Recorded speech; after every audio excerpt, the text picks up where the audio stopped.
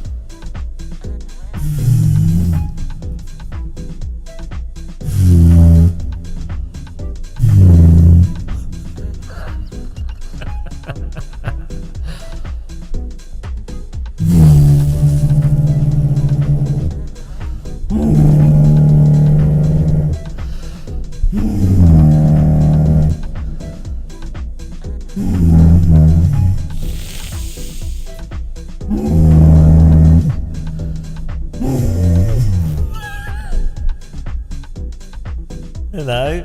Hello? Butter! Yiddicky the elephant's back. It's not, I can't play it anymore. I don't know if it's the sim rig.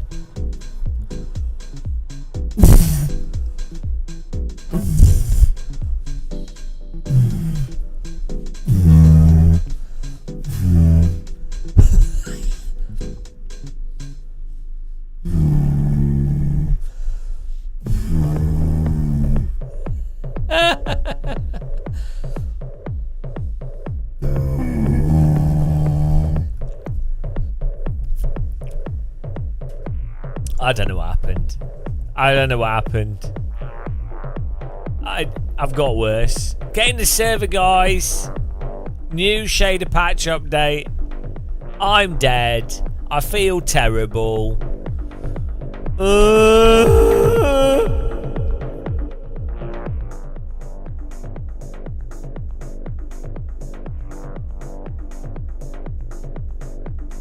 I can't even play my didgeridoo.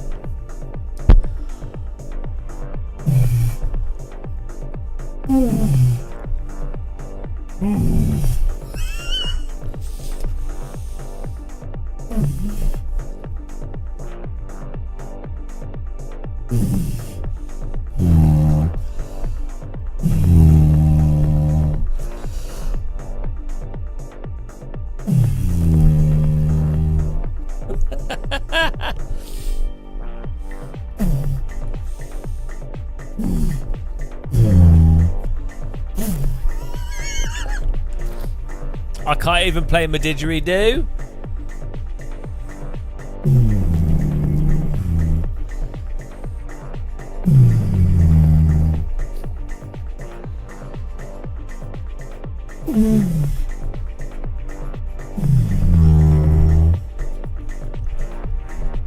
Hello. I can't play. I've got worse. I've genuinely got worse.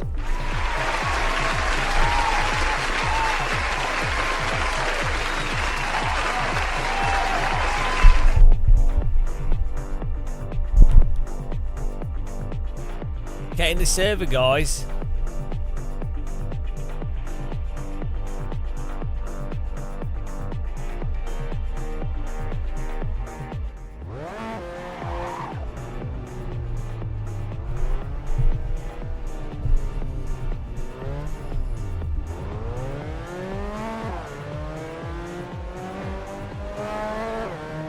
Hello, Velo fellow.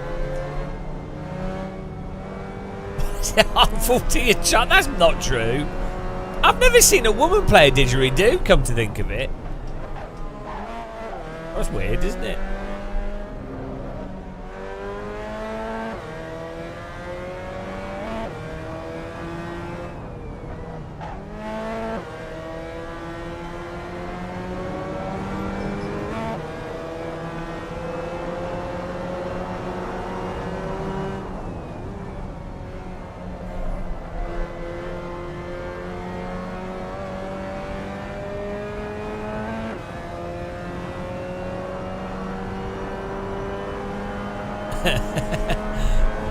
They were playing your didgeridoo, that's different.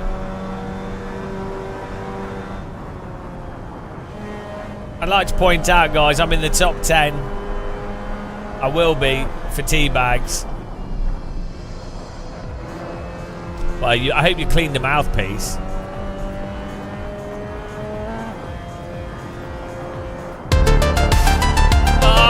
Vincent Zon has donated €5, I think. Hopperson. For the collection plate. Church of FFB. Amen. Thank you very much for supporting us there. Blessed be the Church of Force Feedback. Vincent. Blessed be. May the glory of The pace car is out of control. May the glory of the Force Feedback. Bless you.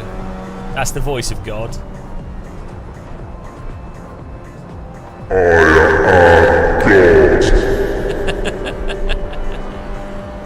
Guys, I'm so tired. I'm so tired. Thank you very much for supporting us. You want to play with us? Sorry, I don't allow anyone called Mickey.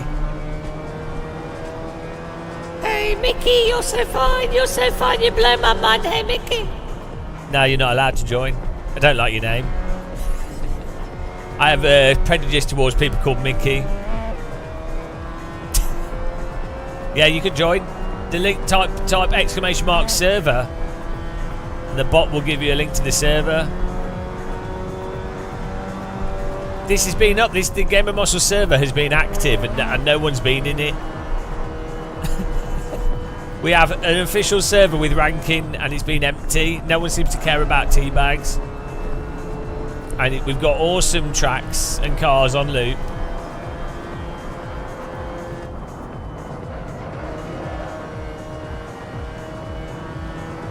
Not clickbait title.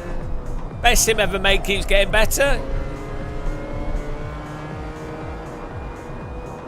It's the truth.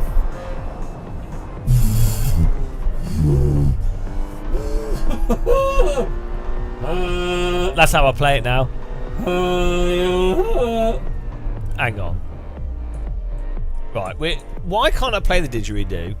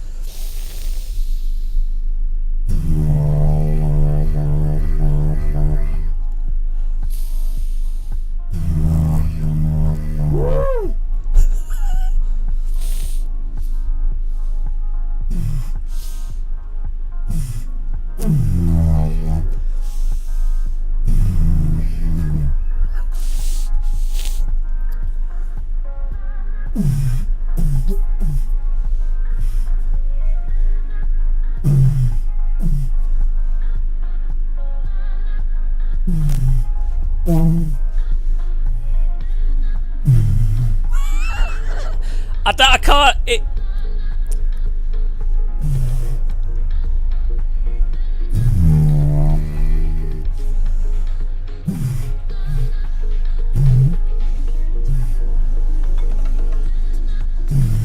I can't get started. I'm getting dizzy.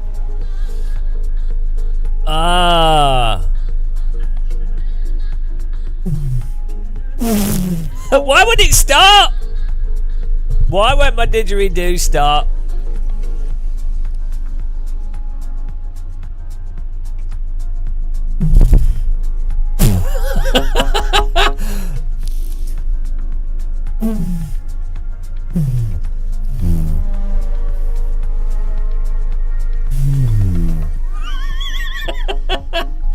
Yeah, wrong way around. Order! It won't start. That's the problem. I could play a trumpet, but that doesn't work. That's how you play a trumpet.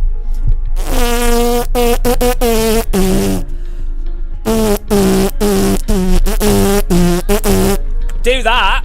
I I can play a trumpet. I can't play a trombone. A didgeridoo. Like, if you do that, the didgeridoo. This happens.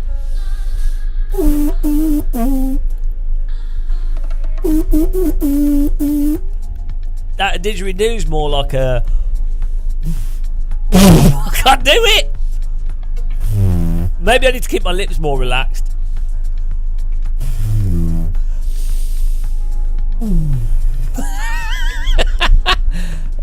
It's not happening today. Honestly, didgeridoo is the hardest instrument I've ever tried to play in my life.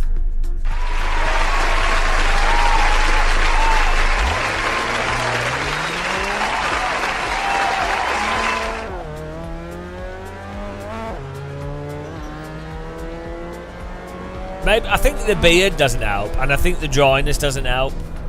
Maybe we need to moisten ourselves. Hang on, let's have some moisture. Let's do some moisture. Got some water here.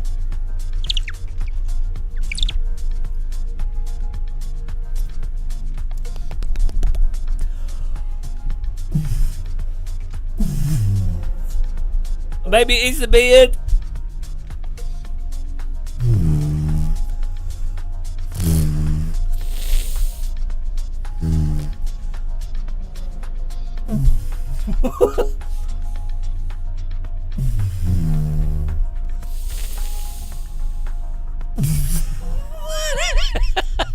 Ah, Jesus Christ! Right. Maybe I need to spend some. Maybe I need to spend some time with Daniel Gray. Right. Let's get a lap in here. Get on the server, guys. If you want to join us, type exclamation mark.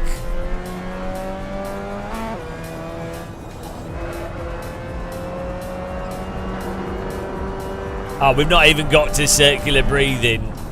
It's not happening.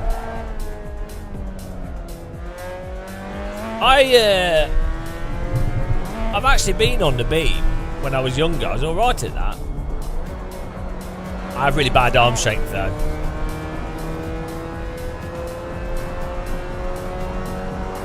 I've noticed that I've got worse at playing the didgeridoo, not better.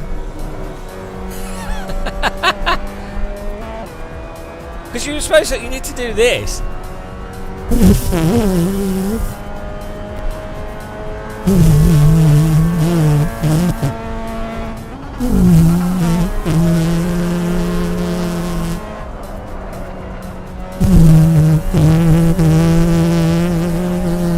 It's more of that.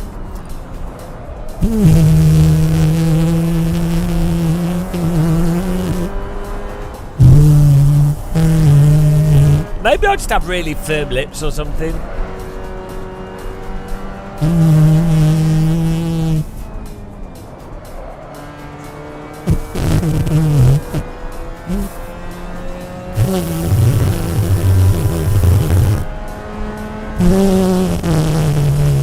Maybe my lips are just terrible.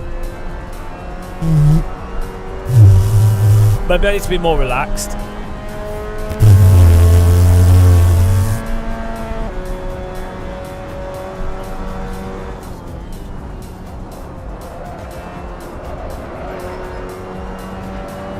Why does it keep getting better? Shader patch, new shader patch. Keeps getting better. It keeps getting better. It keeps getting better. Not my didgeridoo playing. You saw the thumbnail though, Schumann. You were like, why? Why does it keep getting better? I am inquisitive. do you like the thumbnail? It keeps getting better. Golden Age. It keeps getting better because we've got a server with rating on it, which you can join. That's good. That's better.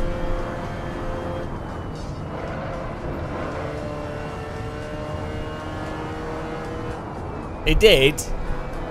Subconsciously, subconsciously in your brain, this is what happened. You went like this.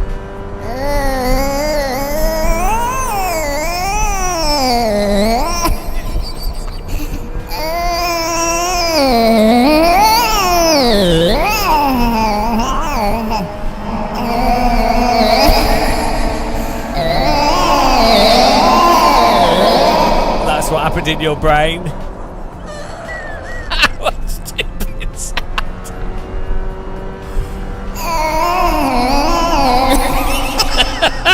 It's the dumbest sound ever. Every time you look at a YouTube thumbnail, this is what your brain does.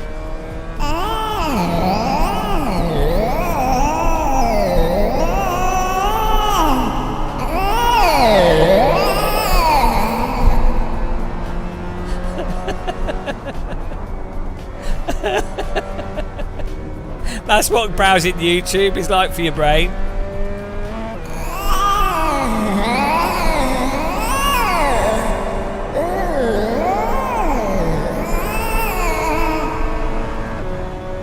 This is what my brain's like on YouTube.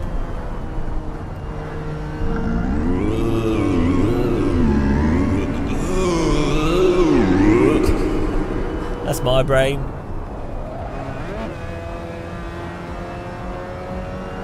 That's good, isn't it?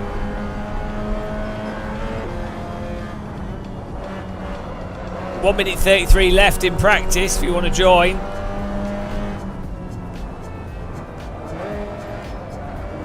This is the Game of Muscle Rank server, keep that in mind. Team bags for the winners. I am currently 15th. The pace car is out of control. Thanks for following Musen.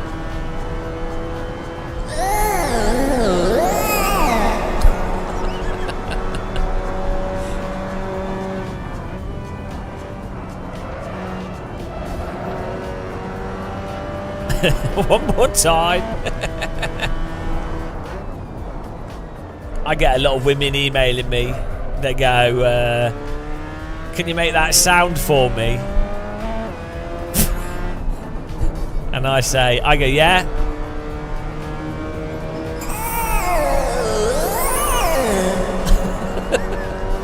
I love it.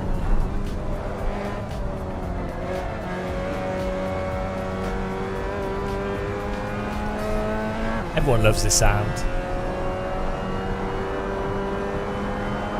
It's your ADHD sound.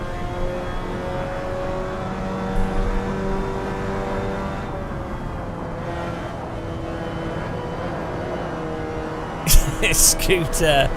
What happened to Scooter? I really want to start an MC called Moped. Right, Scooter. Right, it's just so stupid the more you think about it. Scooter.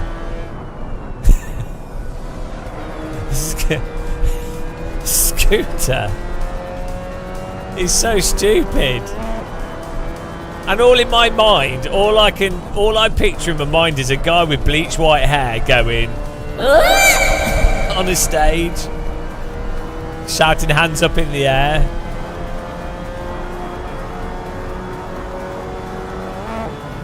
Kirith, are you joining the server?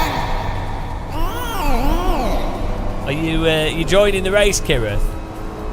Oh, hang on. Qualifying over. What's happened? Why is this scoreboard? Is this?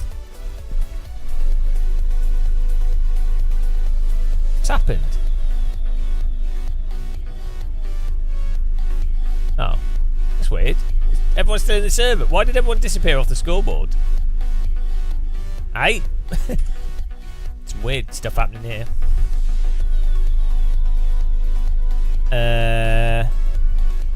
The Ultimate Simulator. What's? Oh, there is people here. No, that's weird. Don't know what happened there. You can join the server. Kirith, the Fanatec news reporter. Kirith should change his YouTube channel to Fanatec News. Yeah, it's you have to pay people to get your car back to the pits. They had to push it back. Right, this is 2 races as well, reverse grid. We've been experimenting with the server settings, so we have 25 minutes qualifying, and then we have 2 races with reverse grid for maximum teabag potential.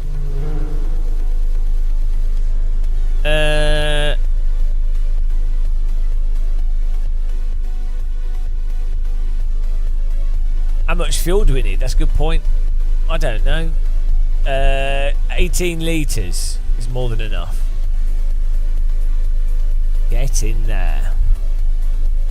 No, I don't. I don't like Formula One. I think it's. I think Formula One is a really good example of. It's a really good metaphor for late stage capitalism, embodied in the displayed through the medium of sport. That's what Formula One is good for. I don't think it's good for actually engaging with, but it is a fantastic metaphor for the failings of modern capitalism. It is a perfect example of. It is a direct example of where capitalism falls apart. The specific form of capitalism that we have. That is the beauty of Formula One. It is the ultimate analogy. Giant corporate interests lobbying the reality to a degree where the actual reality of participation, competition, sportsmanship, and to the degree where all the genuine soul and real things have been stripped and it's been turned into basically who can lobby the most effectively as a sport.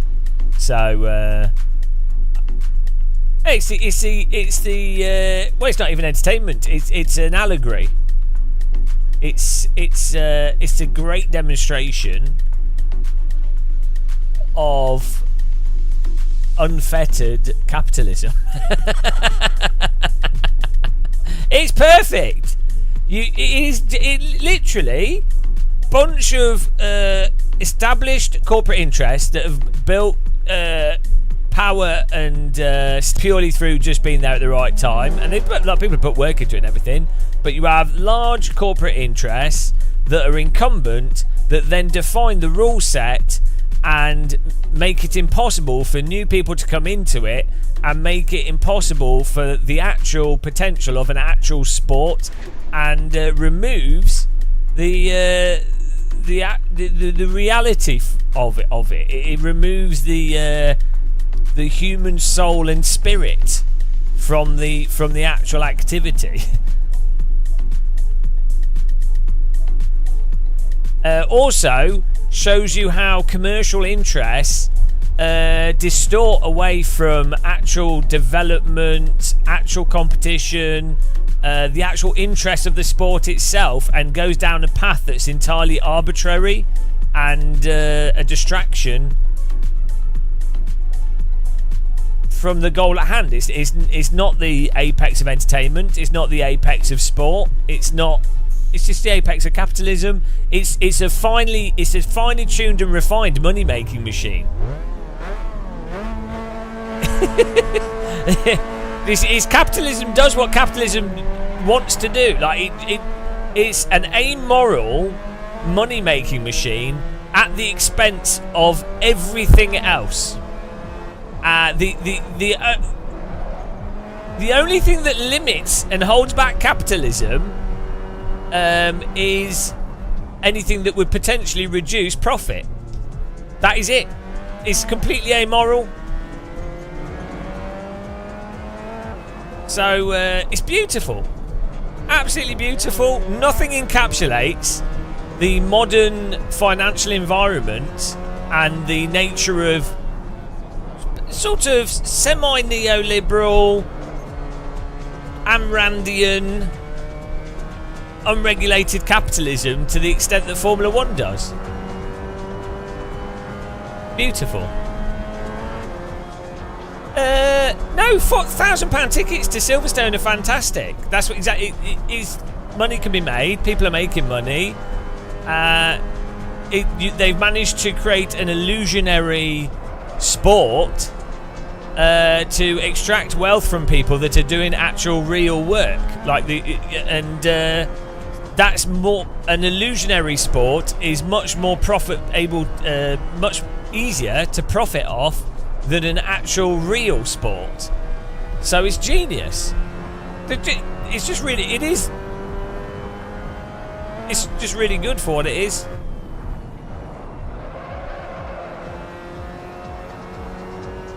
It's early in the evening. Who doesn't like a bit of Ayn Rand?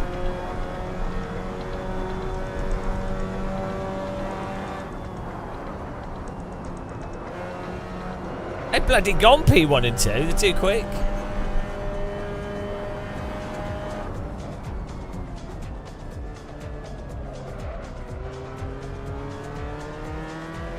Contact.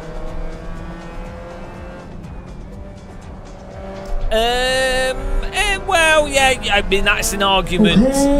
Okay, so Picklock, you see, that's not a terrible argument. That's a sort of neoliberal argument for capitalism. Is you go, well, we know capitalism is a bit rubbish. We know we know it's amoral, but well, look, the high tide raises all boats. So as long as everyone benefits from it, yeah, okay, you've got some people at the top getting a lot more wealth, and and that's a minority of people. But as long as everyone is, all boats are raised by the tide. It is what it is. Doesn't really matter. That's a sort of neoliberal view of capitalism. Unfortunately, when you then introduce concepts such as global warming, I don't know, supporting countries that are currently engaging in genocides around the world, I don't know, mass murder, destabilising nations that happen to go against your specific form of international geopolitical interests,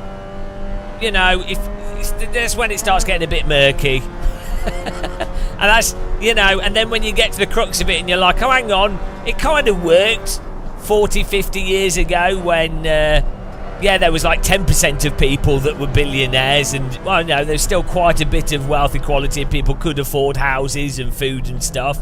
But when you get to the point where there's like 0.00001% of people that have 50% of the wealth, you're then like, hang on a minute, it's not real, hang on a minute, something's a little bit broken here, it's not rising, the tide isn't rising for everyone.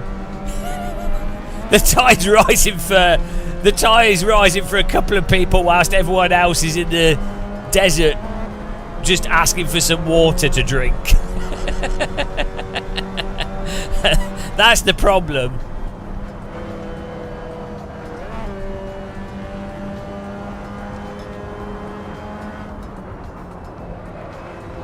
Yeah, the high tide rises all the boats for the fancy boats in the marina that have the protection, but then the boats that aren't in the marina, the high tide smashes them against the rocks. Oh, what? You weren't in the marina? Oh, you should have been in the marina with us early on. You should have inherited your marina slot. You fool! Why didn't you inherit a space in the marina? Obviously the tide's going to smash you into the wall. Didn't you see the lighthouse that we put out there to warn you? Some say I'm the master of analogies. Analogy master.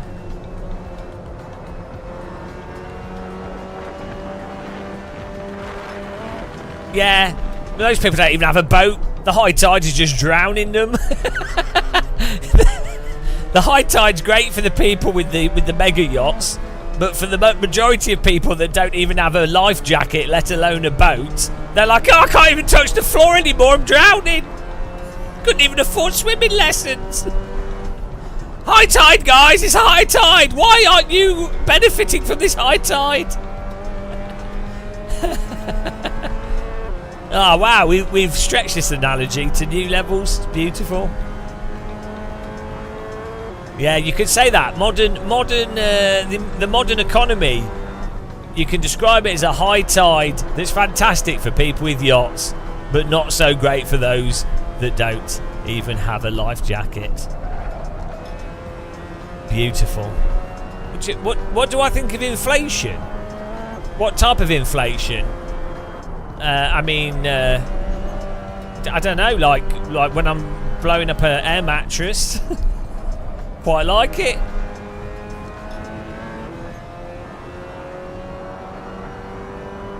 I think inflation is just a result of. Oh, Kilev's just tipped £4.22. Thank you.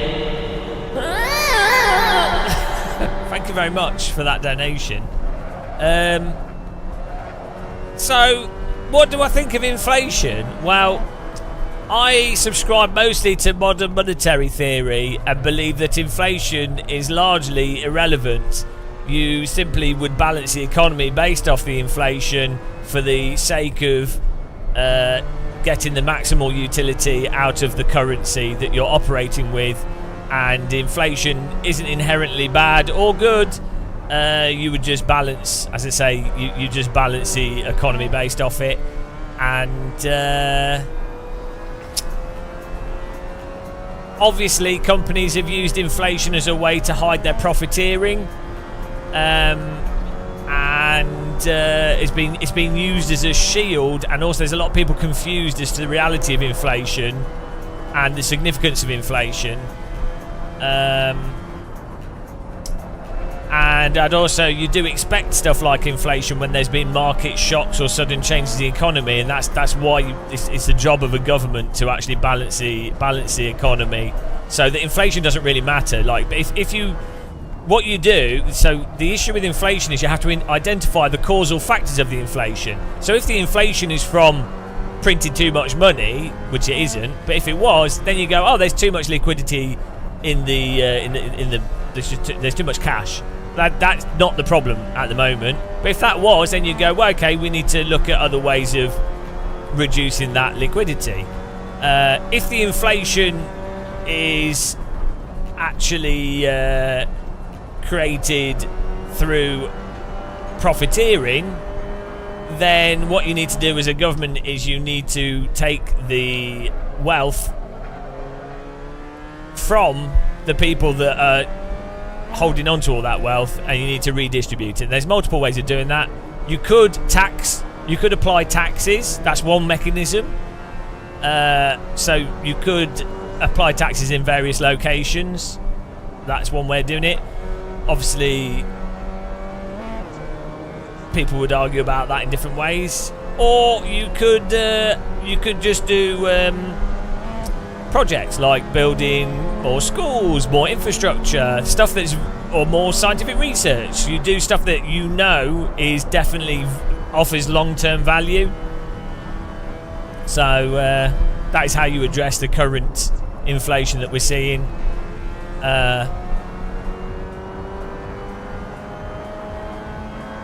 No, so when you say taxes, so a lot of people don't like.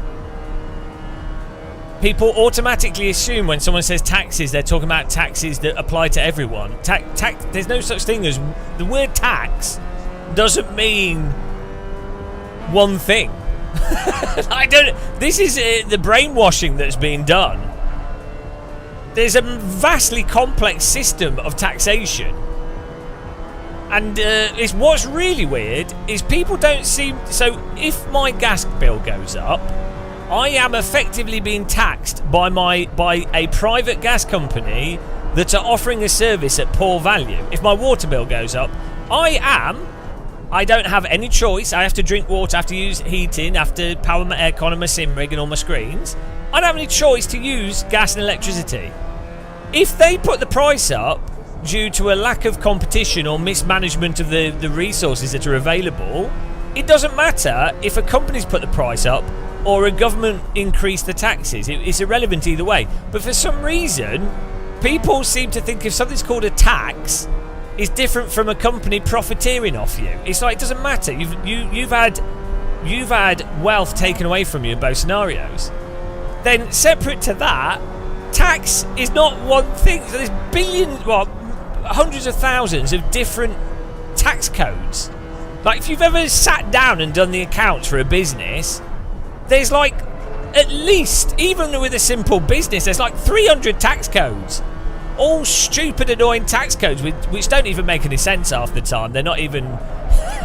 So, you can increase taxes, like, I don't know, taxing inheritance tax if someone's inheriting more than £1 million, or if someone's already got a property and so a relative dies, so someone's still totally comfortable. It's totally fine to tax that. Like, why not? It's an investment into the future.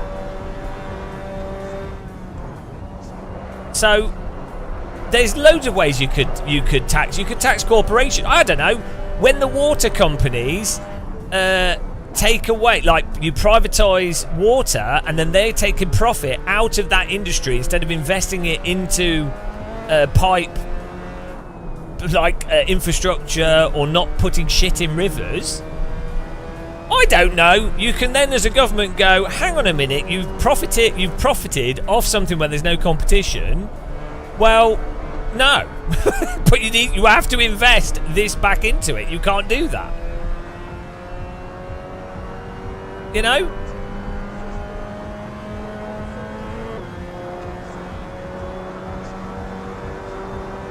I'm not saying taxes are investment into the future. I'm saying doing projects is an investment into the future. That's how you increase wealth, is by actually building the nation's wealth by doing things like scientific research, education, infrastructure.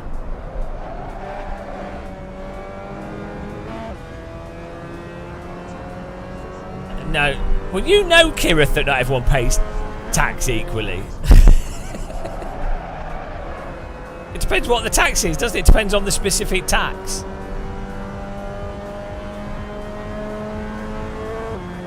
Hello, chill robots.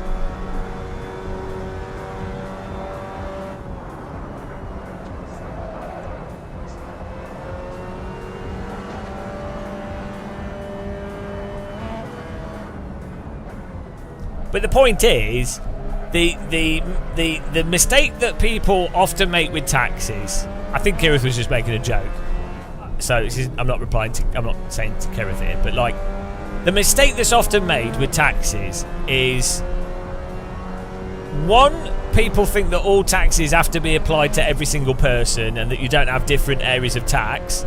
Two, people seem to get upset with taxes more than they do paying bills for something when the end result is exactly the same. For example, if the government, if you have a publicly owned water company versus privately owned, it doesn't make any difference if one happens to be working better than the other. So if it's publicly owned and I'm paying less, that's better than it being privately owned and me paying more. It's like, okay, yeah, maybe if it's publicly owned, maybe you're paying taxes instead of a water bill. It doesn't really matter what words you use. It's just like, well, what is actually more cost effective? What's a better service? So if something's a better service, it doesn't matter if it could be privately owned. If it's a better service, great. It could be publicly owned. If it's a better service, great. So you have to go, well, is what's working as a private service, what's working as a public service? And basically, in pretty much all cases, if there's no competition, a private enterprise, the benefits of private enterprise only arise through competition. If you have an industry like water, gas and electric, things that are entirely locked down, there's no competition, so the only profit that can be derived from it by businesses is by increasing the price and screwing over the consumer. That's pretty much what happens in all cases. Yeah, natural monopolies. The government, it's not that the government does it well, it's that a government has better oversight than a business that has no competition. And if a government, it's just to do with that, really. A government could do something pretty shit, but it would have competition from governmental oversight, or as opposed to supposedly still being governmental oversight of a private entity. It's just adding an extra stage for no reason.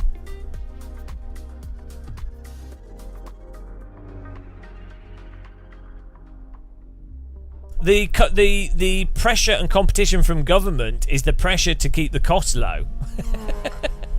That's the pressure factor for a government-owned business, or the fact that the service is one that generates wealth elsewhere. Yeah, they're democratically accountable, whereas a private entity is not. A private entity will try and get away with whatever it can to take as much money out of the system to a smaller group of people as possible. So that can work really well.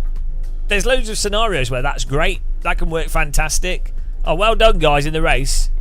Reverse grid for the next race here. Kian, Adam Mister, Storbart, top 3 there. Congratulations on your tea bags. You should be able to still join the server.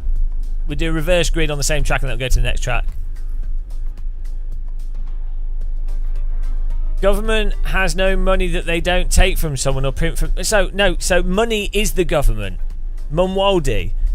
Money, the value of a pound is literally the British Army, the British legal structure, the country is the value of the pound. The money is the country. Like, the value of the pound is that the British Army can defend it, and Britain as a country mandates that everybody uses the pound. No, the value of it is the fact that it's got a government behind it. That's the value of the dollar, is that the America stipulates legally that if you want to live or do anything in America or in other places that use the dollar, but like in America, you have to use the dollar, and they've got an army, and they've got a government, they've got a democratic system, they've got a legal system. That is the value of the dollar. That's what gives it the credibility. The actual, it is the government. Like, the people don't understand money. It's a token. It's just a token. That's it. It's not its own thing. It's just a token that can mean multiple things and have multiple degrees of utility. Yeah, people. This is why people get stuck on the gold standard thing as well, and then they're like, "Wow, we need to go back to the gold standard." It's like, well, no, you don't really understand it, because the gold standard just means that your token is locked to an arbitrary thing that's then affected by other factors that are irrelevant on the grand scheme of stuff. I think you can make some reasonable arguments to having a currency locked to a physical asset, but it just becomes totally arbitrary.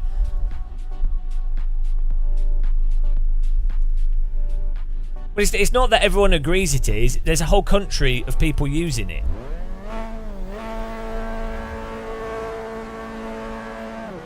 It's like in pirate times.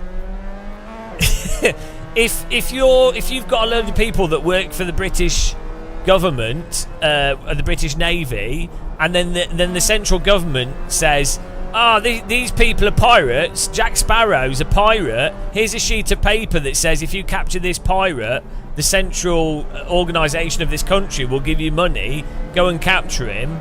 Well, then that document that people recognise as a document as being a valid note of the central government promising to give money, and the fact you've got a whole bunch of people following it, that's how that whole structure works.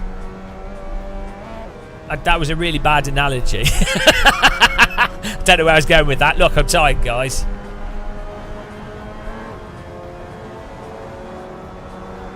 No, so right, this is what people struggle with. A country, regardless, right, let's say I got rid of pound coins tomorrow. I was like, I really don't like pound coins, and they vanished. Somehow, I pushed a button, and they got rid of all pound coins in all bank accounts and all all money in the UK, or the pound, it just vanished, right? The tokens all disappeared. Has any value been lost? No. That's a really good analogy, actually. I went from the worst analogy ever to a really quite decent one. If you got rid of all currency in the UK spontaneously overnight, the value of the country would still exist. You just wouldn't have a token to exchange that value. People would then invent a token to exchange the value. Because they'd go, oh shit, I need to get something done. Oh, we've all forgotten what money is. Oh, hang on. Tell you what, mate, I'll give you some bottle caps if you do this, and we'll all agree that bottle caps are a good exchange medium. So, that's actually a really useful tool, actually. A mental tool that I think everyone can understand. If you vanished all money from the UK, you would have to admit that there's still, the country's still there, there's still people there, there's still people that can do jobs, all the factories are all there, all the physical stuff's still there. People are still teaching each other things. People can, you know. So, I think that's what people need to understand, is that money is just a token that's a representation of value.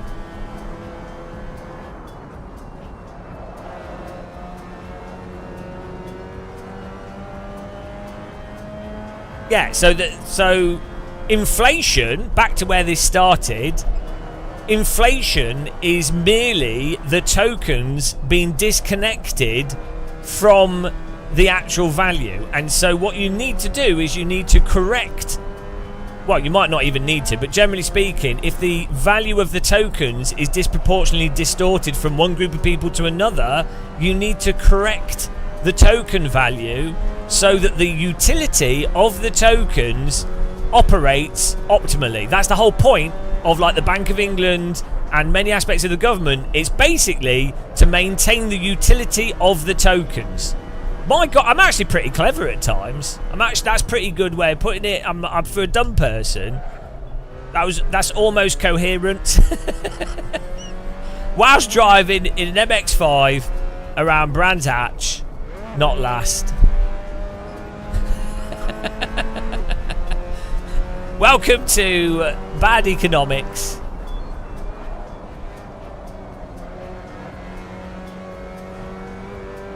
Yeah, I know. I don't understand why it's not intuitive to more people. It seems like the most obvious way to see it.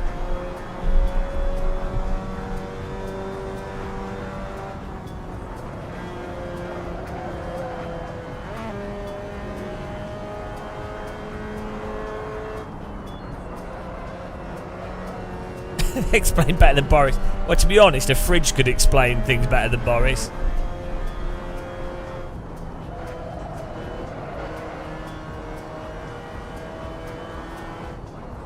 This is actually, back to the Fanatec situation, this is actually where people are really struggling to understand the whole Fanatec situation, with Fanatec going insolvent. Or, like, they're not bankrupt, but what's it called? Into insolvency or whatever, right? What people don't understand is that Fanatec has an inherent value to it. So even if they're 90 million in debt to debtors, the point would be, within a reasonable time frame, could Fanatec reasonably service that debt? And then there's also a control thing of going, well, who has control? Who deserves to have control? Then you have the legal framework of shareholder ownership and the power that gives for a business entity that someone's created and their ownership of it.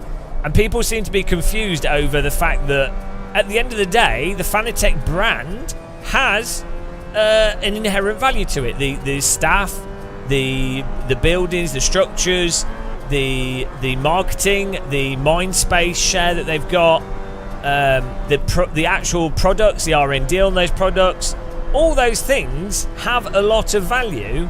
And to be honest, I'm not saying what's good or bad with the Fanatec situation, but to be honest, 90 million in debt is not that much when you have a a sort of somewhat market leader, especially for the premium game controller space, especially on consoles. 90 million of debt is not really that bad. If it also, especially if the debt is how much of it's tied up in a building, how much of it's tied up in a whole bunch of different things. Yeah, exactly. Like, so if it's not unreasonable that they could potentially service that debt, assuming, you know, you've got supply chain things, you've got other stuff. So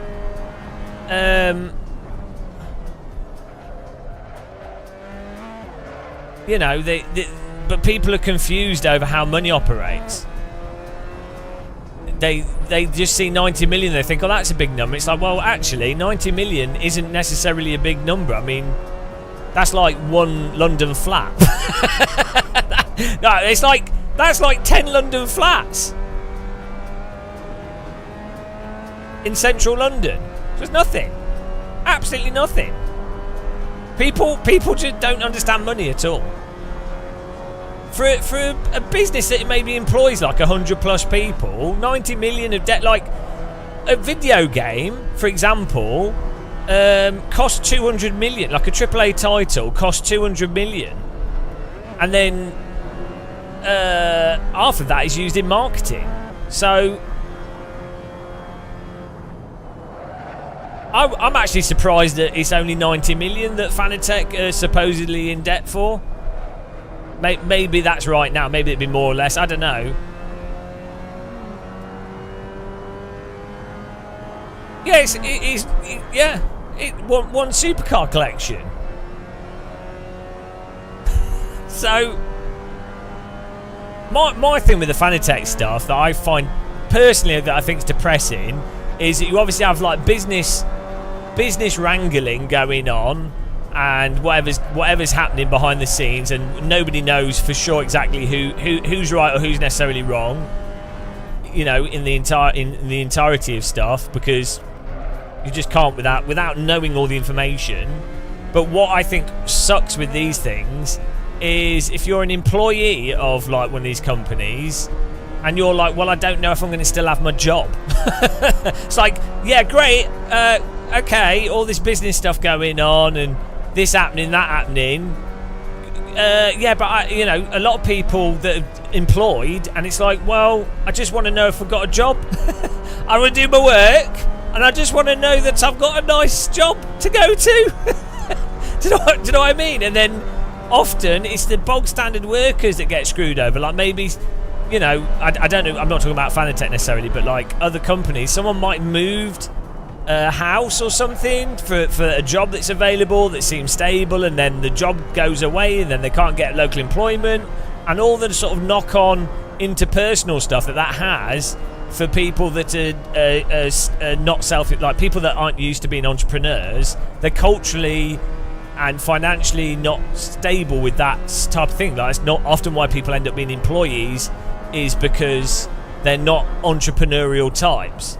So they then get really screwed over. Less so in Germany. I think there's a lot more employee protections, but in the UK and in some other countries, they get royally screwed over, because you would think as an employee, you would be like, oh, I should have employee protections, which were fought for me over hundreds of years. And then you know, business shenanigans happens, and they get, you know, they get absolutely screwed over. And often people that are employees have mental health issues, and then, you know, so it can have really serious consequences, which that's the really bad side of these sorts of business things, you know. But this is why I've always strived to be self-employed and do my own stuff. A, because I wouldn't work with me because I'm terrible. I'm annoying. I would never work with me because I'm mental. So that's one reason. But like, I just being self-employed and being an entrepreneur. Yeah, it's risky, and yeah, money goes up and down and whatever. But at least you're going into it with like, oh well, That's what I know I'm going into. I'd take that over like employees now. Maybe not in Germany, but like in the UK, you're largely screwed as an employee in many cases. We're under the, but it's marketed and sold as if being an employee is secure, and it's bollocks, is it? Really, it's not. It should be, but it's not. Germany employment laws are a lot more protective over employees, so it's not as big of an issue there.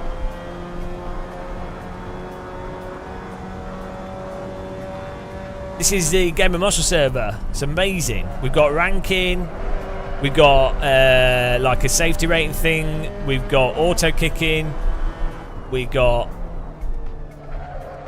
everything. This is a reverse grid in the second race.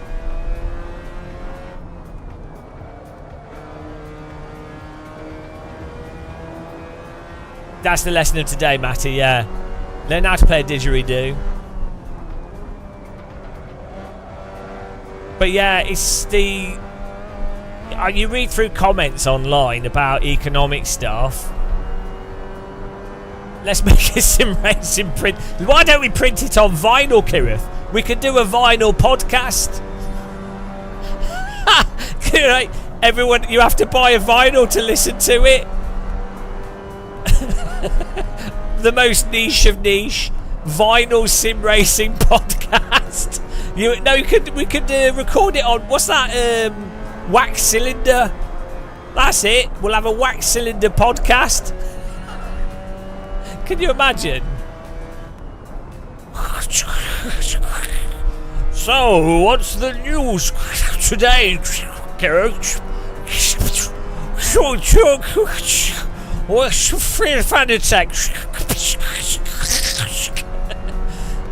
And that's all we've got time for on this 30-second wax cylinder. Sponsored by Huel.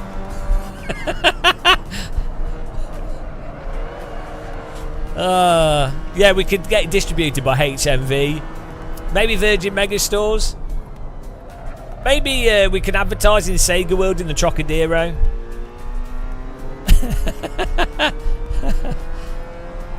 Oh dear.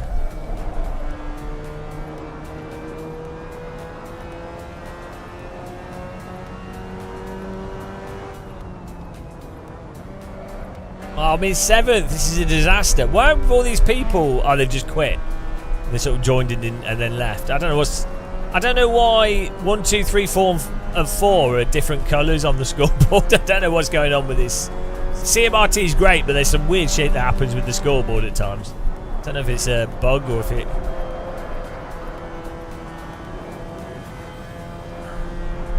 $30 left here. Glorious 7th. Yeah, so the Fanatec stuff is I just why has he disappeared? Why did he just vanish? What is going on? What was that about? Oh, was it because it was a back marker and he didn't pull over? I don't know. Oh, I don't know what happened there.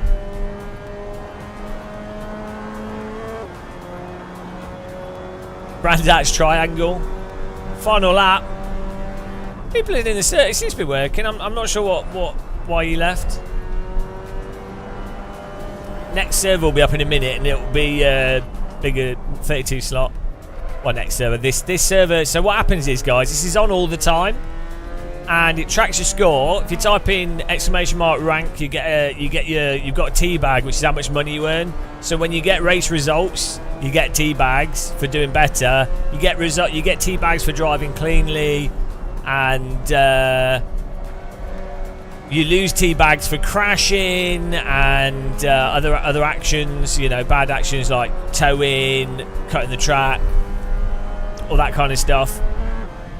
So yeah, so you have a rating, and you have like a rating per 100 kilometers as well. That's the sort of ideal number. You just type !server. It's just, or you can search for Game of Muscle Official. And you have like a rating, per 100 kilometers as well. That's the sort of ideal number. You just type !server. It's just, or you can search for Game of Muscle Official. And you have like a rating, per 100 kilometers as well. That's the sort of ideal number. You just type !server. It's just, or you can search for Game of Muscle Official. It's the Game of Muscle official server. It's up all the time now. Thanks to channel members and donors and people supporting us. And at the moment it's rotating through, because I'm dialing in the settings and stuff for like the rating and you know, content and stuff. So, but it's rotating through just like nice content, basically. Trying the reverse grid thing at the moment as well. So like 25-minute quali and then 2 15-minute races. There we go. Oh, I got third apparently. Not sure what happened there. I'll take it. But anyone can join the server at the moment. If it starts getting too popular for people to be able to join that channel members, we'll probably have a Patreon thing. So if you're a supporter for the channel on Patreon or channel member, you'll be able to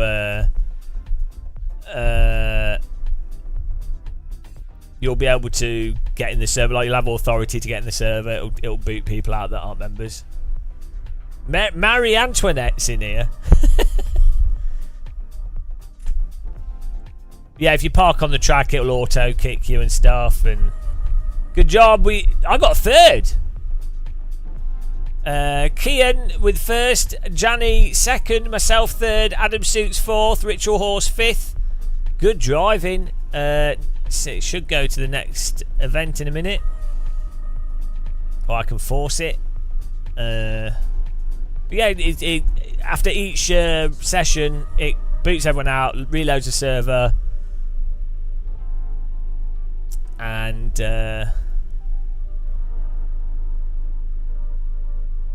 yeah, good times. Tell you what, we'll do a Longford race.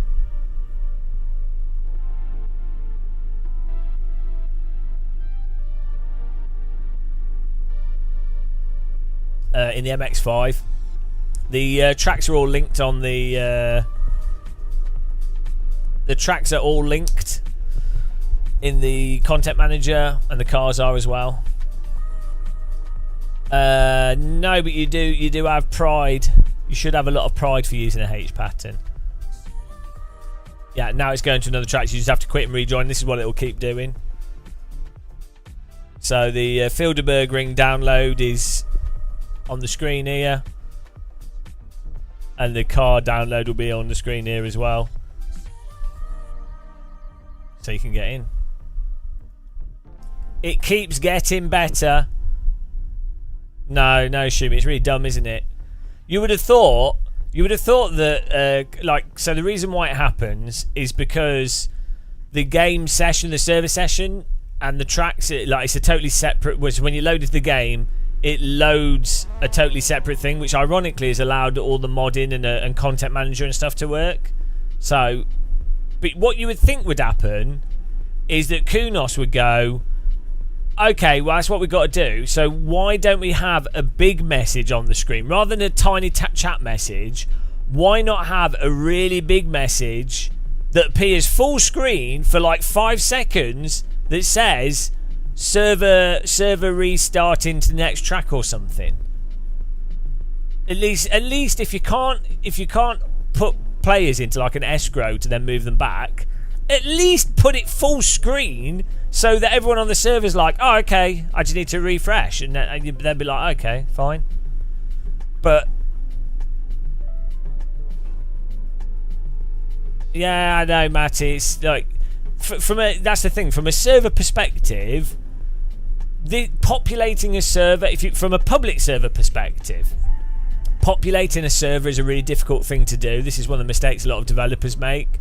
So Shumi, yeah, in a lot of cases, in some cases it'll auto download it from Content Manager. In some cases you need to click on the link and it's on Content Manager, Dan. So yeah, the hard thing with servers, this is a problem with it. This was going back to like Counter-Strike, Battlefield, everything. You need to like get everyone into the server, and then once you've got people there, once you've got like 35 people in the server, if people drop off due to it being lower peak time, you can normally you could keep enough players to keep the server going, so the server's active, and so people would join it because look, there's people in that server. And even more so with driving sims, you could even have a sim that didn't have like splits and ranking and stuff, but if it had like a 40 slot server and it maintained those players, then yeah, you need to make sure the lowest peak time it always has at least 15 people, 10 people, because that's enough for a race. Yeah, no matter, no, exactly. It's because programmers don't. Programmers are used to doing coding. They're used to just looking at text. They're used to just looking around it, because programming software is all terrible. Like compilers, only in the last few, like last sort of 6 or so years, did compilers start actually being designed nicely. So programmers don't look at the world. They are totally happy just looking at lines of text. That's their entire world, is always just lines of bloody text, right? And they're generally okay with that, because their space that they're thinking about is in their brain is a sort of conceptual, logical space of how things operate. Oh, this is an array with this, how this operates. Or logically this connects like this. It's all in their heads, right? They're very internal in their thinking of the processing of information. It's in their brains. Whereas more visual and external people are like, where is this listed? Like, this needs to be in the right place. This needs to be proportioned. Like, this is important. Should be bigger. This is something I click on all the time. Needs to be in a position that is physically good to get to. This is important. The text needs to be legible. This is less important. Okay, it can be out the way, but it needs to be consistently out the way in the correct place where you'd expect something that you only use once a day should be. So, or all programs, the close program button is in the top right hand corner. So logically, I expect the close program button to be in the right. All Windows applications, the settings things are generally over here. It might not be the best place, but if you've learnt Windows and learnt all these programs, you expect it, like from your experience, your experiential view of it, you expect it to be there. So when you use like DaVinci Resolve, and there's a sodding cog in the bottom right hand corner that has loads of vital stuff on it, and then all tutorials and guides, people going, pick the settings cog, and you're there like looking around your screen. I mean, what settings cog? I mean, at least it's a cog, so at least they made it a cog. Stuff like that. It's like programmers often. I can understand programmer stuff in a loose sense, but conceptually, programmers often struggle with user interface design. that's that rant. Bloody hell. Well, there's loads of games, but funny enough though, sometimes programmer UIs can be quite good because they actually put all the features accessible. So sometimes designers try too hard to be designers, and they then go, we need to not make it too complicated for people, and so they take everything out of it and then actually ironically make it harder to use, like the Apple single mouse button, or the charging port underneath the mouse, or Windows making it so you can't just right click on certain things, you have to go through loads of random menus to get to something because we don't want to confuse people, or driving sims taking away force feedback options because it's too complicated. It's like, no, you have to think in the framework and the context of where your product operates in. Sure, if you're making a product for chimpanzees, Apple users, then yeah, you have to keep it simple. That's the context. But for sim racing, someone's already bought a sodding PC. They've already bought a force feedback wheel. They've already used Windows. So you can assume as a designer, that they're going to understand that there's a context there. Oh, this sort of stuff just drives me mental, guys. I don't know. This sort of stuff to me is like the most intuitive and obvious thing ever. And for some reason, it seems in the games industry in particular, it's a nightmare. Occasionally you find like a golden goose programmer or golden goose people that understand this, but it's so rare, it's mental. But to be fair, I'm shit at loads of stuff, so, you know. I can't program. I'm really dumb with so many things. So, everyone's dumb at different things. Apple users added to the hate mail list.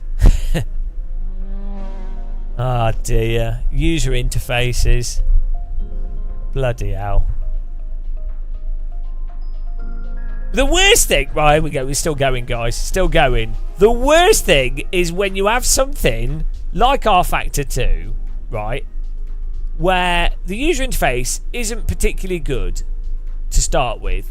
However, a game is, or something, it's got the features there, and it's been out for like 10 years or 9 years or 8 years or whatever. So something's been out for like 5 years, and it has a somewhat bad user interface, but it works, right?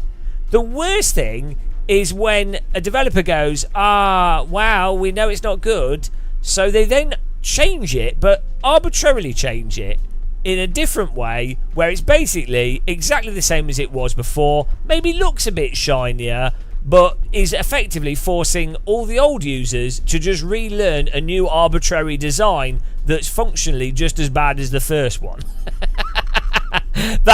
That's a classic. Oh dear. Anyway, do I have a rank count? I'll be on like 100 today. It's because I'm tired. We're complaining about everything today. Get in the server, guys. The link to the track is on Content Manager. It's Filderbergering.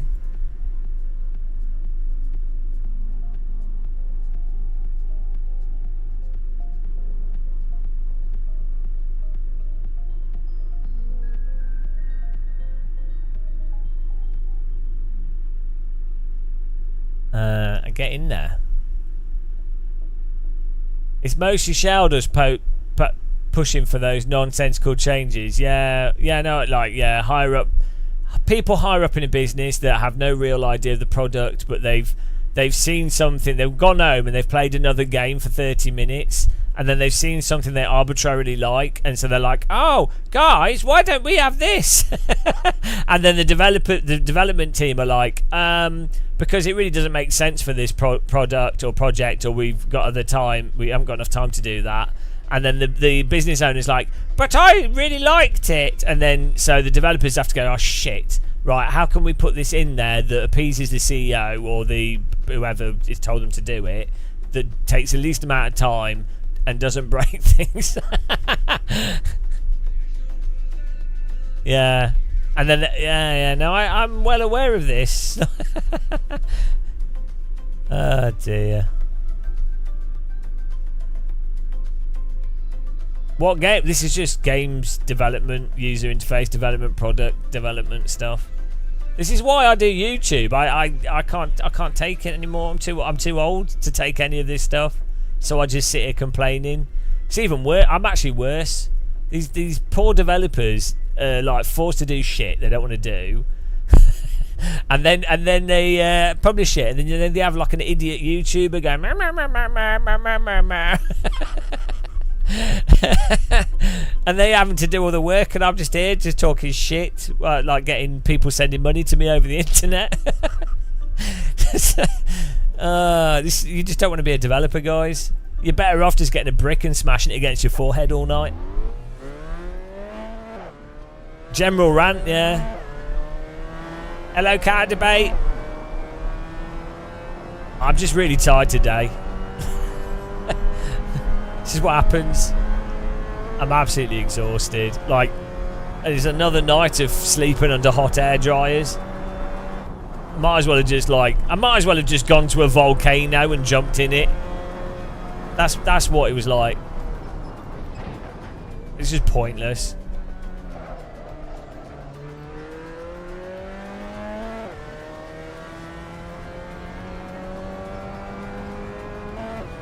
Oh yeah, developers are 100% masochists. Or they have like a condition where they... Well, I think some programmers are so used to being pummeled over the face by stupid programming stuff and problems with games, you know, just development, that they are just so used to it that they're not affected by it. They're like people that have fought in the trenches or something, and the ones that didn't end up, like the ones that came out of it seemingly okay, they're just they're just immune now. It's like people that survive like serious diseases or something, and they're like, wow, I'm immune now. So they're just unfazed. Somehow it just doesn't affect them. I don't know what it is.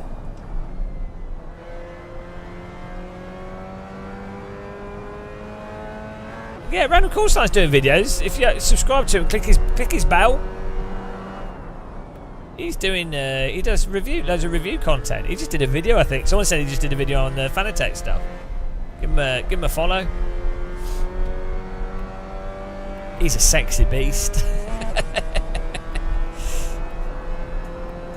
I'm well jealous of Random Call Sign's looks. Like he's proper European stallion.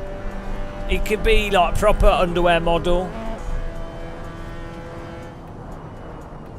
The only thing I can model is like bold awareness or something.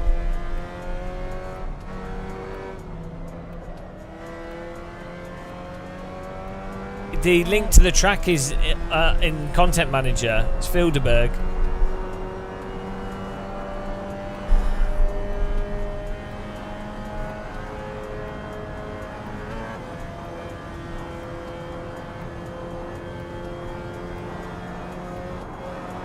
The Australian? Oh no, we don't talk about him. I don't know who you're talking about. Why is this floating in the air? Oh, there we go. Go.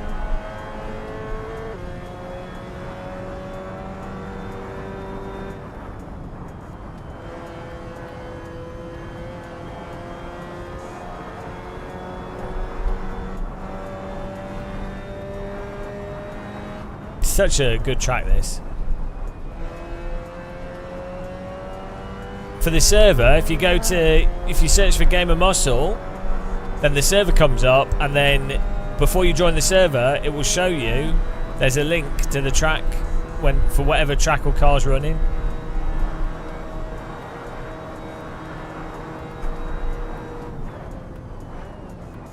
Yeah, just search for the server. The link's on the server.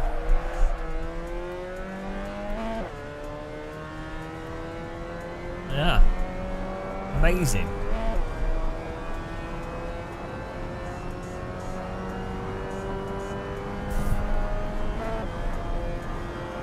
And the extra pits is there, but this is, well, not for this track.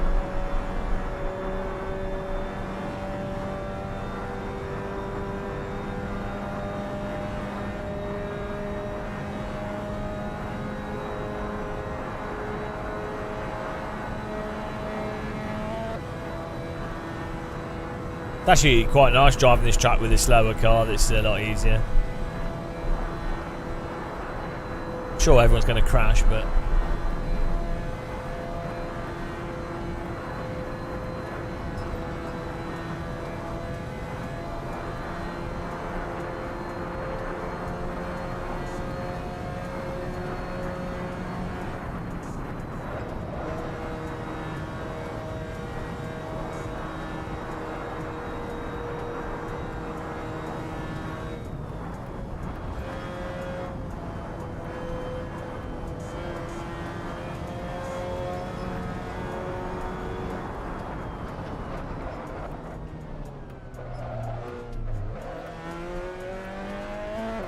Golden Age is on pole at the moment.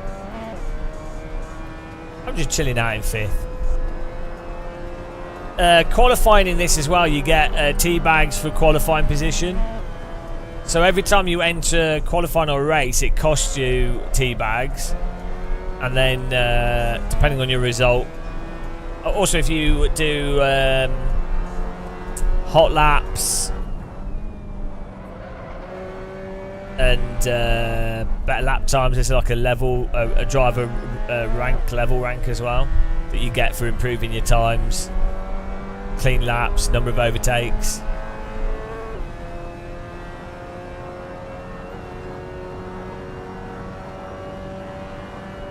Johnny Hook with the 439. Nice one.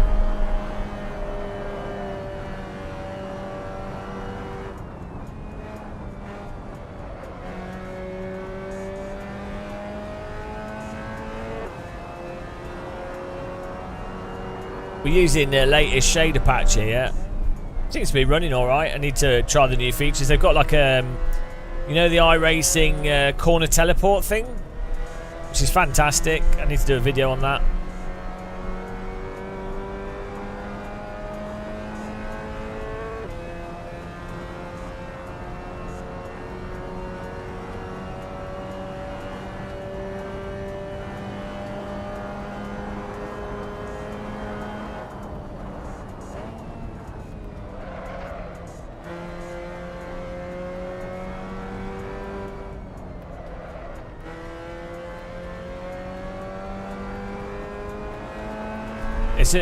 So you drive a corner and you put a marker for where that finish is, and you put a marker for where you start, and then you can push a button and it teleports you, so you can repeatedly do the corner over and over again, which is really, really good. Like that's absolutely incredible for training.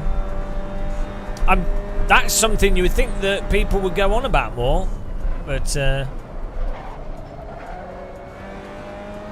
it's such a good feature for not wasting time driving the whole track, and for developing, for learning repetition of braking for a corner and trying different types of braking and then getting very consistent at it, which for something like iRacing where you can't drive by feel is vital. Like iRacing's Guitar Hero but with cars. To be fair, all sims are to an extent. Like that's a large part of driving is building a preemptive mental framework for the speed at which you could go into certain types of corner and what's going to happen and how hard you can brake. But like obviously with AC, it's that plus you've got the balancing component if you're on different lines or you're on something that's not practiced. And in real life, you have variable. The tyres are more variable, and the road is more variable. So there's a lot of repetition, a lot of pre-rehearsed absolute knowledge, but then there's a larger window of, you know, you have a window. There's a range of uncertainty as to what's going to happen when the car's actually at the limit when you go into that specific corner, and that's where the balancing and reactive driving comes in. That's where the Ayrton Senna, Michael Schumacher driving and that additional skill set comes in, and that's what separates.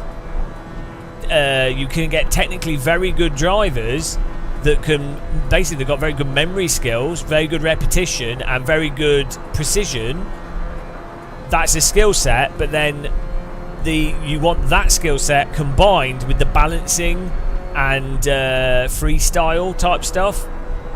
And that's what normally separates. That's why Robert Kubica or rally drivers are like so good, because they are operating more in the spontaneity, reactive, balancing, unknown, creative component of driving. Whereas in theory, a lot of people could learn the Guitar Hero component of driving just by putting more time into it and out practicing other people. So this is actually, it's quite interesting, because this is why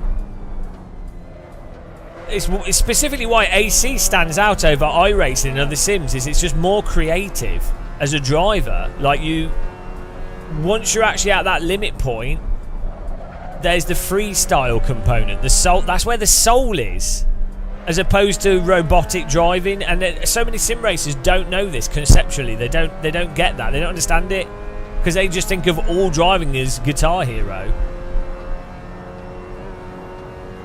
And yeah, Hello, Matt. How's it going, man?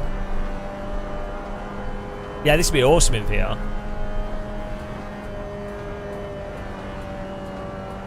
Now, the reason why more experienced sim racers as well, in a sense, become less aware of that creative component is because they've memorized corners and inputs to such an extent that they're not having to use the free sort of make it up as you go along balance part of the brain, because they've had enough practice that they know all the, you know, they know the ins and outs of exactly what can happen with the specific sim they're memorized or the specific car track, right?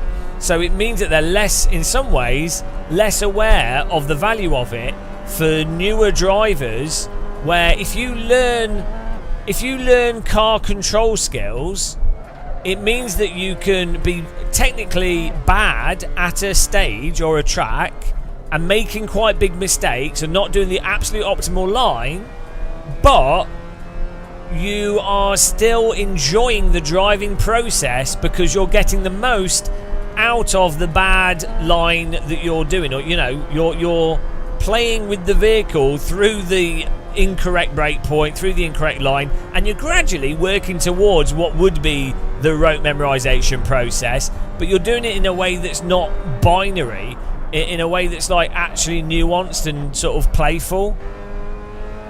That's why AC is so compelling to drive, and even hot lapping, compared to iRacing, where you're basically locked into a singular path.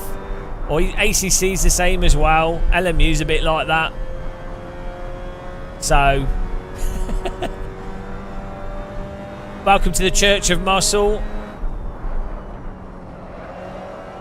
Do you have any chance force feedback? All I'm using is a little bit of damper on the wheel. That's it. We've got a AC force feedback video for Pit House with the Mozart R12. If you want to watch that, it's like two or three videos ago on YouTube. But all I do is, yeah, just watch that video. It goes through the settings. It's not much though. May the force feedback, God bless AC for the rest of eternity. 15 drivers in here. You should still be able to join even when the race is on. Say next race is reverse grid. Are you joining, Matt? Guys, check out Matt Oliker's YouTube channel as well. He does some streaming. Danke. Guten Tag. Zandung. I want a t-shirt that says Zandung on it. Game of Muscles. Zandung. That's ignition in German, by the way. Or is he Dutch? I don't know how to say. I don't know what Dutch. I don't know any Dutch words. Stroopwafel. Fluent. Oh, it's raining, I think. Finally. Hang on, why is when qualifying over causing the timing board to lose all the times? I don't know what's going on here. Ah, I'm on pole. We nailed it. I won quali. I just paid 16T to tow my car. Yeah, but I won quali. 1,500 for setting the fastest lap of all times. 72,000 tea bags I've got. Pole position. We have the fastest lap of all times here. 4:38.4.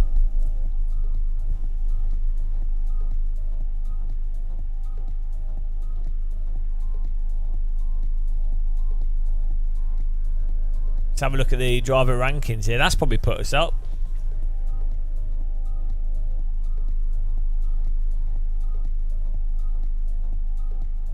It's not updated yet. I think when the server changes, it'll update the. We're in 8th at the moment for teabags. If you type in exclamation mark rank, you'll be able to see your rank in the ranking of everyone. Ritual Horse currently has the most tea. USB second. Steph Bio third. Ryan the Afro Raptor in 4th. Kian 5th. Metic 6th.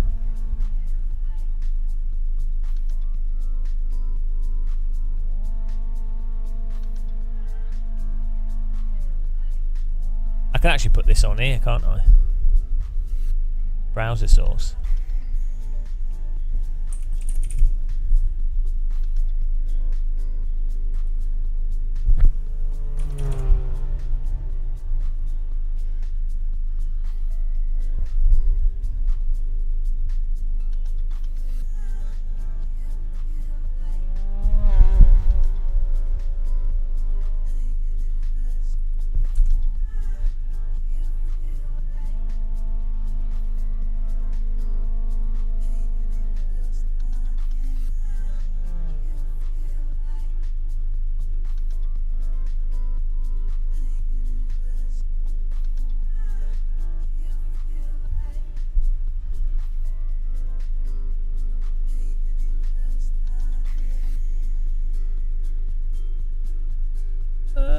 Color source.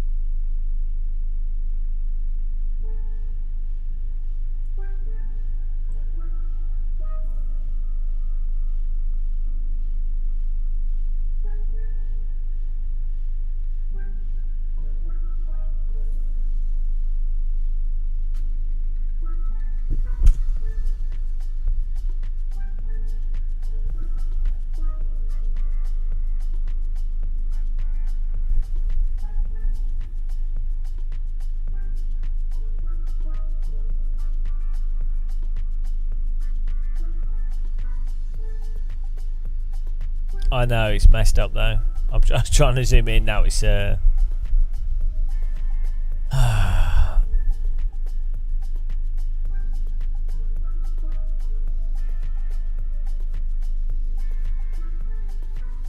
doesn't scale. Like, I'm just trying to use a browser source stuff here. I'll probably have to write some custom code for it to work.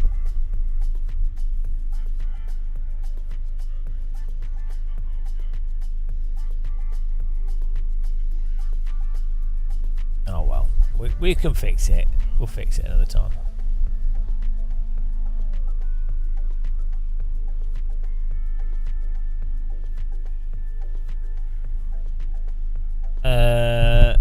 Yeah.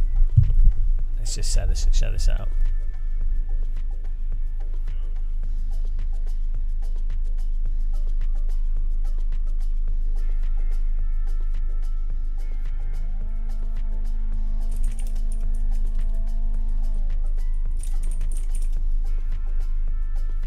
What's this track called?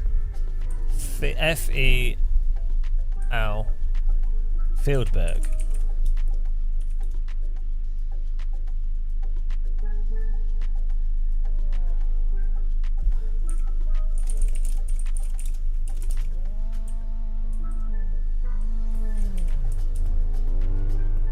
Oh, what was my lap time?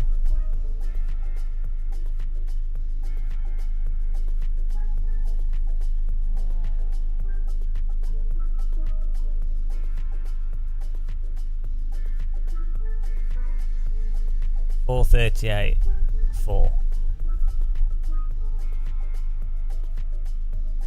Oh well. Hang on, I was third. Oh, people haven't finished yet. We're third actually, but that's alright. It'll go to the next session a bit. It's waiting for the thing to finish.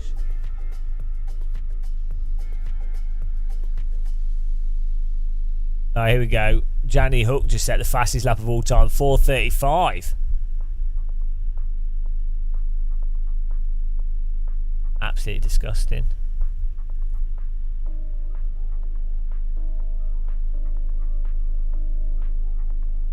What's the Bobo Mini? Oh, you mean the face interface?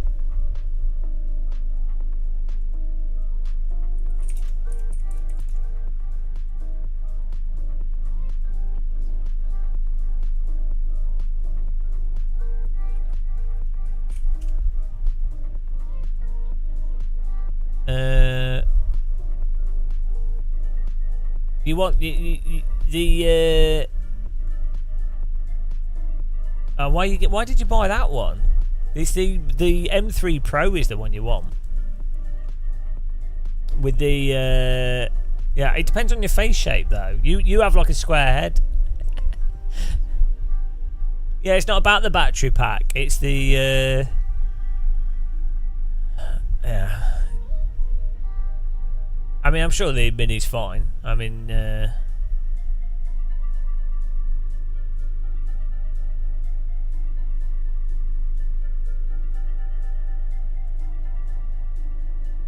here we go.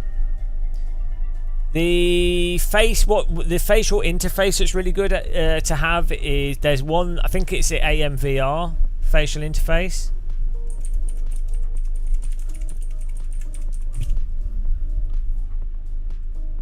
I don't know which one it is. Yeah, maybe it's AMVR facial cover. It might not work for you, but I use that. I take the foam off it, and I put soft material around it, and then I use the Bobo VR Pro.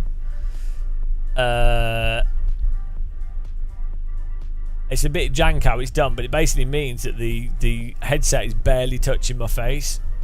And that's how I normally have mine set up. Yeah, there's aftermarket ones, but yeah, even I'd imagine getting any of the aftermarket ones and taking the foam off it and putting some like soft thing on it, because I don't know why all these companies want to like clamp the headsets to your face. And it's like, if you've ever used the PlayStation VR, the Quest Pro, the Rift S, it's like you don't want it clamped on your face. It's claustrophobic. Yeah, it's terrible. So at worst, you should have it leaning on the face very gently. I don't know why all the companies are like, oh, by default, we'll have it clamped on your head. It's like, well, how's that good? I mean, if you're doing sports games, fine.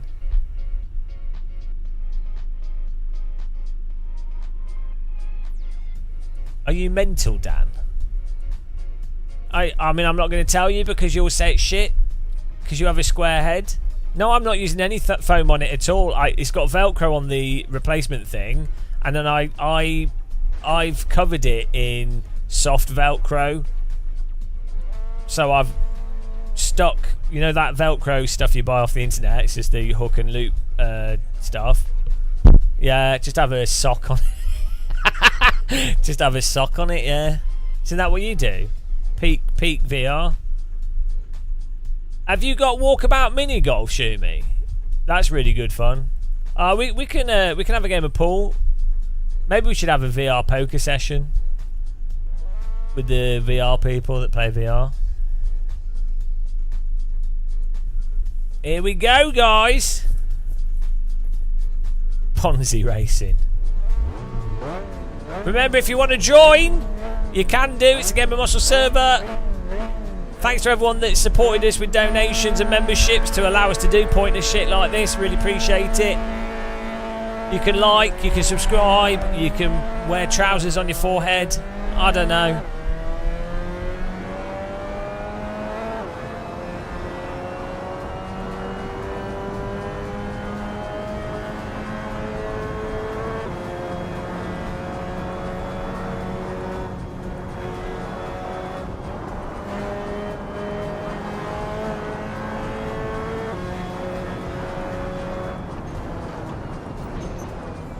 What a send!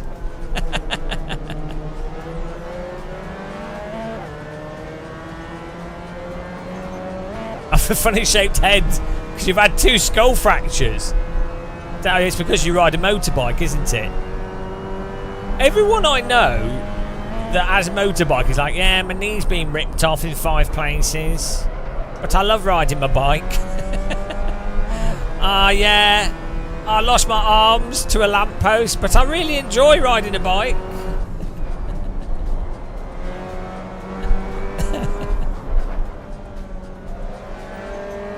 I'm like, they're like, you should get a bike.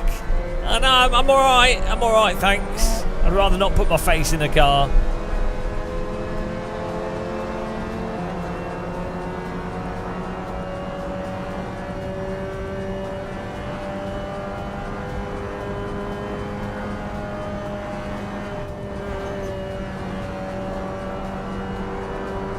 Oh, I was reading the chat! Ah! That was... Ah! My... No! That's why you don't text and drive, guys. Oh, God. God. Damn it. Oh. Ow! And we're last. There goes all my tea!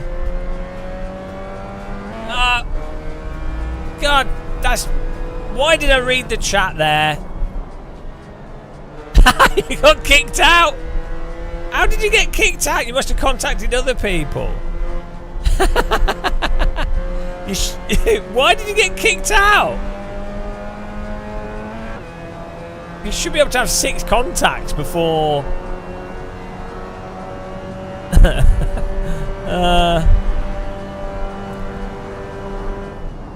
I can restart the race, I think. Hang on. Oh no, you won't be able to get in. you can't get back in. Oh no. Until the server refreshes. Can you rejoin? Try and rejoin, see if it lets you back in. Absolutely scammed. Serious racing here. You should have it's clearly a yellow flag. You should have broke.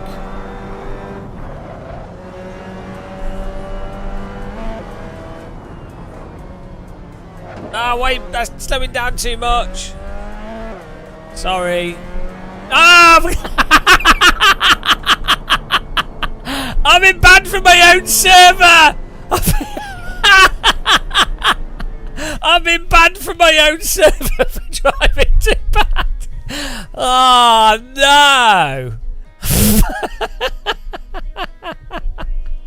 Oh no! Self-kicked.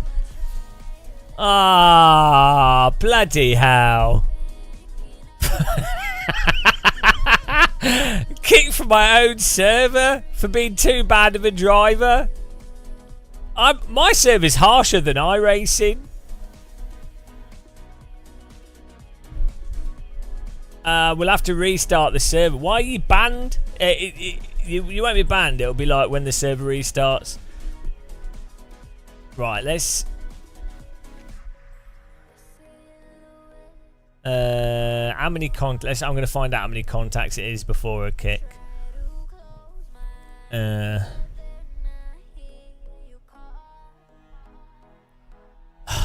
Must be like 6 or something.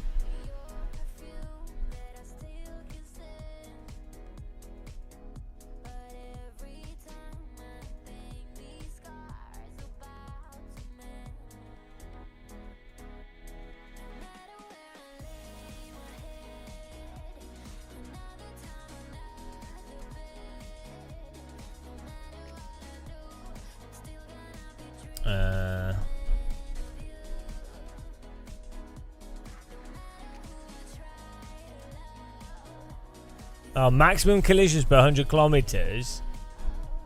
30.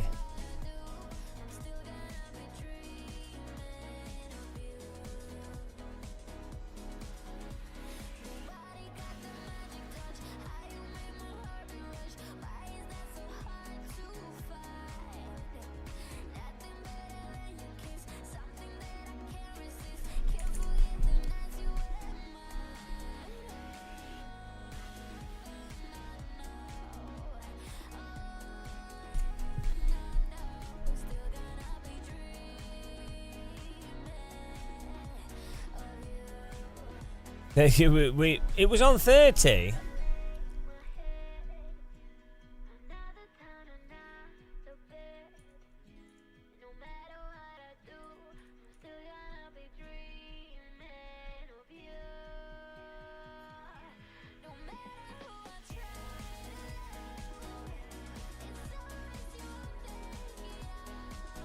How do you have 30 collisions? I guess maybe did you do the last race?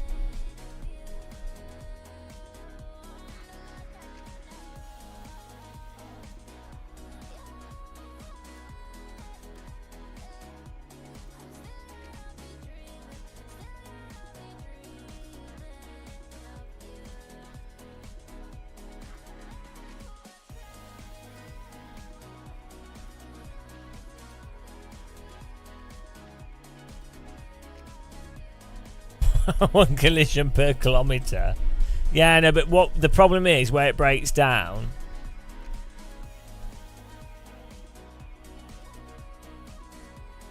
Oh no, hang on. Max collisions, maximum number of collisions any user can be involved in before receiving penalties, setting the penalty.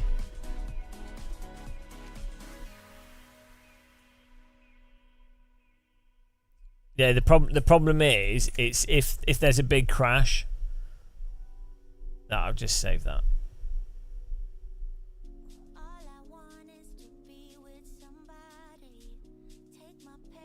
That should fix it. Yeah, if there's like a big crash and you're like hit by other cars, it affects you.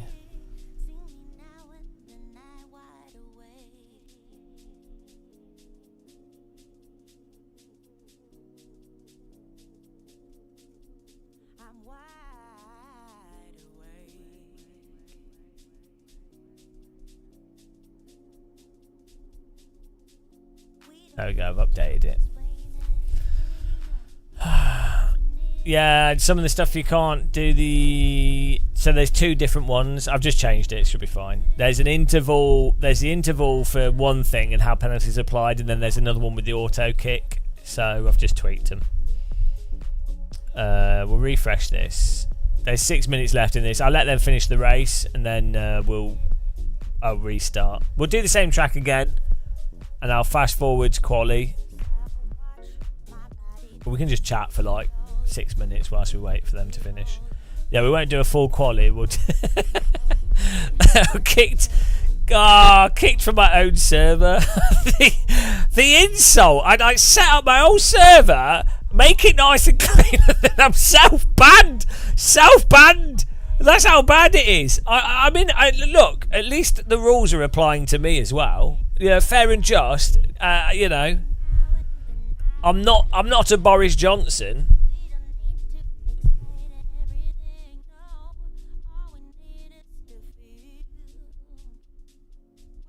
The great equalizer. Absolute justice. Dictator muscle has been destroyed. This is how AI will take down governments. Yeah, the race has got 5 minutes left, so we can just chat for a bit. Then I'll restart the server, and then we can get back on it, and then we'll do a shorter quali. We can. Did any of you Did any of you guys buy the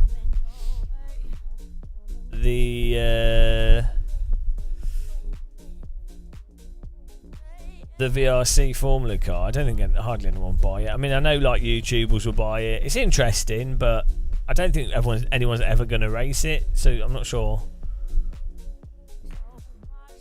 how much it's worth having. Translucent black line on the racing line. No.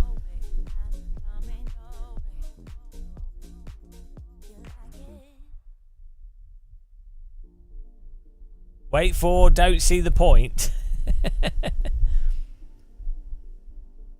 Yeah, but that's the thing. It's like, okay, so from a simulator perspective, and actually, funnily enough, I think it's on Sim Racing 604 did a video, and in his comments there was a person who goes, "I'm a flight simmer. I love all the details and all the systems." It's like, great. I mean, I'm happy for them, and I do think it's good. Like, why not? If you're a modder of a car, if you're VRC, why not?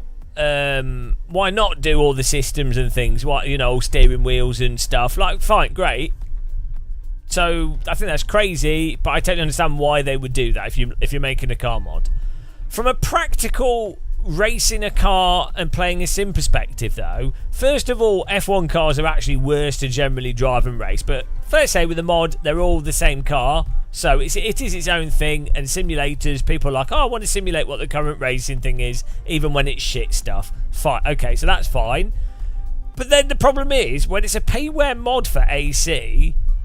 Who on earth are you going to race against that also has bought the car and then is also vaguely at pace with that type of a car? And then even when you've got that far, you're like, okay, you've got the systems. Well, then that just means it's like mega open setup that's ultimately just going to have some very weird exploit that will just require you for a car track specific thing to have spent ages just like going through testing stuff over and over again to find the exploit, which is separate to like actual driving skill. It will just be, you know, it'll just be some set value that happens to be the best value that you get through trial and error, which a Formula 1 team would do with their simulator. Shumi, having to set all the battery stuff's insane because in reality it's done with the computer algorithms and data science. Yeah, exactly.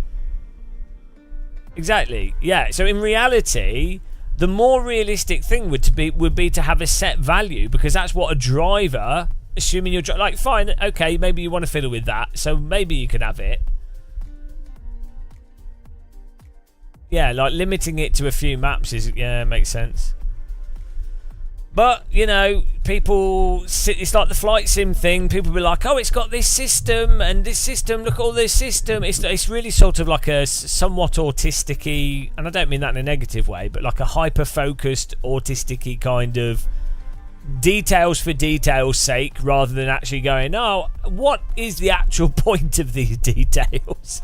What's the point? Like, what, you know, it's like, okay, fine, but what's the end result? Like, what's the result of having these details, and how do they actually apply to the actual use of the thing?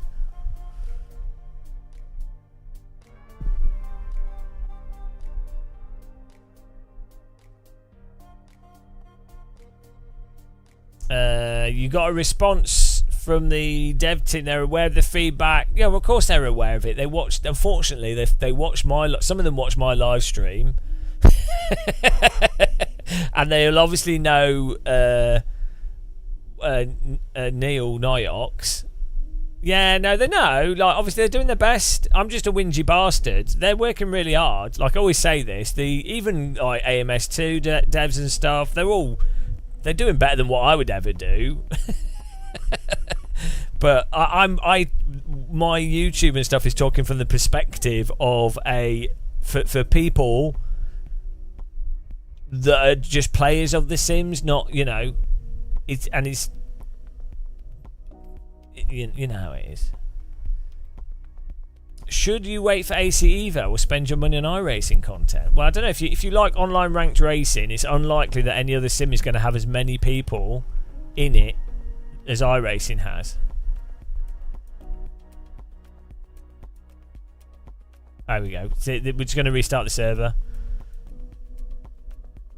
Let's let this race finish. We'll give it like 2 minutes after this race finishes, and then we'll restart the server. Don't want people to lose their points. Yeah, this was going to be a reverse grid anyway, Jared.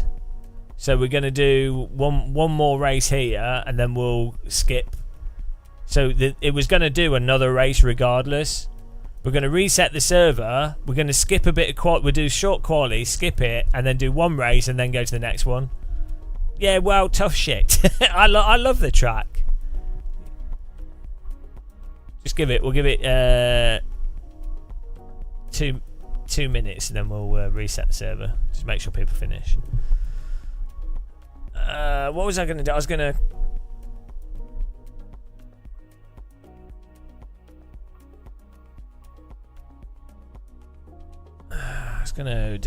do a different track as well. queue it up.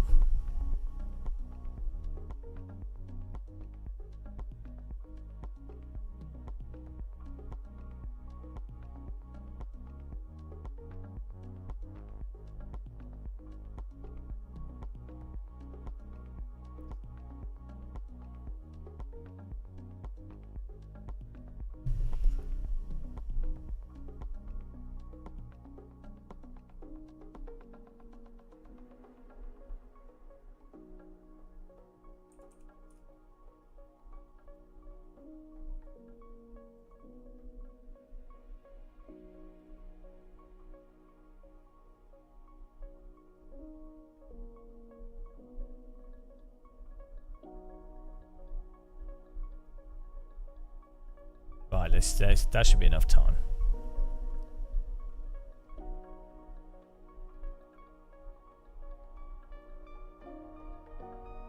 Okay, we're just restarting the server. I really want to do some Microsoft Flight Sim in VR.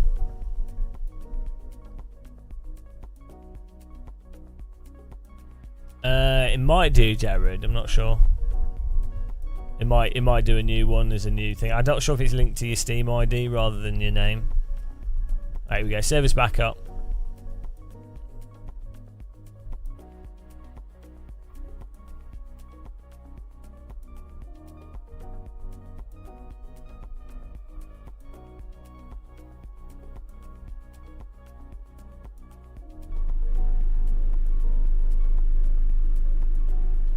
Oh, I'm 39th on the lap time challenge. Bloody hell.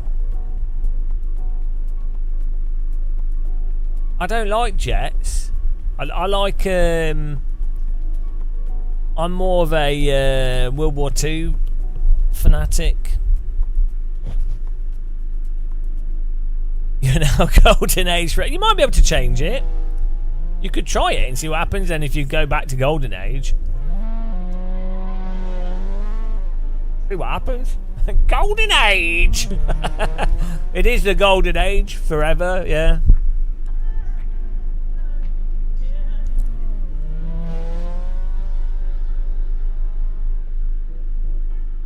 I've played it Novotny in VR. I had problems with the login though after a while, and I got a bit bored of the missions that they had. But they're doing a VR only version. So I'll probably play that when it comes out.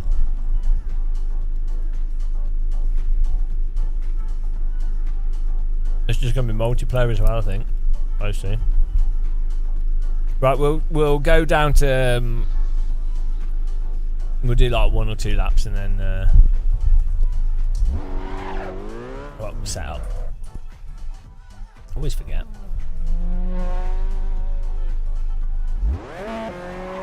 Tory Esports.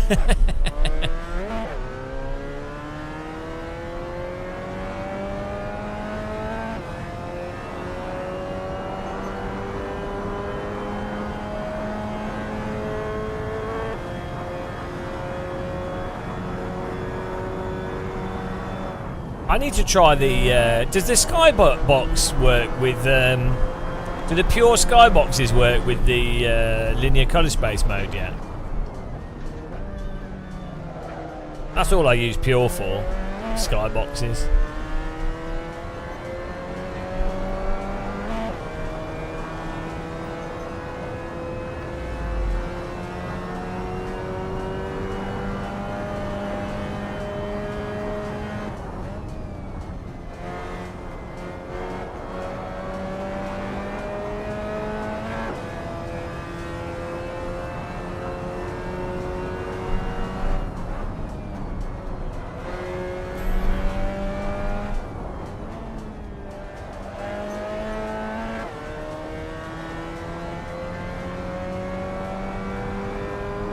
Would any of you guys stay on use the server when we're not live streaming?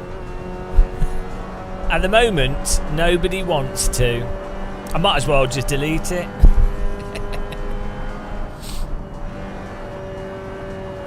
The thing with the server is, I don't know with the driving sim how you really keep it active. Like, I guess if we just kept it on like one track that has 32 slots, then you're probably likely to keep a certain number of people in it. But without, like, people need like maximum EP. I don't know what would happen, Counter Debate.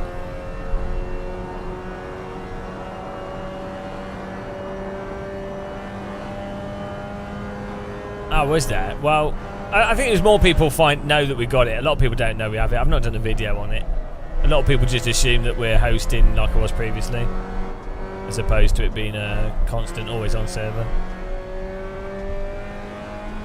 Spooky, yeah, be spooky drivers. Well, I think it's quite... You've got the point system there, and you know, you have like good car track content, and I need to give some moderation out to some different people, so we always have like potentially have people able to moderate it. But the auto mod stuff should be pretty good. You know, like it's going to stop people driving reverse and parking and things.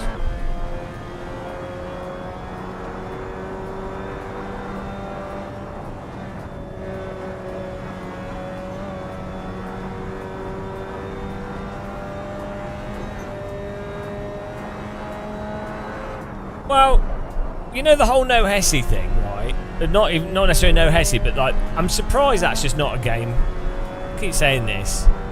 You have a server that can have 50 people in it at any one point in time, and it's always got like traffic, and then like there's a whole point system on the no Hesi stuff. Seems like a, you know.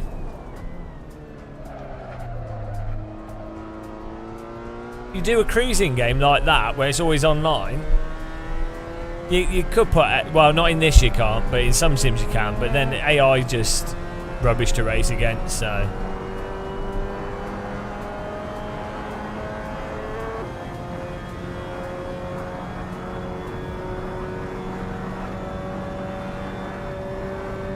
But we do have like, we have like record lap times on whatever track's running.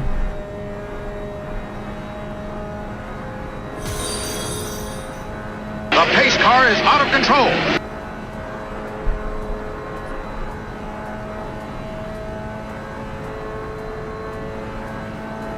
Yeah, I can't. That would be good, but we can't do that. It's not an option.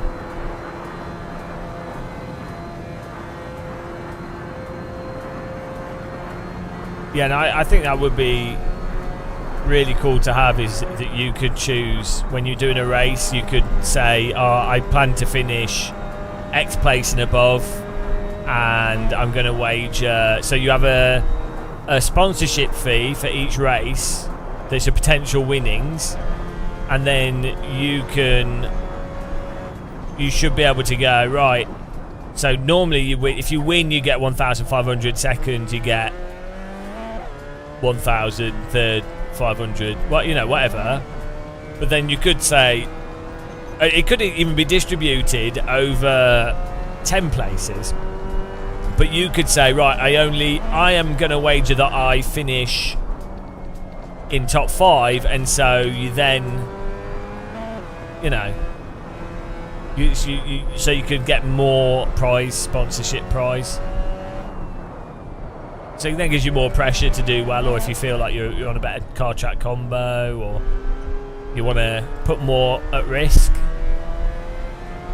Yeah, I'm surprised those sorts of mechanics aren't really done more. But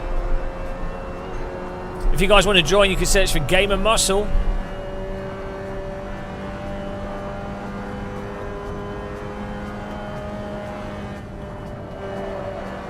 On the server list.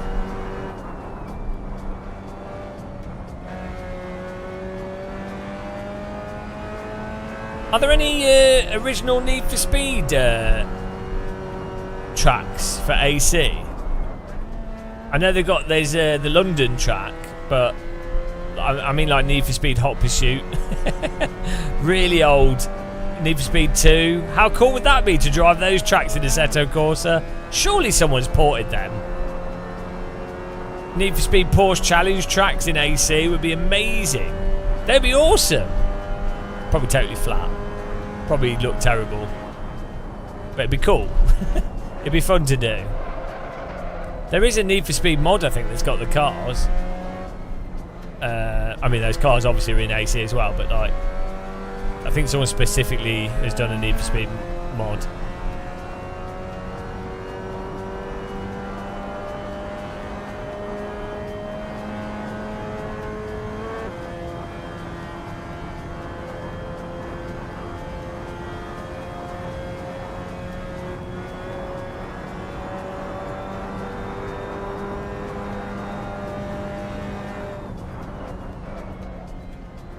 I do like with this, you get points for beating your own times.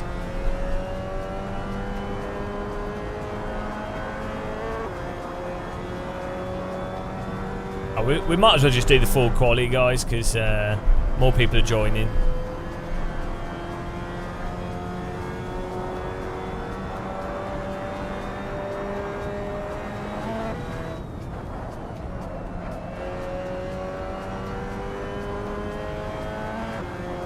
Does that actually work for as a race? We could try doing it. Well, I don't know what car should we do it in.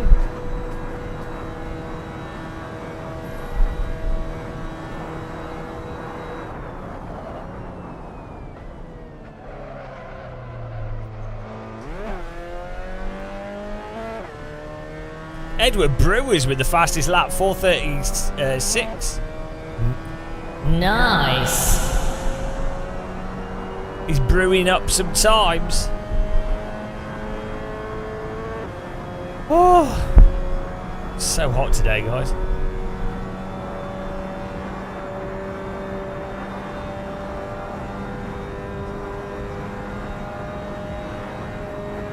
Edward Brewmaster.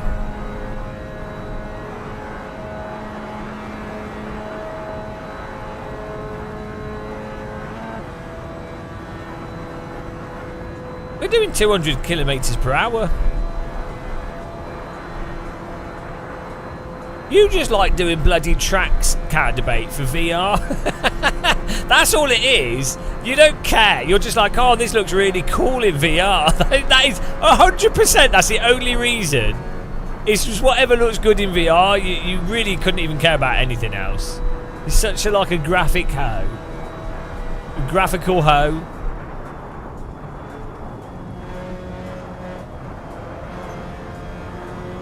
He's a shallow graphics hoe. Shallow hoe. Shallow. Shallow.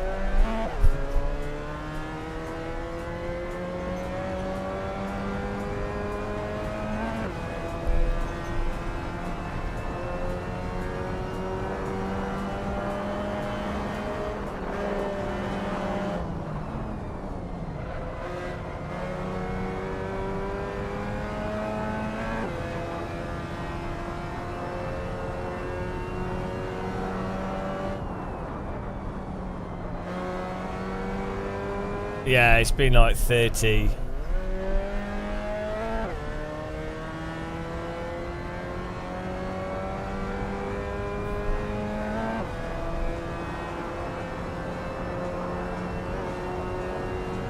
Resident Evil 1? Yeah, well, it's great fog graphics.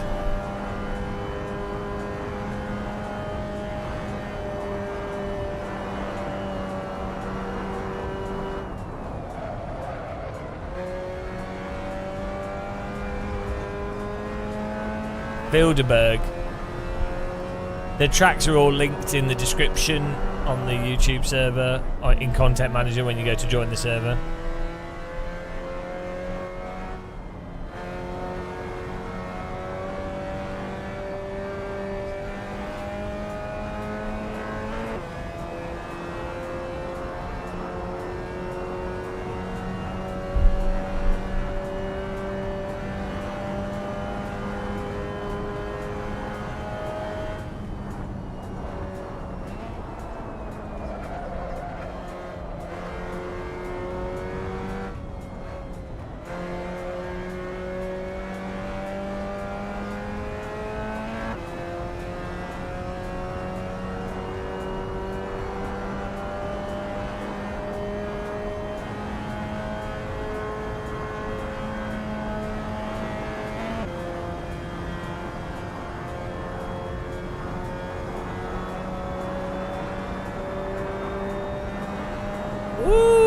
I love this track.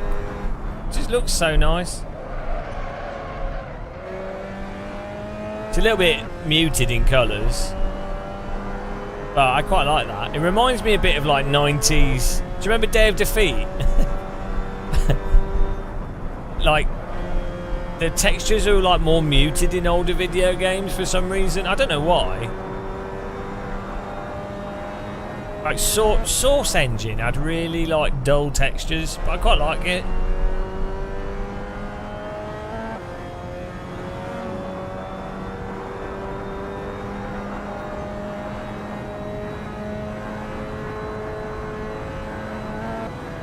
Look at this, full power. Fantastic.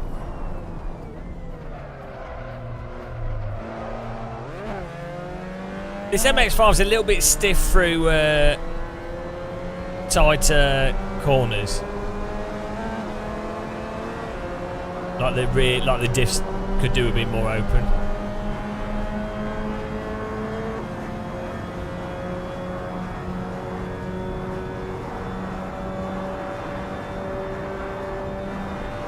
Yeah, it might be in 16-bit colour. I'm not sure. I think it's still like an artistic thing, because there's other games that look really bright.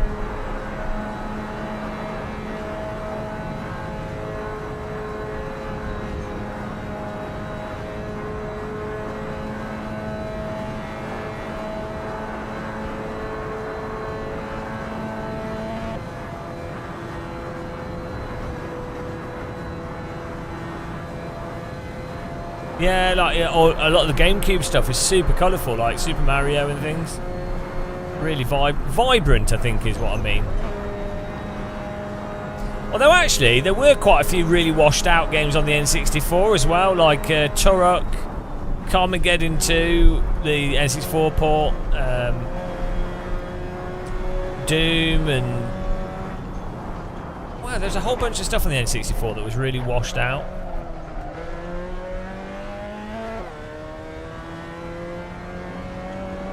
Yeah, you definitely got a lot more pop. I would sometimes, well, I play Half-Life 1 on the CRT.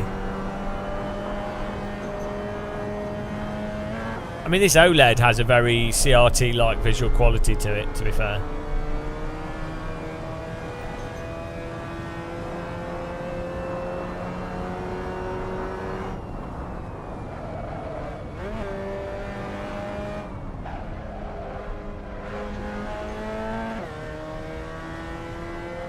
That's the nicest thing with OLED. It definitely, for nostalgia,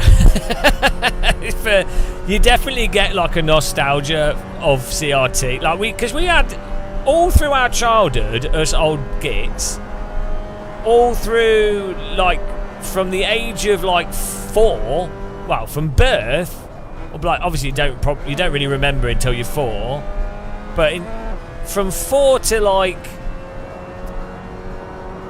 17, we were using CRTs. It was only when I was like TFTs that were okay was when I was at university.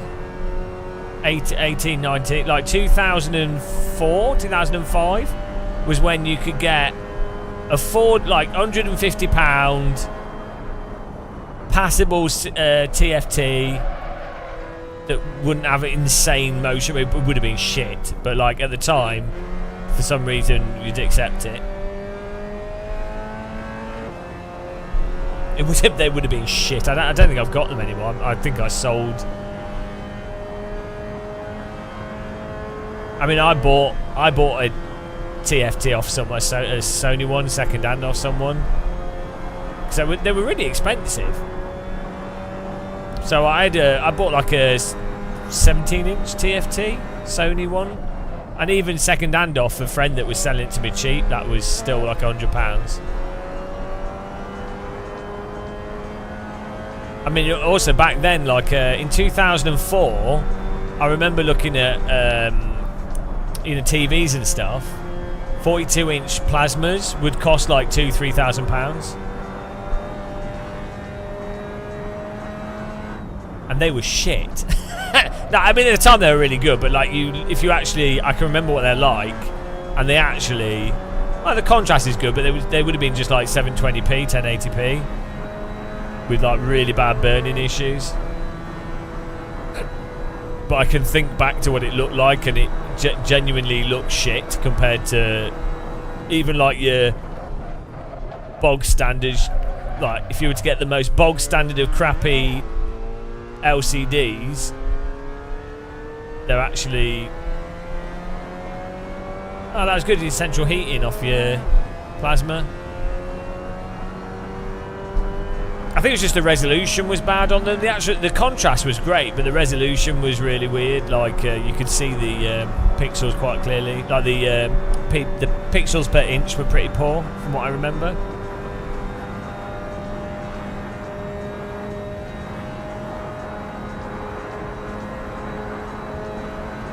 So the first really good 42-inch LCD TVs was like the LG TV I bought, and I think that was I think it cost me like £500-600, and it was a 42-inch LG. It was one of their sort of budget ones, but it was really good, really low latency.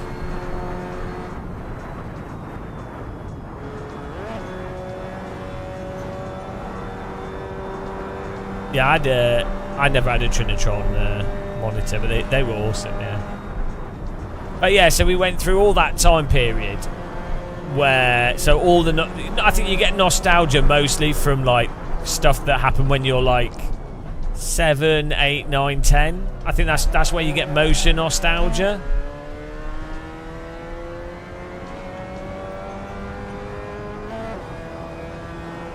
I don't really get, I don't know about you guys, but like for anything that happened to me like when I was 18, I don't really have nostalgia for that sort of stuff, particularly.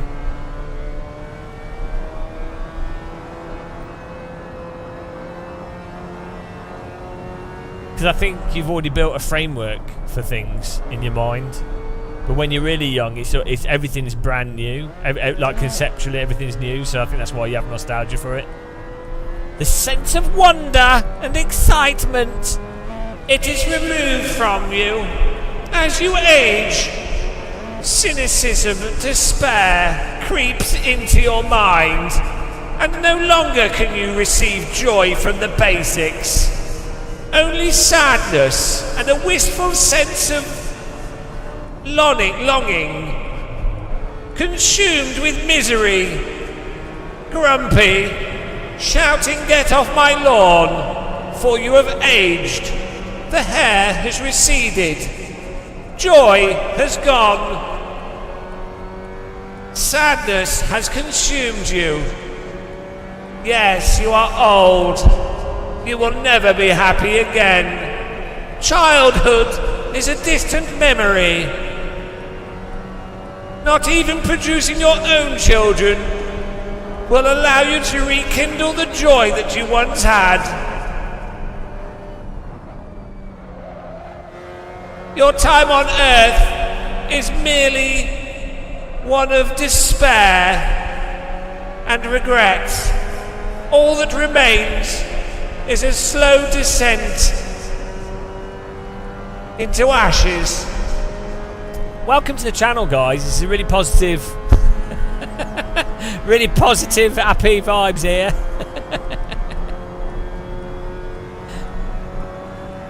As the years mount, wrinkles increase.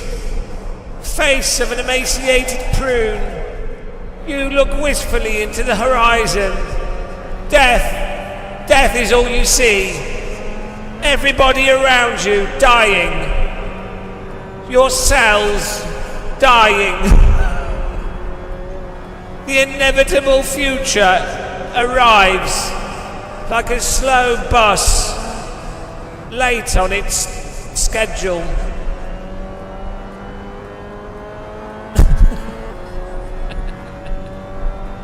That's life.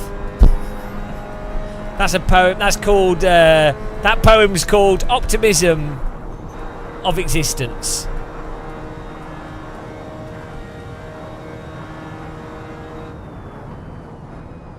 I could put a beat to it, and then it could be a song. If you think about it, right, songs are basically a way to make people listen to your terrible poetry.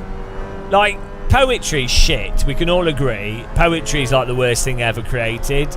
But yeah, you put like a beat to it and play an instrument at the same time, and everyone's like, oh, I like that song. But little do they know, it's actually poetry.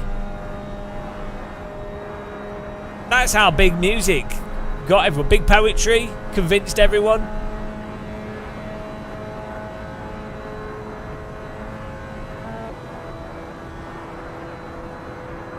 Type. Who likes poetry? Like, type like poetry if you like poetry in chat, so I know who to ban.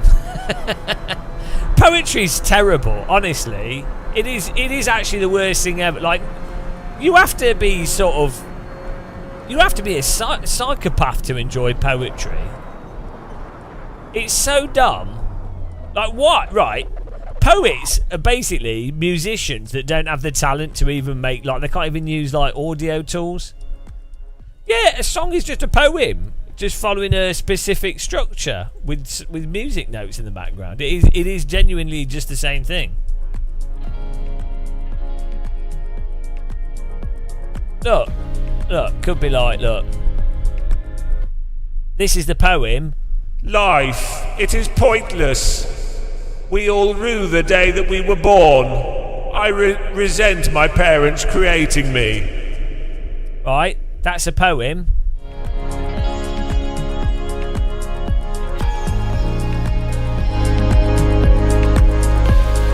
Life,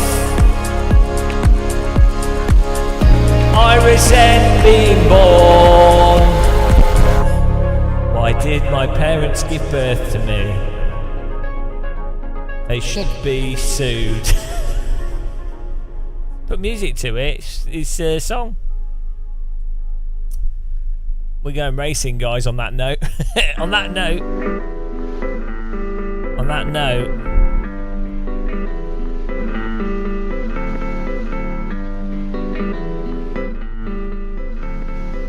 I've proved my point. Counter debate. He is a weird man. Counter debate. What is he doing with his van? He's in New Zealand. What is he doing? He's on a hillside with a 3D camera. He's in New Zealand. Where has he gone? To the top of a hill. He's filming his wife's bottom. He's filming his wife's bum. He's filming his wife's bottom in 3D to upload in 7K. Counter debates. What a weirdo. Counter debate. Strange guy. Counter debates. That's his song. See, that could be a poem, but it's a song because it's got music.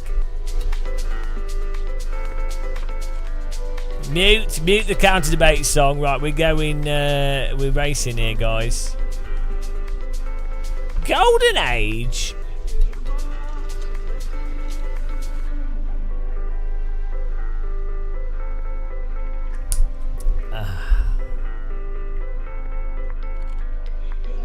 Easy win on this one. We got Antoine Jacket potatoes in here. Got some right regs in here.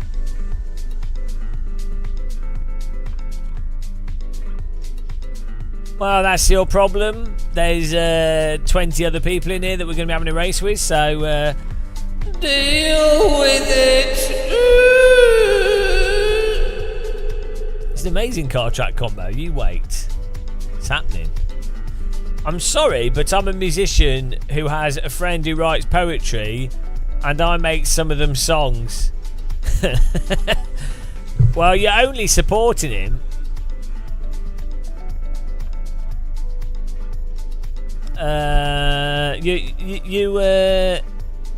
You're only encouraging him to write more poetry. Just think what you're enabling. Just think what you're enabling.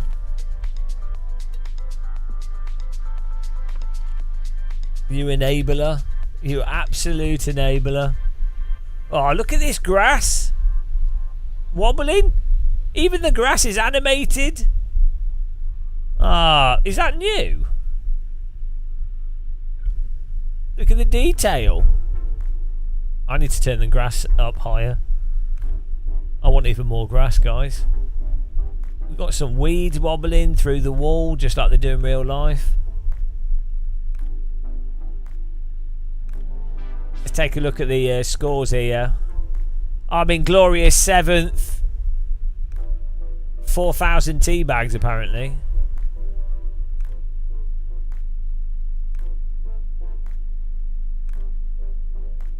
Oh no, 7,000. I've made 4,179 tea bags in this session. Total money 74,000 tea bags.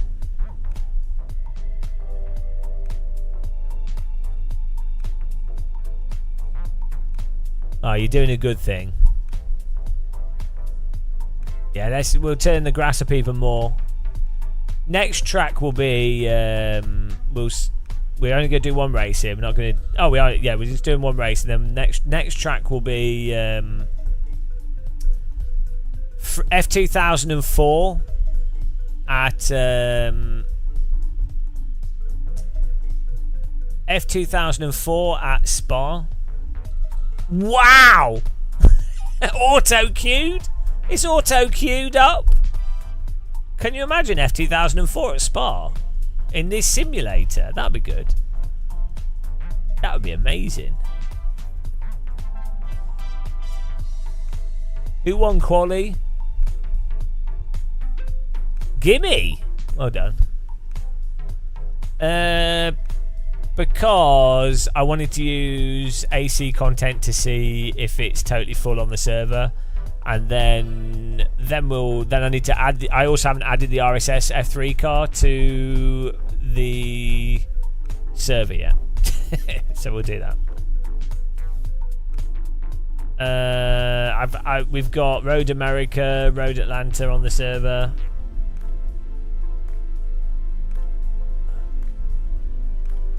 I'll keep adding stuff to it.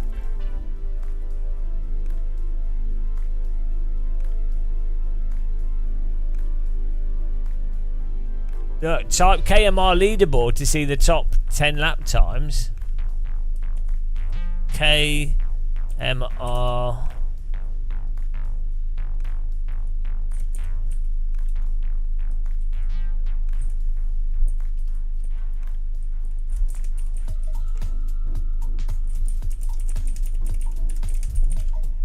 Ah, there you go.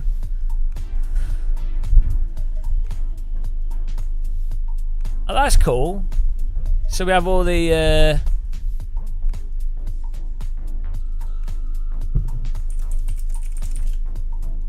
driver driven distance, crashes 32, 4 crashes per 100 kilometers.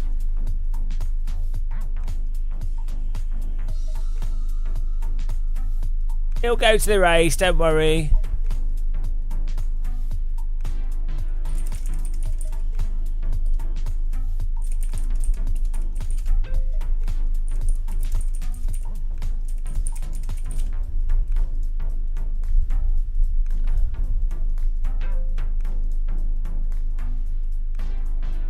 You have a stupid mini. I don't know what a 1275 GT is. No, you can't tell he's using VR. KMR waving grass.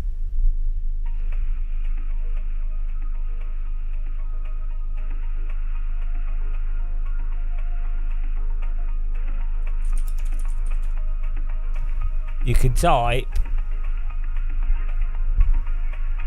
rules, leaderboard, level.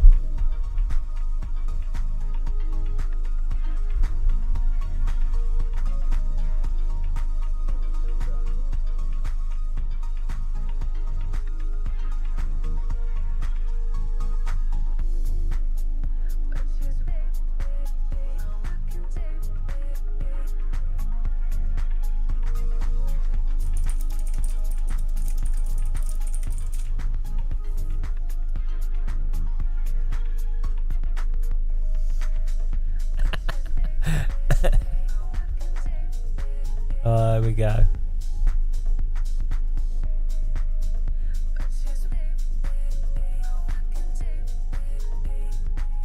Good luck in the race.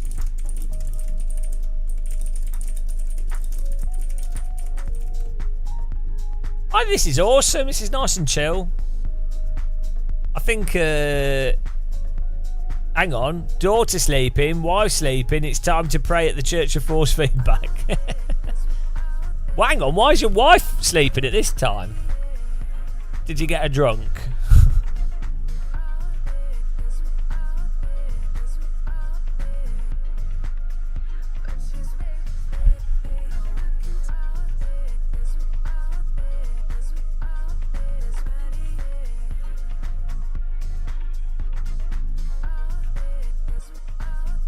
Here we go.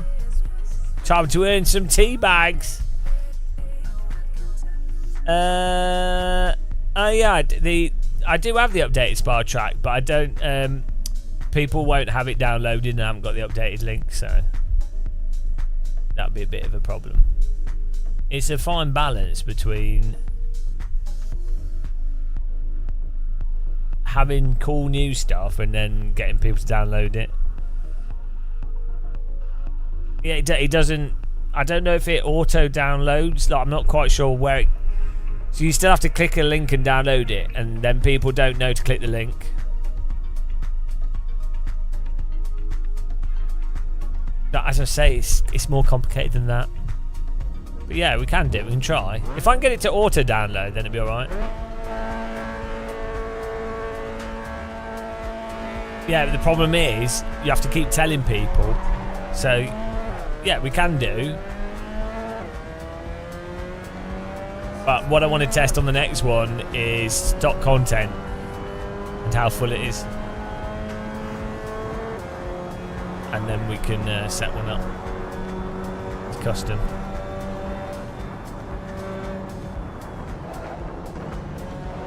Whoa! Contacted!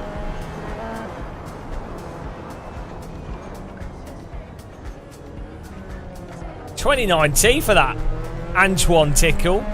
Stealing my tea bags.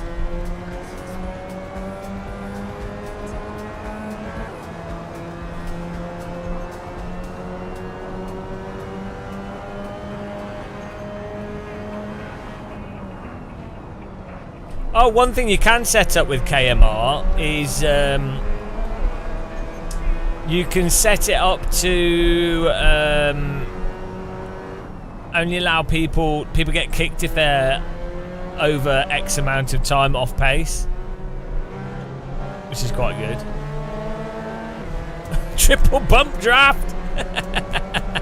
Mega bump draft. 6 tea bags, 4 tea bags. Bloody hell. Yeah, so basically the server can... You could actually make it so that a server... The problem is you don't want to have nobody to race against. But you could have a server... Antoine, you penis! Oh, bloody hell, Antoine! You... penis! Jesus Christ, he just punted me into the corner. Potato. Punted me to 19th. Jesus Christ. Jesus. Absolutely baguetted. Right in my exhaust pipe. What a criminal.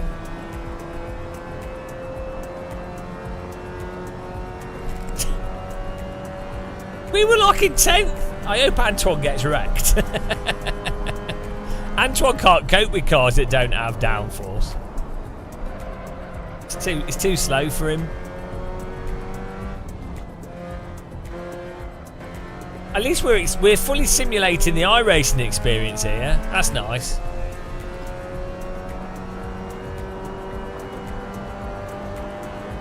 Got the spectators are out. We've got 31 cars in here. It's crazy.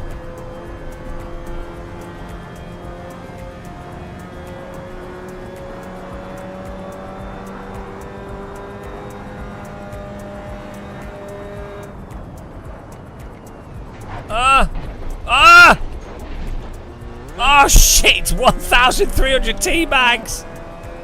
Oh dear.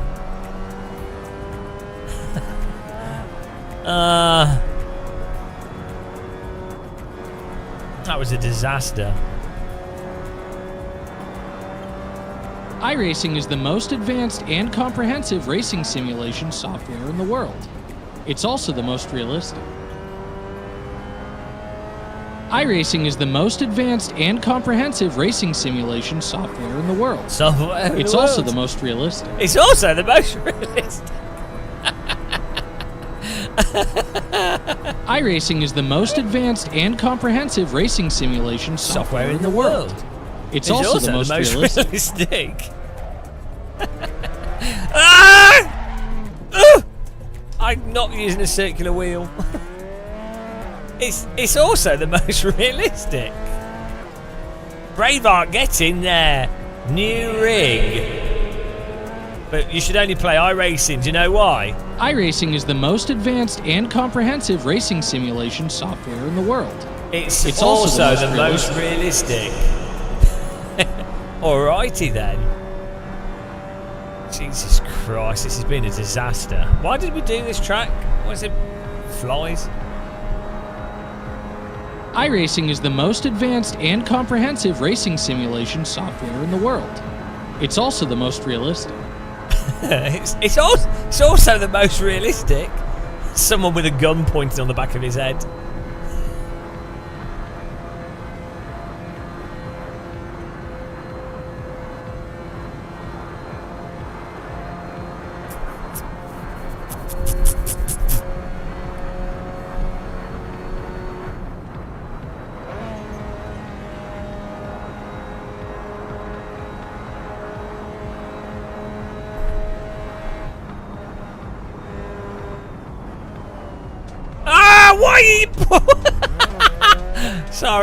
Sorry, I wasn't. I'm 17T. 1,200T for that. God, this race, I'm never gonna financially recover from this. This race has cost me like half a day's worth of tea bags.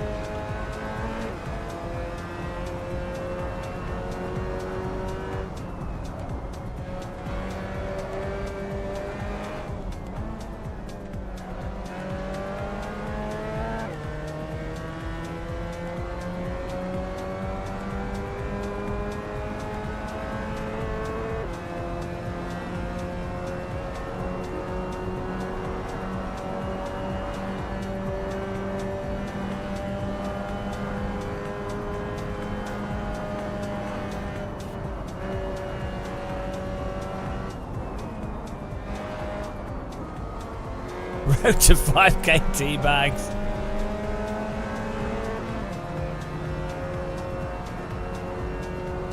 Tea bags like 5p in the UK.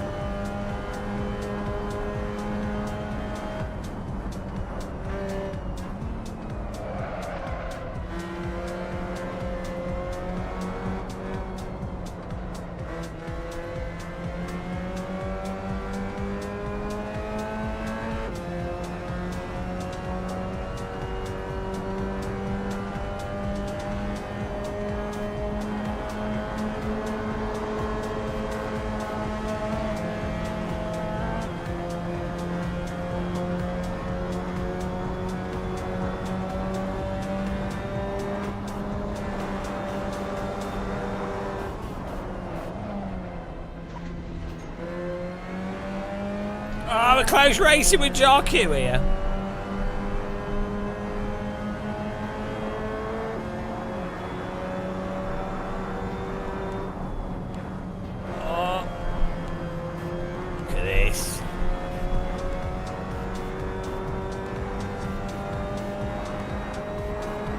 Can you imagine how excited iRacers would get if they released a track like this for iRacing?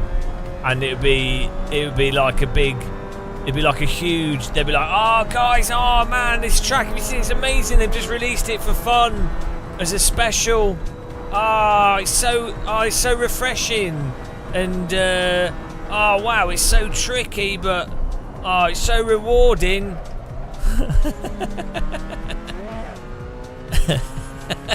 It's like, if iRacing does stuff that's been in Sims for like 15 years, the iRacers are like, oh wow. To be fair, if AC did ranking, AC players would be like, ah.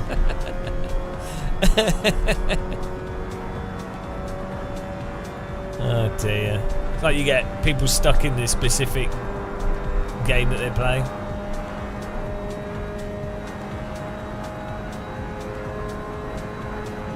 Yeah, well, yeah, people would be like, oh, it's a fictional track, but it was well worth the £10 because look at all the trees.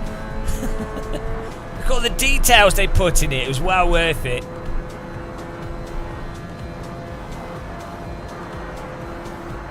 See, the road quality on this track is a bit high. Like, if this is like 1950s or like 1970s, I think it's supposed to be.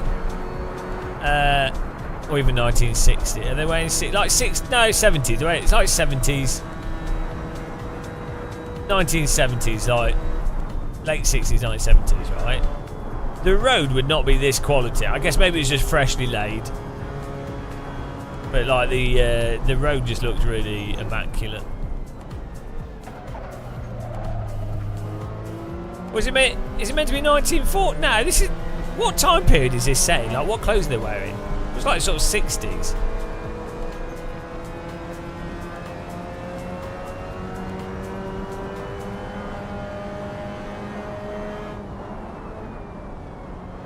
Hello, Spitfire.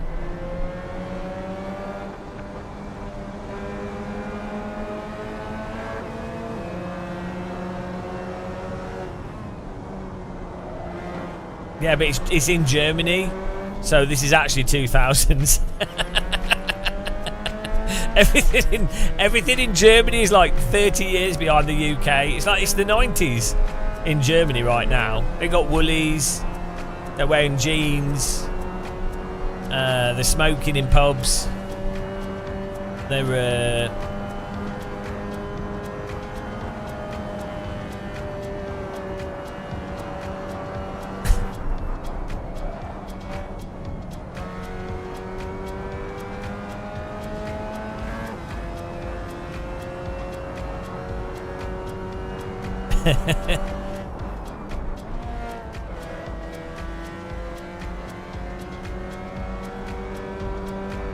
oh! Shell suits, yeah.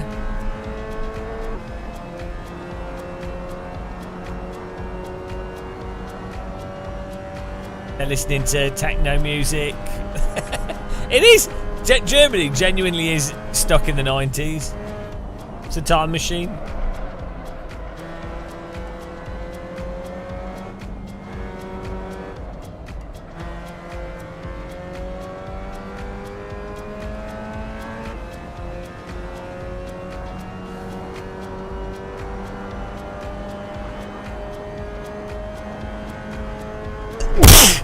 Oh dear. It's the pollen. Pollen from the track. Someone's been mowing the lawn.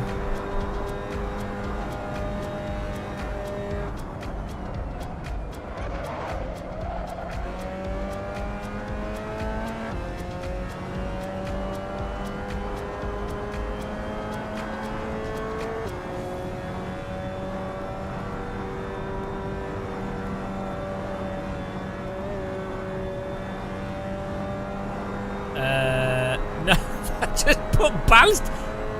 No, I can't. Well, I could do that technically, but no, I haven't just put ballast in your car. Why?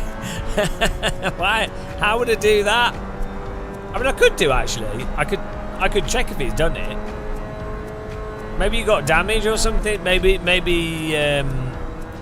you got like damage or whatever, like visual damage. Even the damage is off, but oh, come on, Siegfriedstrasse. Ah, oh, God, that's another 300 T-bags. Guys, please use your brake pedals.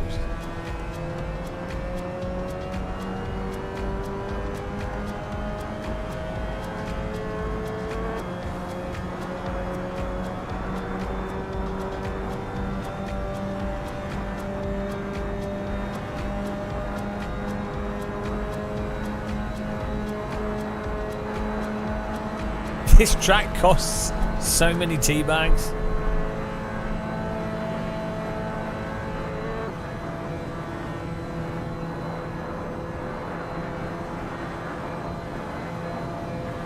Final lap here. We're off to Spa in the F2004 car next.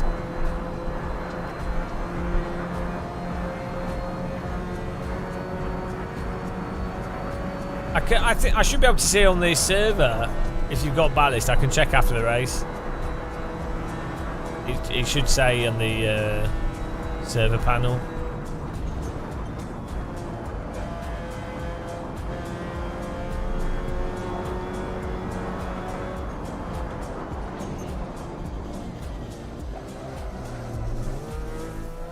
I don't think we've never applied ballast in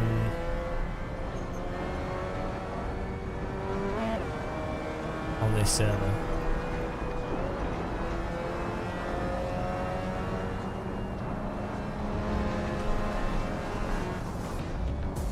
Yeah, no, I don't know. Oh, it'll say in the game actually.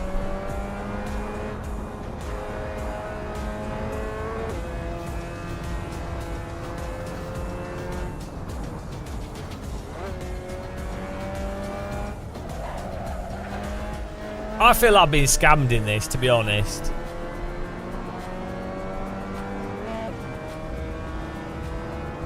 How can you trust mod track where you can't shoot me? I mean, the mod track is like, I mean, if you extract it, you could easily put like viruses in it for sure. Good, 100%. But so can any file on a computer.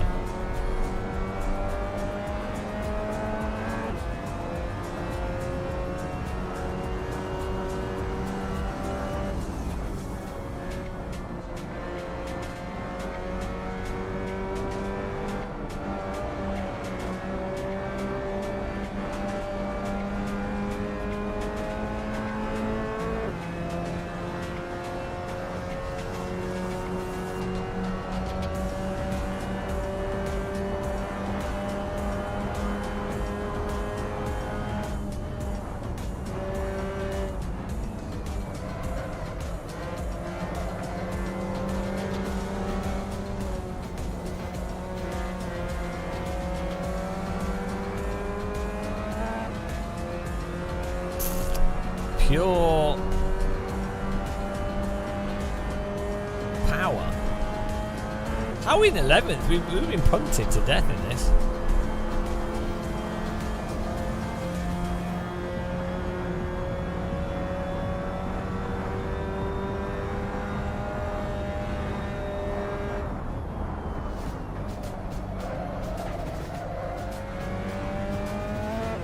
It should say on the server, on the scoreboard in the server, it will say if you've got ballast on your car. We'll check out after the race.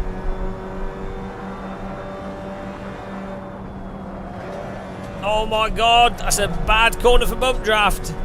Oh, Antoine! Antoine! Oh, we've mashed the potato!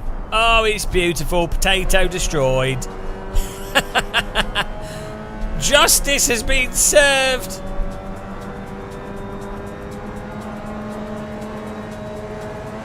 The potato placed into the oven and baked to a crisp. Tin-foiled. He's not making that. Yoink. Adam Suits with a 4:30.2. I think that's the fastest lap anyone's ever got here. Potato Salad. Well done, Adam, for winning. Gimmy's coming in second. I have way better stats on the website here for this race. Good. I'm using Pure in the latest shader patch.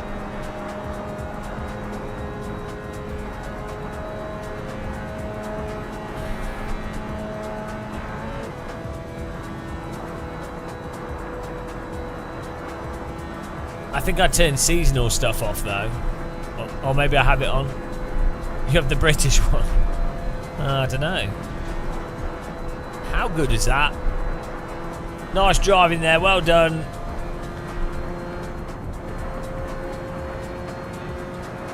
Beautiful.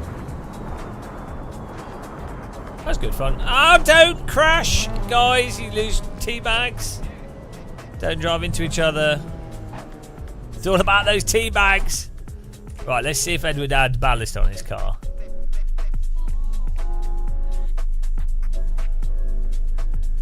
No. It would say here you're just shit. It says on the scoreboard, it says bop, and then it will say ballast. There is actually an app you can install on the server to add dynamic ballast, but I've not set that up. Raphael Allen, hang on, John Morton in 8th, Maju in 9th, myself in 10th, Axon 11th, Messi Bar 11th, it's just ruined it now, Antoine 12th, JarQ 13, Joshua 14, K-Dog 15.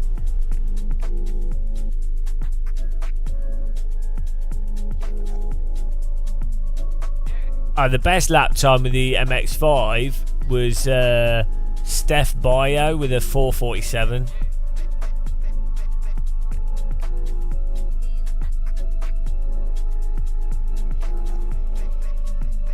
Oh, there's a 4:44 actually. Losmere. He got a 2:20 top speed, so he must have been drafting. Server's going to swap over automatically to the next session here, guys. So get ready for it. Yeah, it really was a good takedown by Antoine. I couldn't really do anything to avoid it. It was a full-on murder.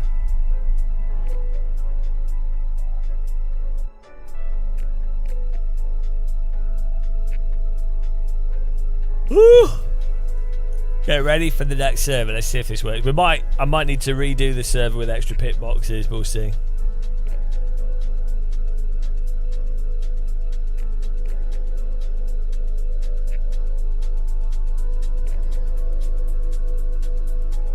I use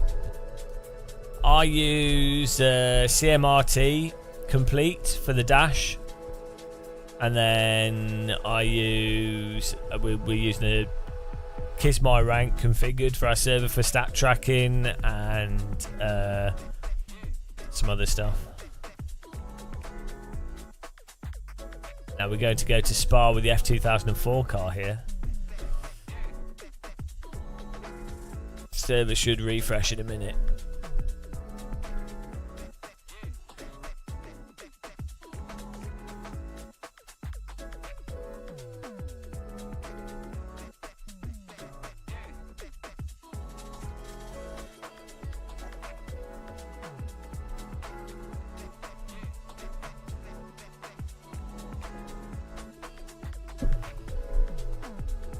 Woo!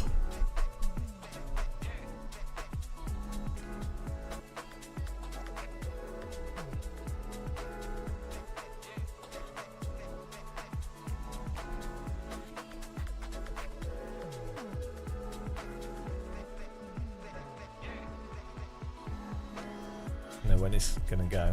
I need to. Oh, here we go. It's just updating.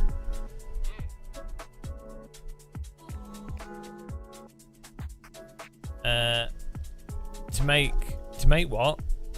In-car display in-car clearer. How do you mean?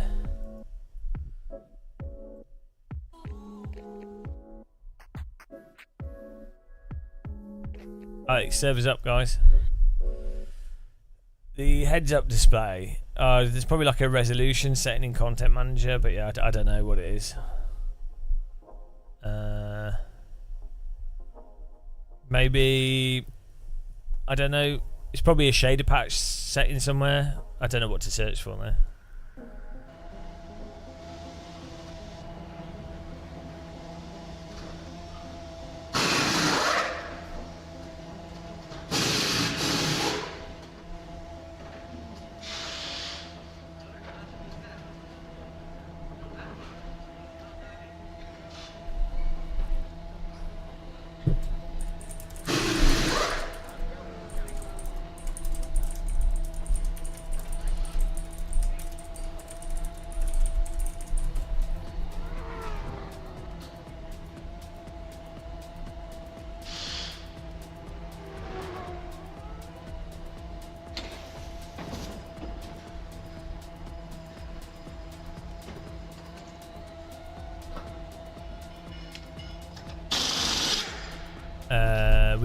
We do have the track link listed, but it depends on what it's on. Probably need to have it go to an FTP or something.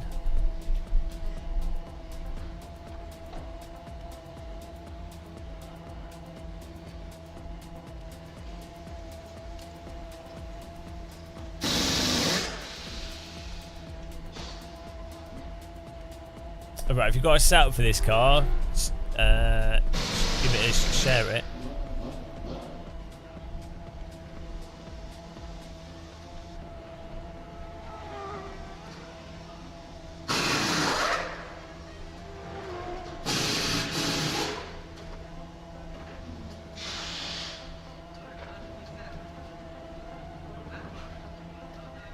Yeah, so in terms of like having a lap time limit in the session, you can have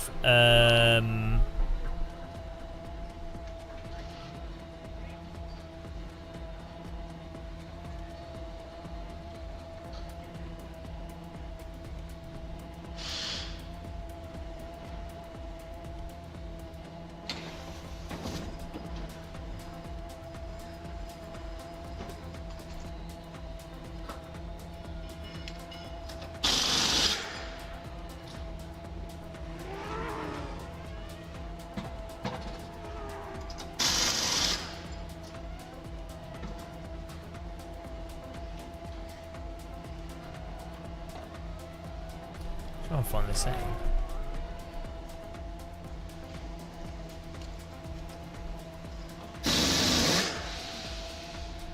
I don't know where the setting is. I think there is one. Why you? I don't know why you're banned. Did it say why you were banned?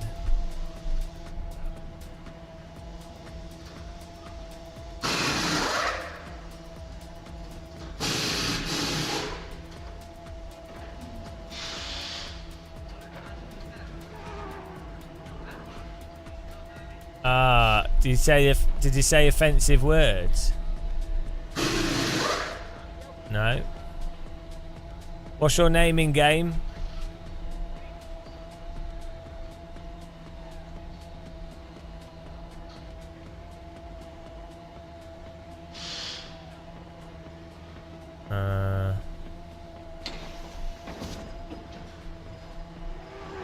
Well, that's not blocked.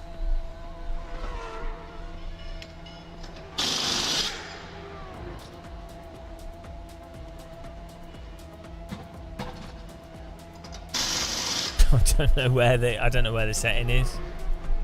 You sure? Are you sure you're actually banned?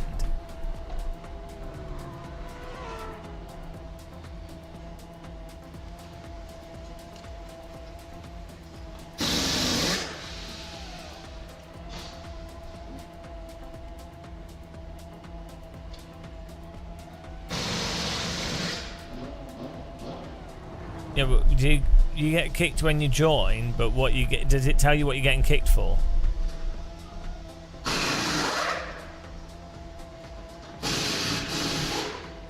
Because I don't think anyone's banned.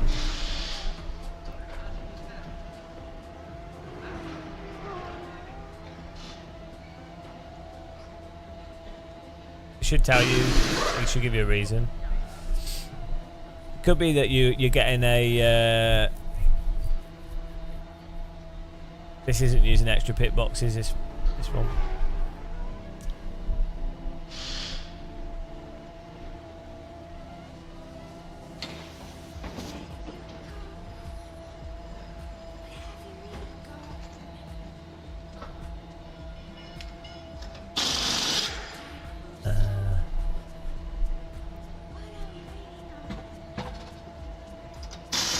Yeah, I don't know. We don't have anyone banned as far as I can tell.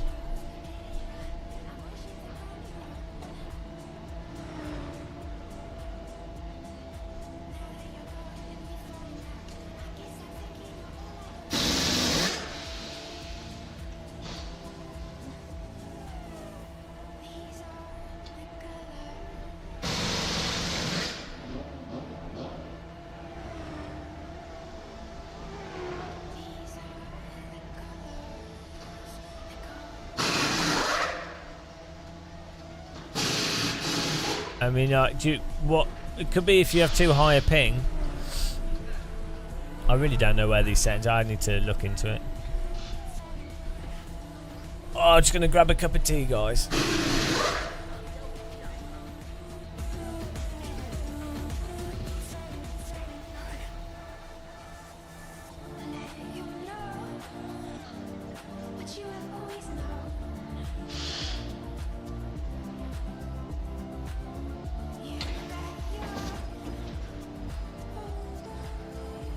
Okay, I'll be back in a minute, guys. Whoa.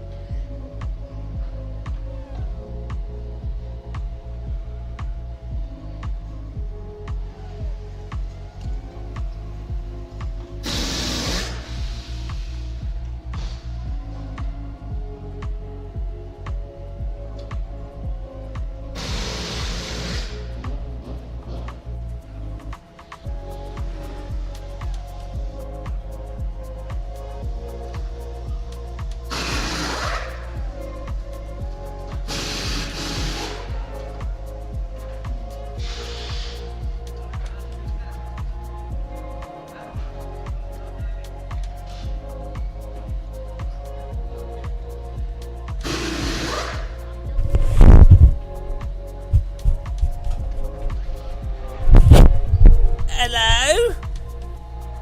Just so you guys know, this race is a double header.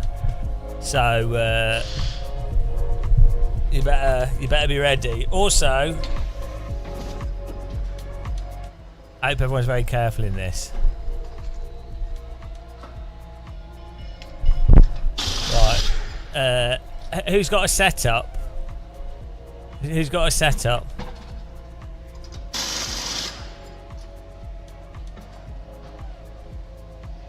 Remember to share the setup if you've got a good one.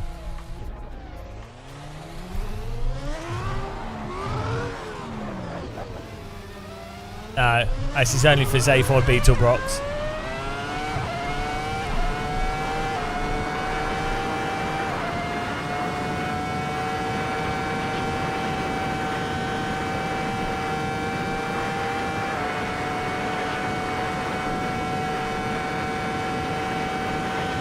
Nice relaxing car to drive this.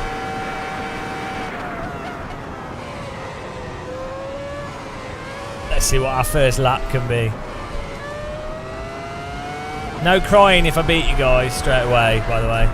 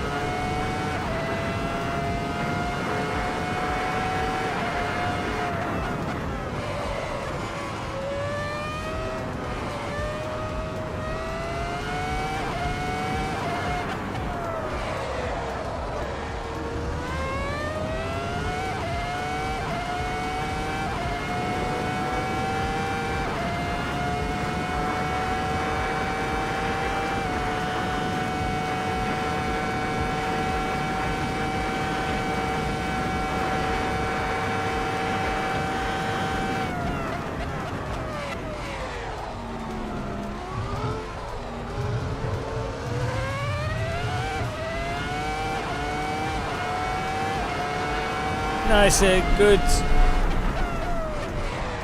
good family car, this.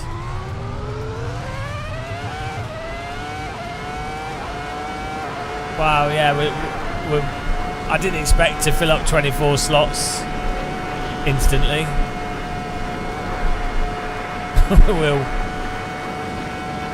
We can get the other Spa going.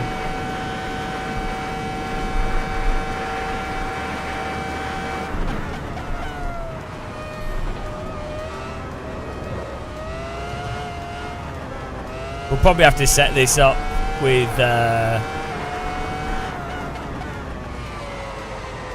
like a limit, like someone has to set a lap time within X of the fastest lap.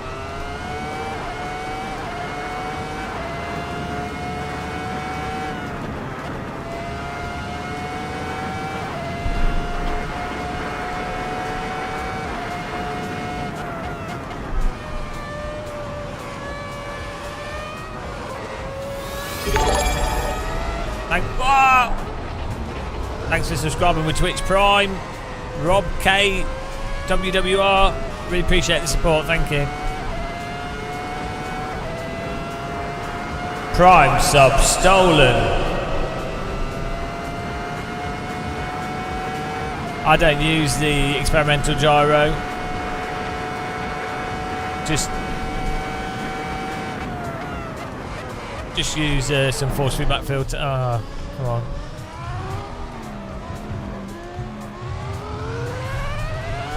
Just use some natural dampening on your wheel instead.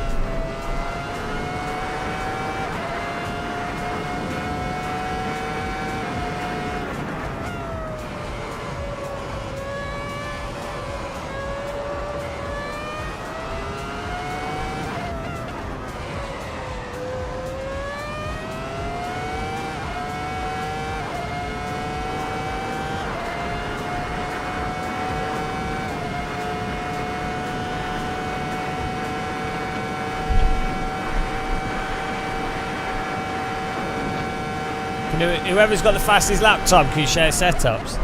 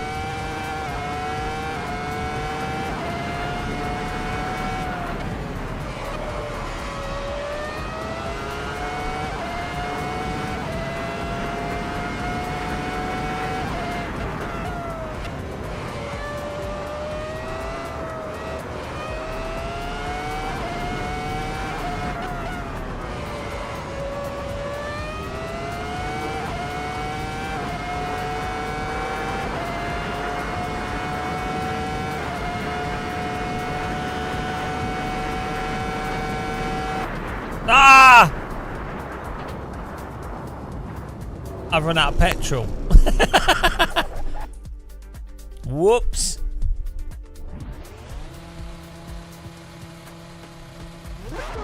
Oh, will I get enough time to do... Yeah, we're going to get enough time to do one lap. Let's go.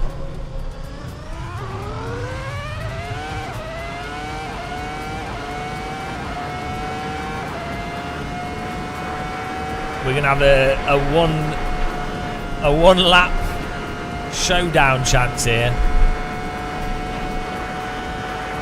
With 1 second off pace.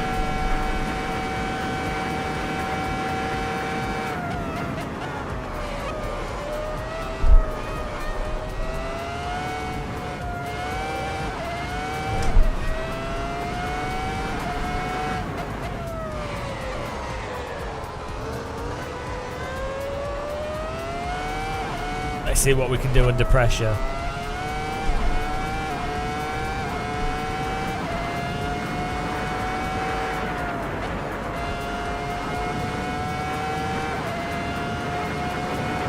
Don't block.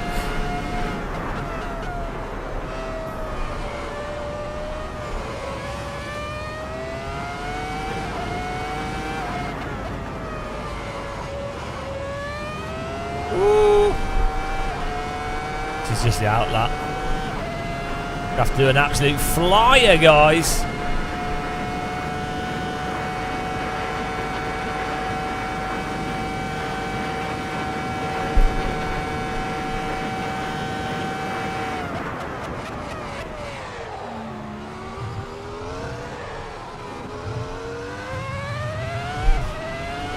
Right, here we go.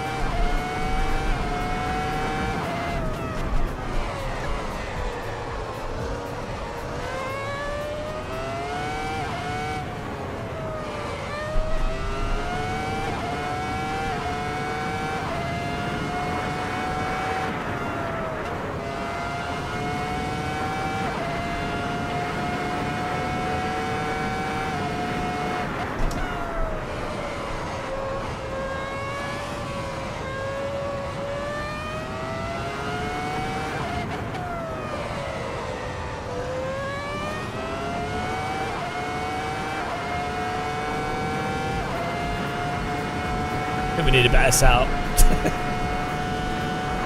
Pretty much doing exactly the same lap time as the last one.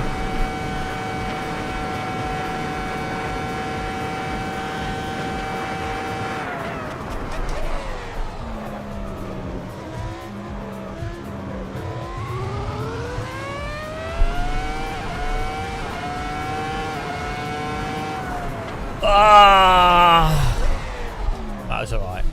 I need a better setup though. Share setup. Who's got the best setup? Share it. Share the setups. Share the setups.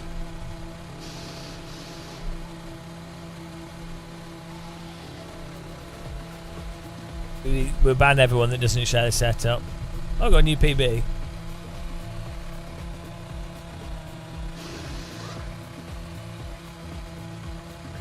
Share the setup.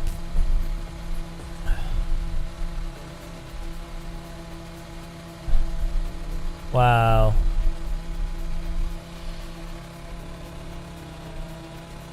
Share the setup. X-Opal, share the setup. Share the setup.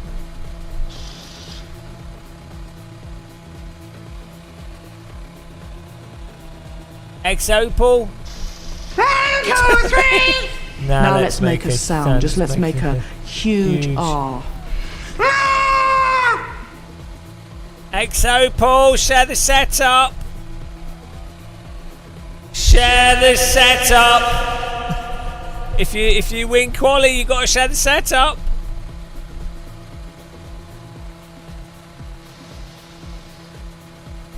It's the law. It's a law, otherwise you lose access to the server.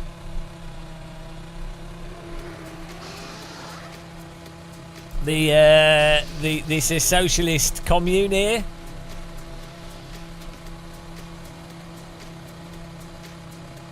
His T will be removed.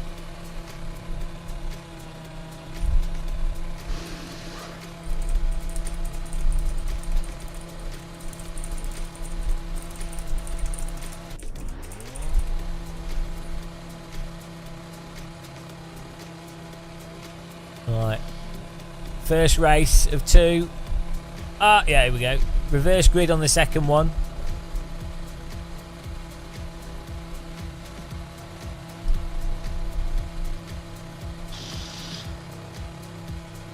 Wow. People have to be careful with these cars. You have to watch out for netcode and lag and stuff, so be careful, guys. Supposedly, there's a 139 setup on 139.9 at Spa. We'll go with it. We'll go with the setup exchange. We'll see what it's like. 139.9. I'm going to trust it. I don't know why. It's probably a terrible idea.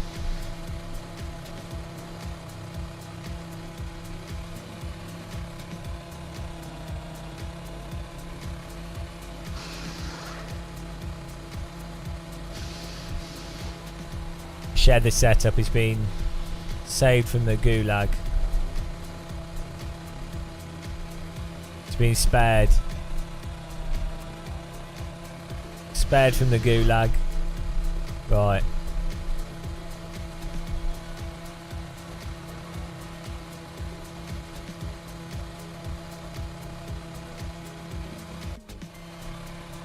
Here we go, guys. Lap 1 and 2. So remember, I'm putting the medium tyres on. Remember to drive carefully, racing for fun, don't be overly aggressive. Remember that there's potentially lag and warping, and don't be a dick. Don't revenge. Don't, if someone knocks into you, assume it's an accident. If you get caught for ramming people, you permanently banned forever. So just be friendly, take it easy. It's about racing. You know, it's more fun to race than it is to punt. 15 minutes of F2004 with teabags on the line. Here we go.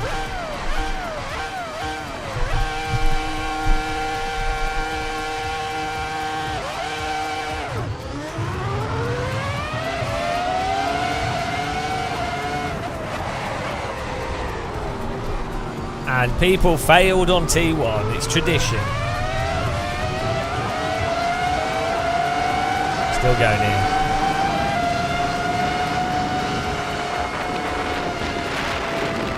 Oh my god.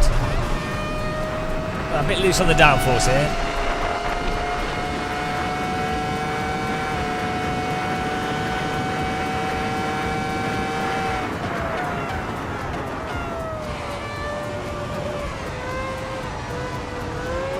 I don't know.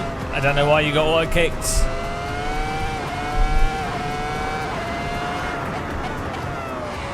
Normally if you have lots of contacts or other stuff happens or you run out of credits, I don't know.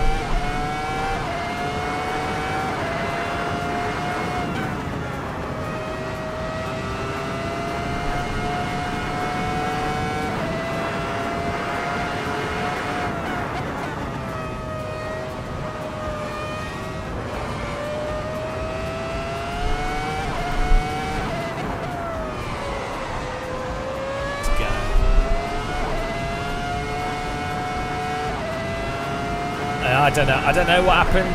It should tell you. Probably it might just be a bug. I'm still adjusting server settings. There's a whole bunch of random variables and things. So might just. I mean, I've been kicked from my own server, so if you tell me what it is, and I can see we can try and work out what caused it.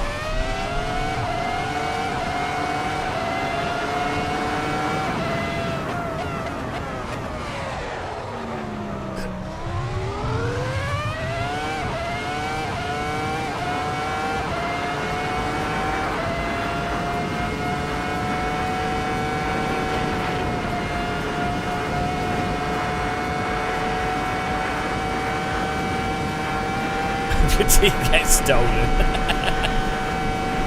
Never.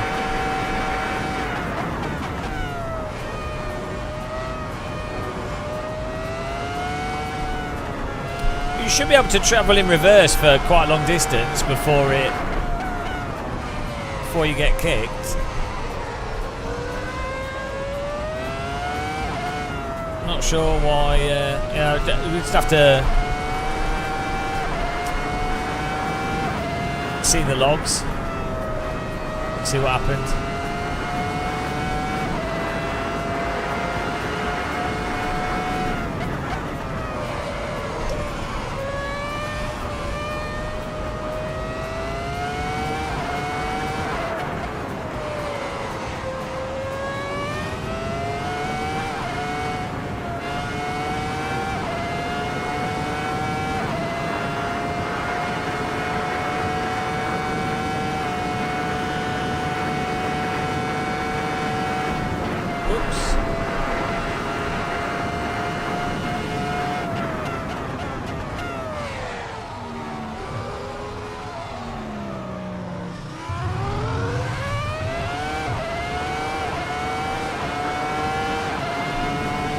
This is CMRT Complete that we're using.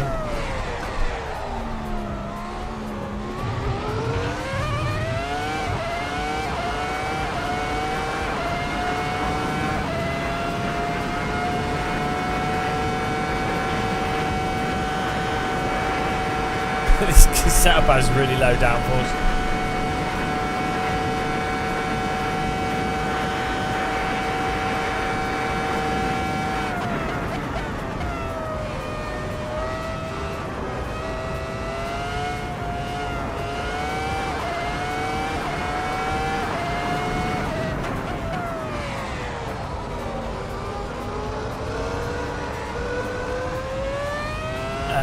CMRT Complete has a full leaderboard, whereas CMRT Essentials just has a mini leaderboard. I think it's like €7 to get the full CMRT. You can just sign up to their Patreon and then download the full one and then cancel it. I can't see you needing to update it much, like they might add new stuff to it, but it's also the Complete one also has multi-class support as well, I think. But yeah, you don't need it. Like, you just use the basic one. You could just use the free one, really.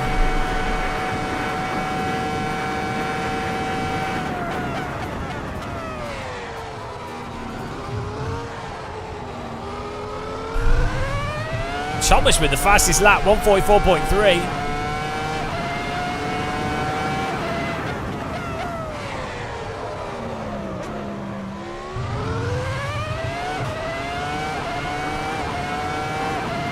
Any idea why the public in sim racing comments? Because there's like weird tribalism. Like some people will have had a bad experience with Fanatec, which is fine. But then there's this weird like tribalism for like gear where people, you know, they're like really anti something or really pro something for like getting on teams of what equipment they use.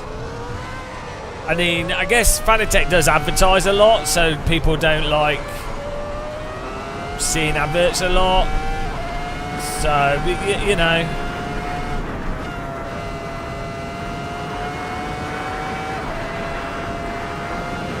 There's also the thing where people like, you see it with the sim, like people are like, oh, I want this. They don't like a certain simulator, so they're like, oh, I want that simulator to go bust, or, you know. They just have like a really weird binary view of things. So, it's really weird because I personally, I've used Moser, Simucube, Fanatec, Thrustmaster, Logitech. Like they all have like good products and some like weird stuff with them, and like it's just tribalism, isn't it? And then also people being, you know, the type of people that are going to write comments probably have time to waste.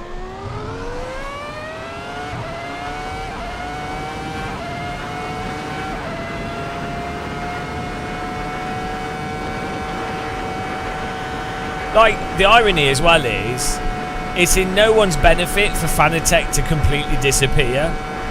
Like, Fanatec actually pushed the market towards cost-effective DDs. Moser has very clearly been inspired by some of the designs that Fanatec have done. Like, you can't deny it, that there's been some inspiration, you know, and then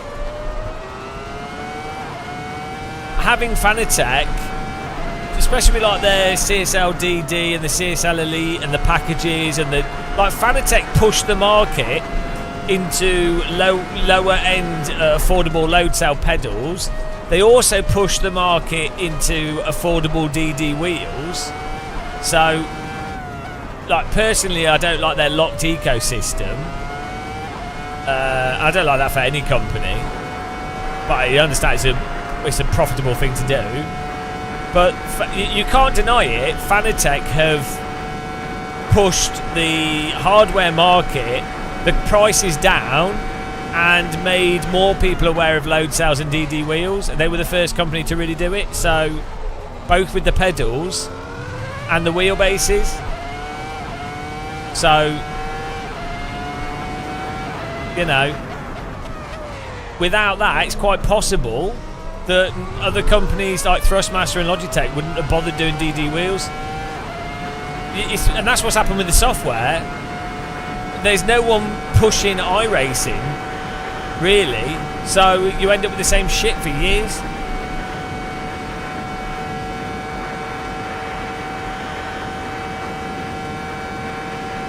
So,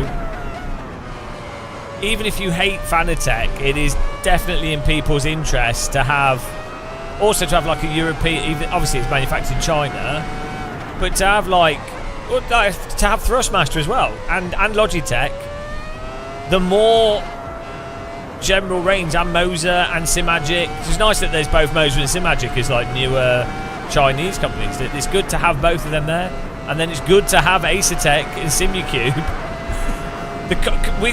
With capitalism, competition is pretty much never, and it's bad for the environment potentially, but for people that are using products, it's really good.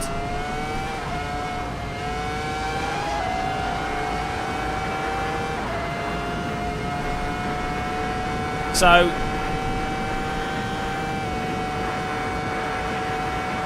there's not enough toy wheels actually. That weirdly, there's not enough competition in the G25 space. That's a big problem.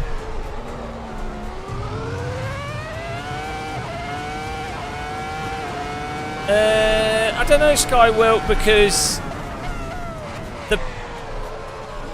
you can have fairly reasonable profit margins, and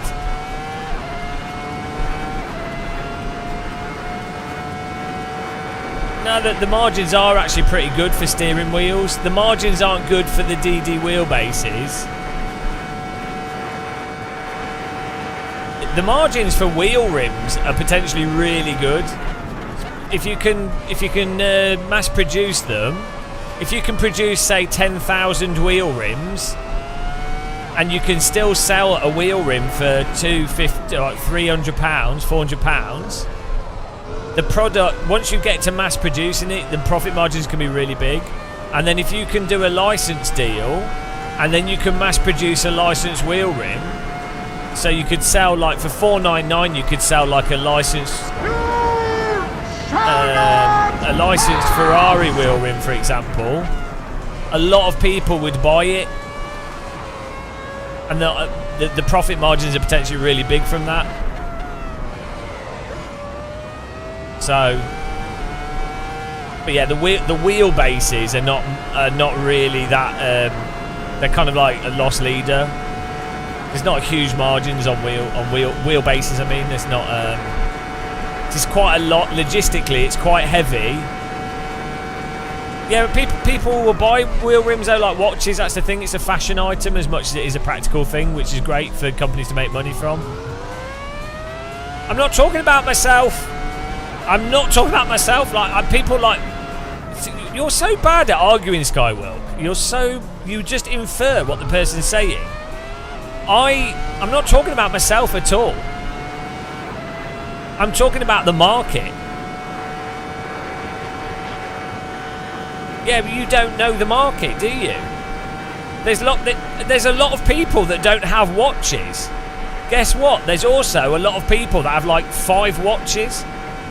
There's a lot of people that don't have shitloads of shoes. Guess what? There's also a lot of people that do buy a shitload of shoes. So this is the mistake that a lot of the pace car is out of control. There's a lot of hardware manufacturers didn't realise this, or the general industry. They were all like, oh no, sim racing's a niche, nobody wants to buy a sim rig. Who has a sim rig? We don't know anyone with a sim rig.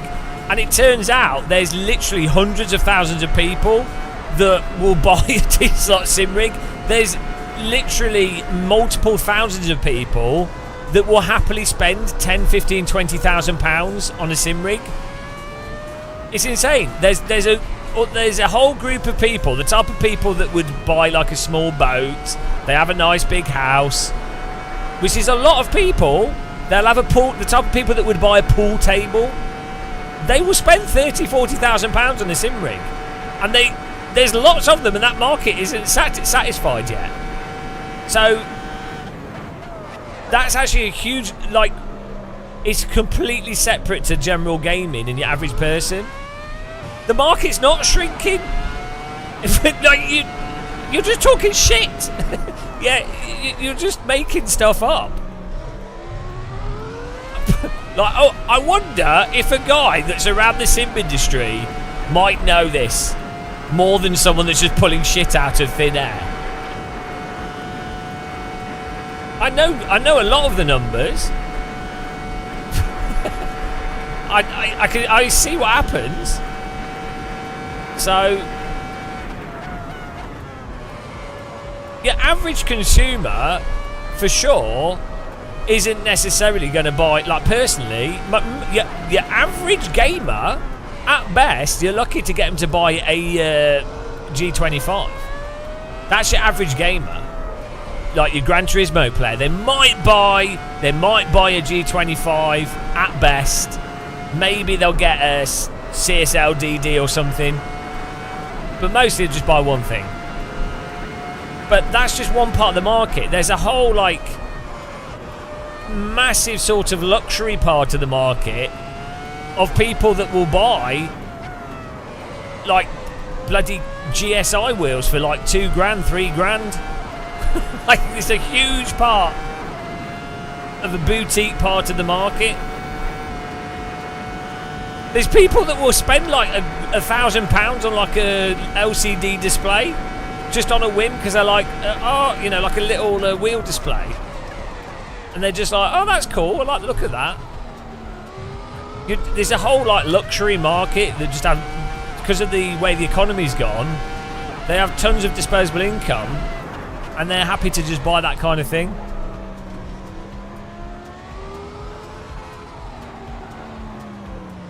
Nice! Triple amputee with the win there. Thomas second, myself third. We're going to do the reverse grid here. Good driving. What are you talking... Like, Skywork, you don't know what you're talking about. You have no idea what you're talking about, so it's just pointless. Yeah, I don't know what it is with you.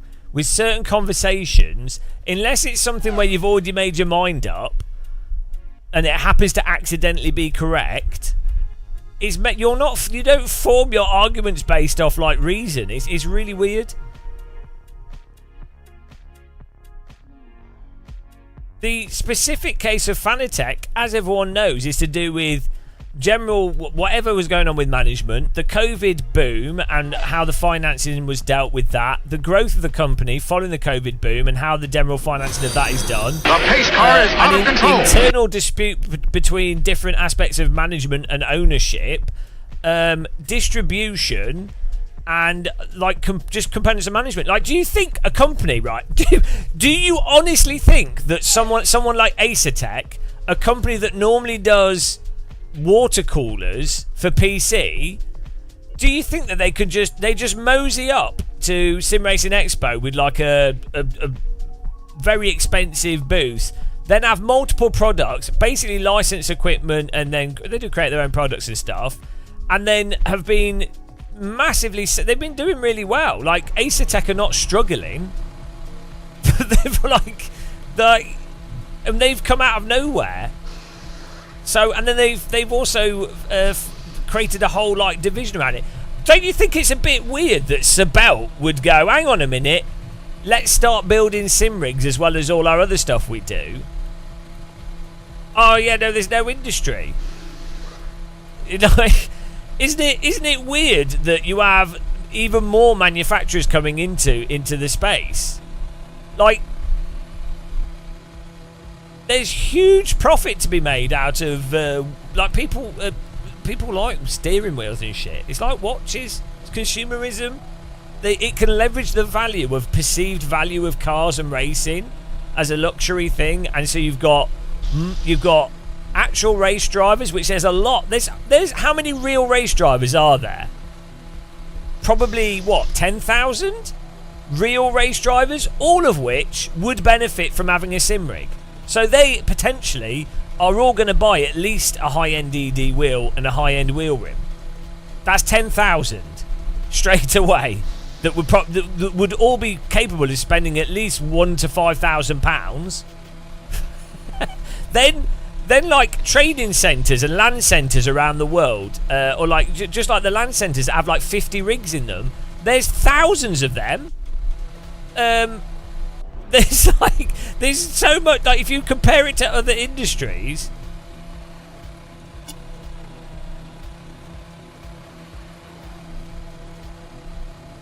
Oh dear. Okay, let's go. Here we go, second race.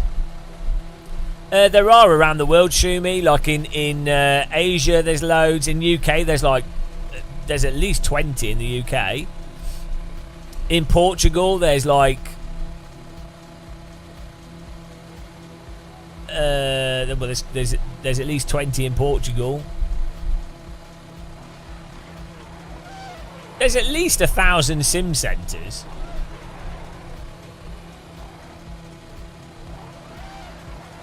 And each one typically has at least 15 sim rigs.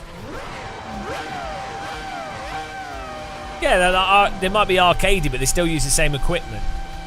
Yeah, but probably is 1,000. Like, I don't know, you get the number, but it's going to be like, I would say probably at least 3,000. So why, guys, are you doing that?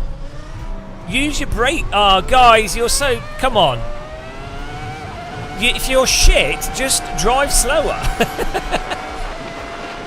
Oh, Jesus Christ. Bloody hell. No restarts. Guys. Should we do a reverse grid second race? Did you all quit the server? That's what we set up now, I told you. We've got it so we do 2 races on each 25-minute and then a reverse grid second race. No, we've been doing that all evening. That's what we've been doing, and I've literally said it 5-10 times. Even on the previous server I was saying, yeah, well I said it multiple times and it says in the server at the top of the screen, so like if you're not paying attention, that's your fault. I can't say it like every 2 minutes tailored to every single person in chat. Literally the last 3 things we've done have had 2 races. The first race we did today as well. It's 2 races.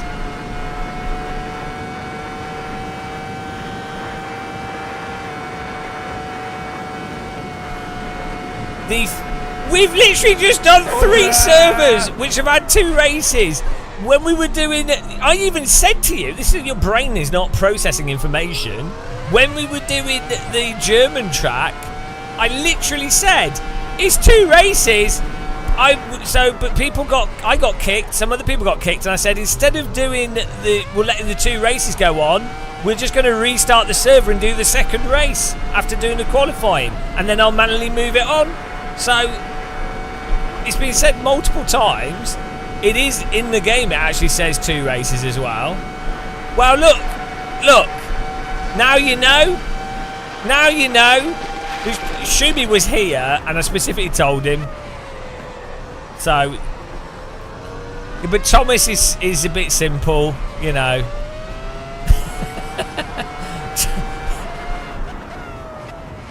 What can I say? No, I literally told you. I can't help it if you don't pay attention. Alright, Max. We're doing another race after this. You'll have to wait 12 minutes. God forbid you have to wait 12 minutes for the next race.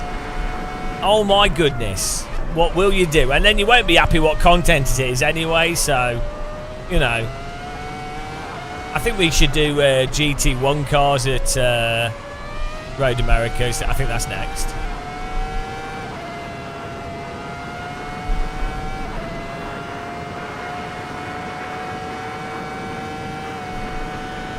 No, I'm in second, so I'm the best.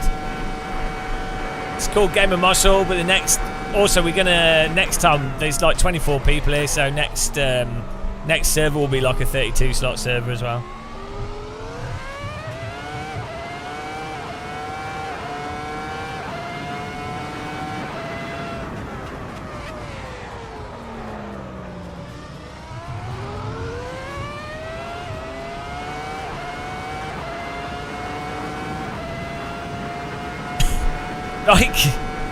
Like the thing is, we have I'm driving, I'm talking about, I'm like economics, all these things. I'm being so sexy. That's what we mostly do here. Educating people, informing about the shape of the sim racing industry.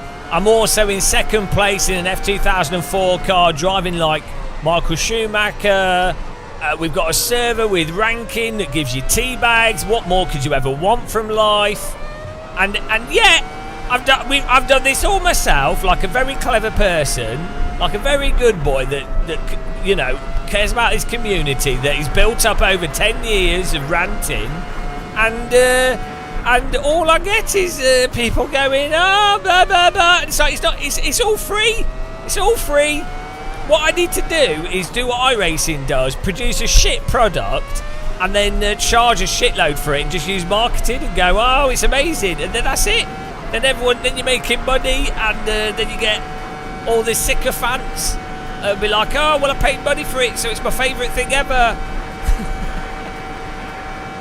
I'm not a league admin, though, Skywilk. This is not a league admin. This is. Also, it's not that hard if this is my second day of setting up a server. So, you know, also, league admins are noobs because they're not actually racing and driving and talking at the same time and live streaming to 2 platforms, are they? So, actually, no, league admins are they're pathetic. I'm multitasking on 10 levels.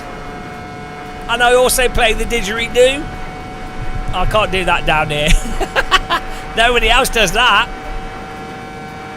So, you know, I'm basically the Stephen Hawkins of sim racing server administration. Potentially getting first here.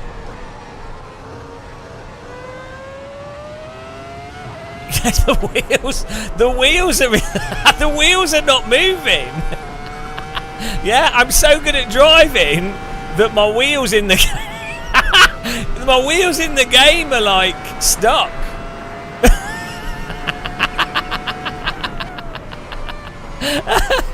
I don't know what's going on. It's a new camber. We're constantly turning left. Why is it doing that? Ah, that doesn't help. Look at them. Look at my wheels. Ah! Look at the wheels. Ah! Oh, the wheels. I see no problems at all with AC. New setup. This is a really good way. Ah, what are you doing? Ah, laughing at the car has cost us 2 places there. No, this is how you keep the front tyres warm.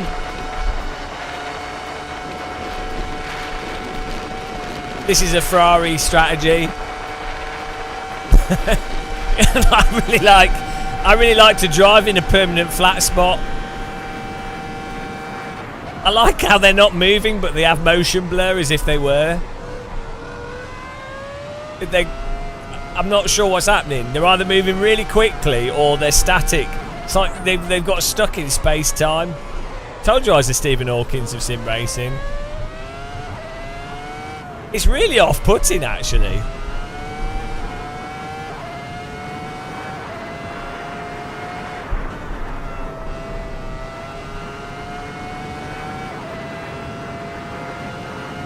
They're just fake wheels, like, you know, those little cars that have a wheel under the bottom of them, those drift cars.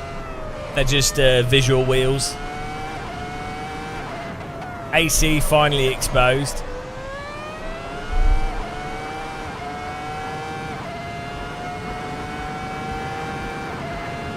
Can you imagine how bad the flat spot would be if you were to drive 4 laps around Spa with locked front wheels at this speed? We'll be driving on the...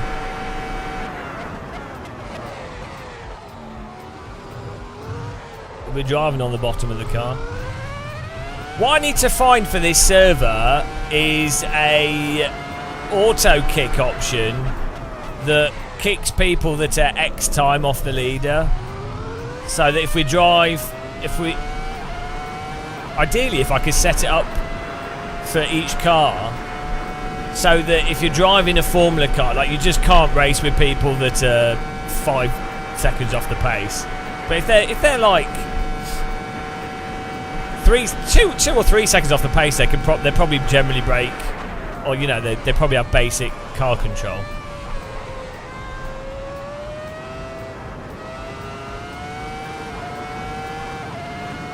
It should be on, but I couldn't find the setting to adjust the actual value. Yeah, that's what I'm saying, Shumi.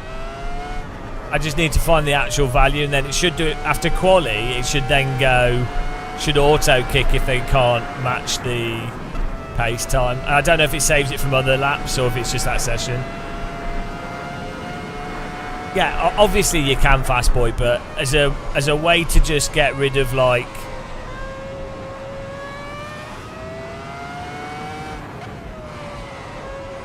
You know, yeah. I mean, if you're 5 seconds on, if you're 5 seconds off in a F1 car, then you're not even vaguely driving the corners. It's in the session tab, on the server app.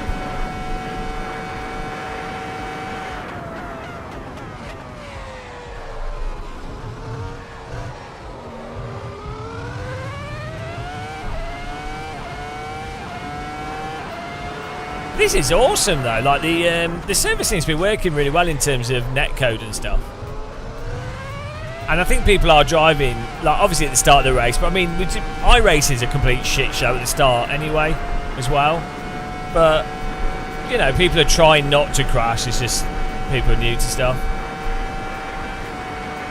What's in the new Pure? I need to install that. Have they updated it so the skyboxes work with linear colour space?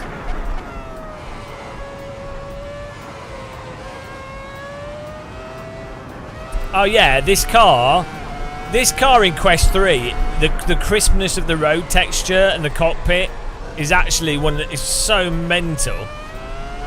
Hello, Random Call Sign. Guys, go in there, subscribe to Random Call Sign on YouTube and Twitch. He does topless pole dancing videos, some of the best content. Review videos and piri-piri tips. Give him a follow. If you haven't, surely you need to.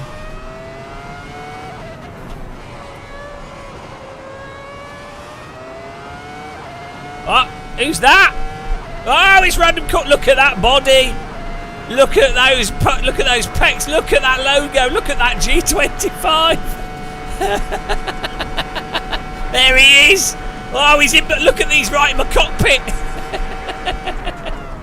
He's got his logo right in my face. He filled my car with his logo. Should we have it again? Oh no, that's Matt Malone. Wrong button. Oh, I've lost the button. Hang on, I want more logo in my face. Here we go, here we go. Get ready, prepare yourselves, guys. Look at that. Look at his walk. Look at, he's not even looking, he's not even giving you eye contact. He's just looking away. But he knows what you're looking at. Oh, look at the grip he has on his wheel. Imagine if you were driving an F2004 car in real life for the first time. And, whoa! And then, oh, second place. And then a fine Portuguese specimen just appears in the cockpit. Dingling his dongle in your face.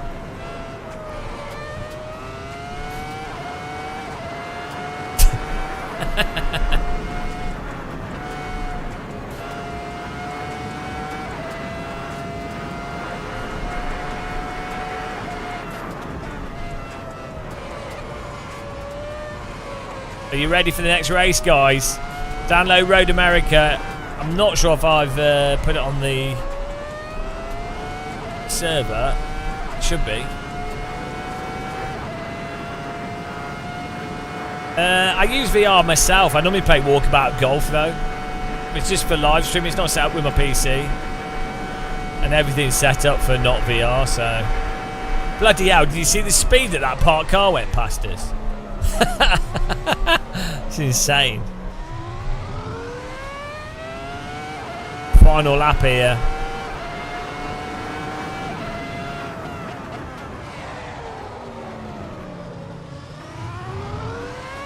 Actually, F2004 Road America would be really good. It's already, I'm already thinking, for Game of Muscle servers, if I was going to have more than one server, I think you could have, like, basically, one server that's every single, it's this setup, so every single race, like, every hour, there's a different car track combo. It's a 25-minute quali, and it's race and reverse grid, right? But so that's a good like all-round server just for jumping fun, dicking around. Then it'd be really good to just have one server that's only MX5. Maybe even if it's just MX5 on one track, same track all week, or even if it was MX5. Reverse grid thing, but it just changes the track. It's only MX5, so same format as this, but it's only MX5, and it's only tracks that would be good with the MX5. You know, so it's just like an MX5 server. And then it'd be fun to have like an F2004 server that was all like good Formula tracks with F2004, like all the Formula tracks. Problem is, so that's 3 servers. You'd never keep them full. You know.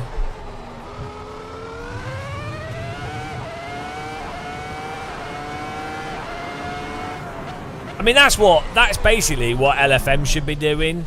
LFM should just be running a MX5 series and an F3 series, and that's it. That would be fine. I don't know, you know, and it should be a race. It should be an MX5 race every hour. This is all pre-recorded, yeah. The pace car is out of control. But even, to be honest, actually, even just having 2 servers, MX5 server, because MX5 is going to be the easiest, most accommodating thing to accommodate the vast majority of skill levels that play AC, while still being a fun car to drive for anyone, generally speaking, right? And it's a car that's in the game. It's simple. So that with it doing a race quali, 25-minute quali, 2 races, and then it changes to another track. Same thing. Just does that. And then this server goes through just awesome content. That's actually fine, isn't it? So that would be pretty cool. Guys, don't drive into people at the end because it costs you tea bags. Right, well done, guys. Adam Suits first, Alan second, myself third. Another Alan in fourth, K-Dog fifth. Nice. We're going to go to Road America GT1 next.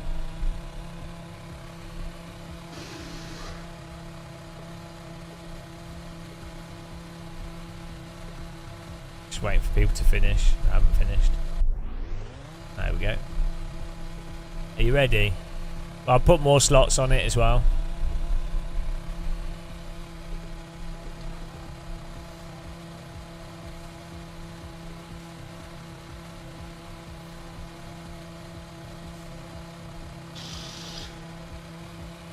Yeah, I'm just getting it. I need to update it.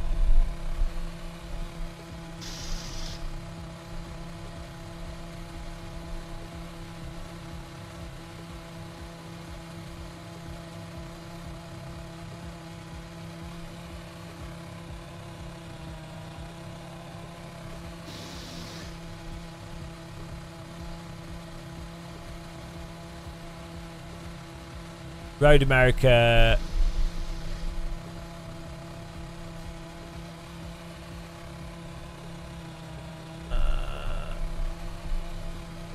The link's on the YouTube description, but I'm going to add it to the server.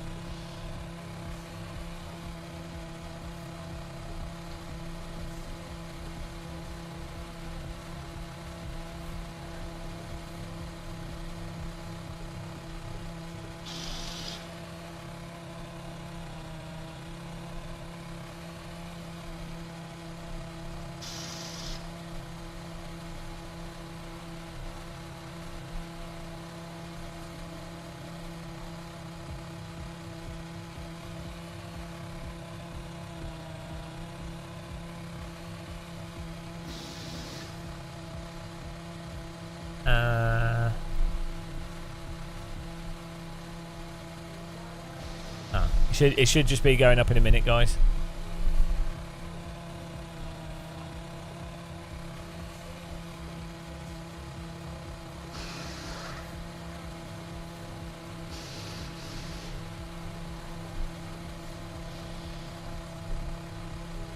There you go, it's up.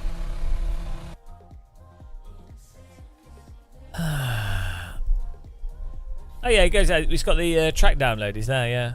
So you just get it from that download link in the server message. I'm going to turn my grass up,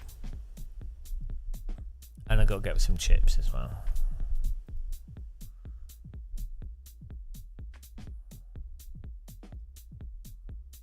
I could just turn the track details up.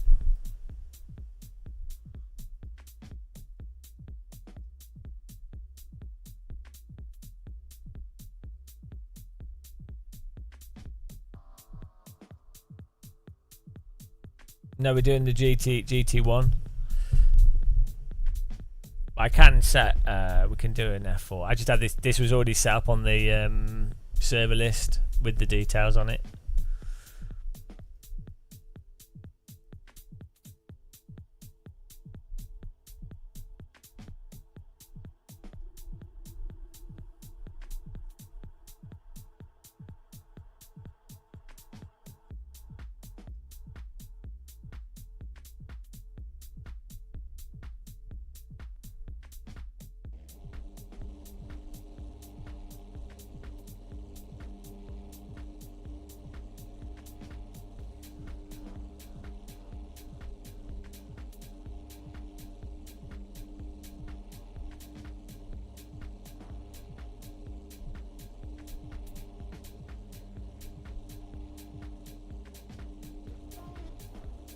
Remember, if you've got a good lap time, try share your setup. Right, where did someone say that? Where's this setting for the percentage thing?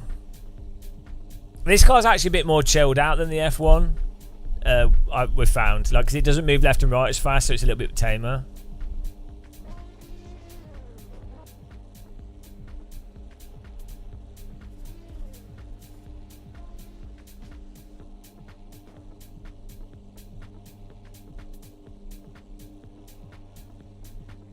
Is it in the event details?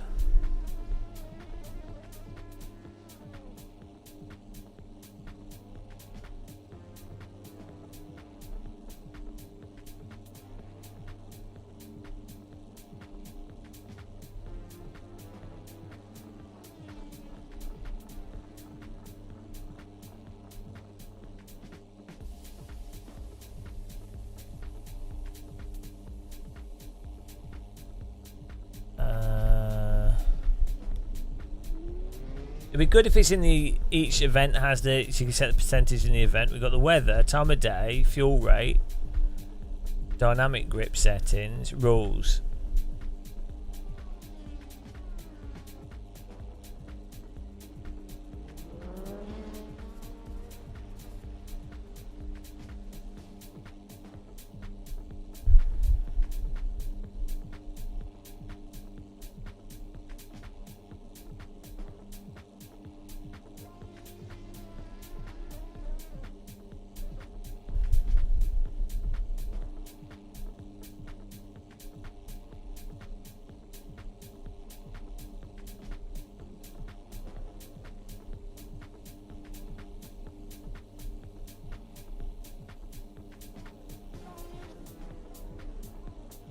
Yeah, I don't think it's on here. It needs to be in the...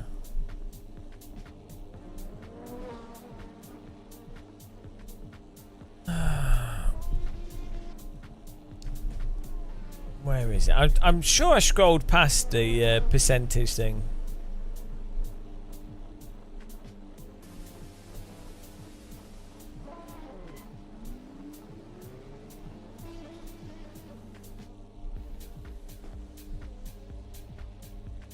I don't lift weights. Probably nothing.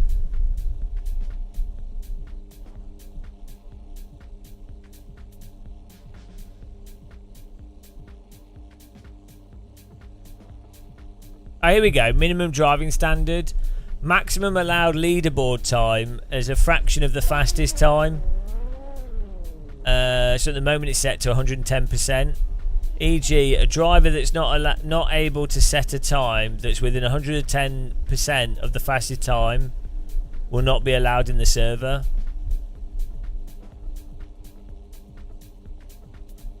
So how does that work? What's 110%?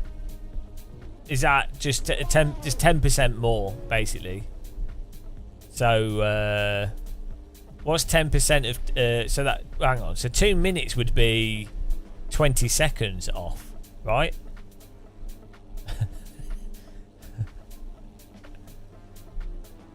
What's 10% of a 2 minute lap time? 12 seconds. Yeah. Oh, it's 120 seconds. Yeah, there we go. Yeah, 120. Yeah, okay. So 12 seconds is ridiculous. So you want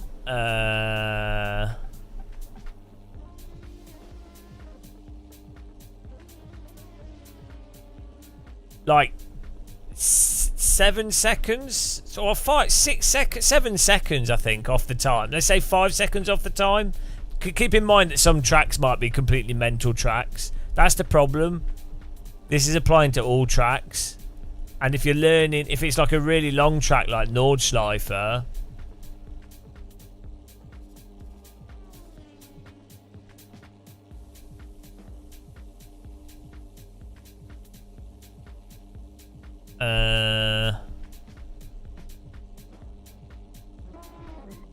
yeah, the problem is 4 seconds is not much on some of those crazy tracks that we run. I know, but hang on. No, because it would be 12% of... yeah, no, because it would be... What's... If 7 seconds... If it... Nordschleife is 7 minutes. So what's... 12% of 7 minutes? That's going to be like... it's going to be like a minute, isn't it? It's going to be like 30 seconds.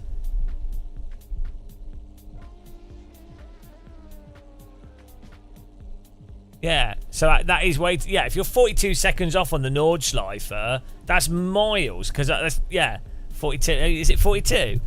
It's a meaning of life. So yeah, actually, because it's a percentage, it's actually all right. Because you would have to be so bad to be 42 seconds. Like, it... being like 30 seconds off on the Nordschleife is fine if you're new, but... yeah, I think we should make this... should we experiment with putting it 10%?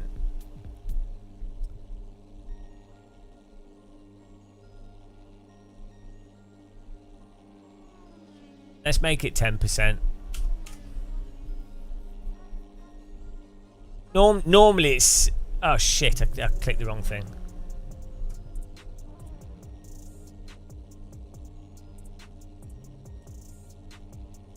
Where is it?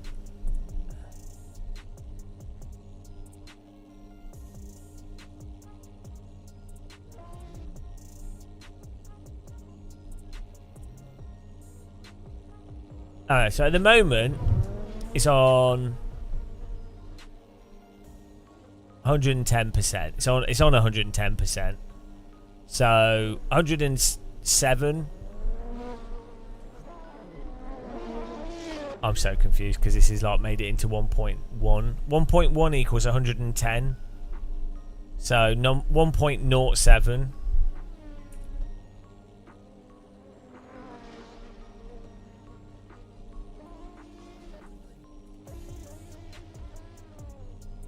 So 107%. Unless we got this wrong and it's gonna...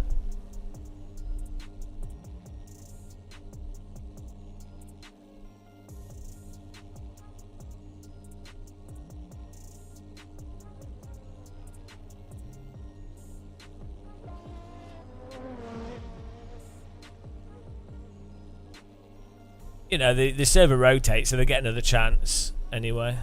There we go. No, I have to make it percentage. Right, let me just get my chips. We'll be back in a second, guys.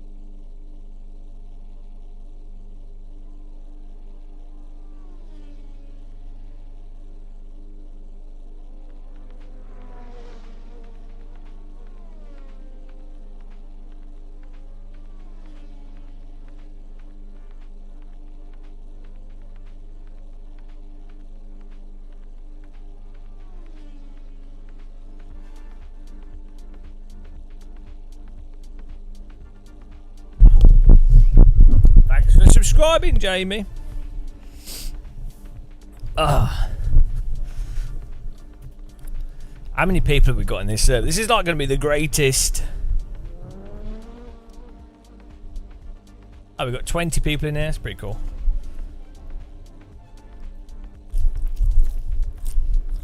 I honestly think we do. This is actually the best server that's on Assetto Corsa. I'm modest.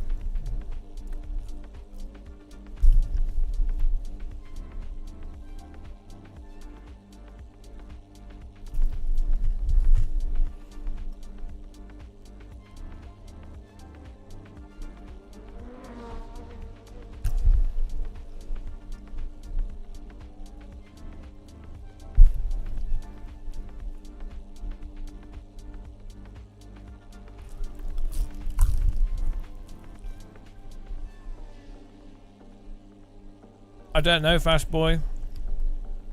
I think you just have to set a lap time at some point. Maybe even historically.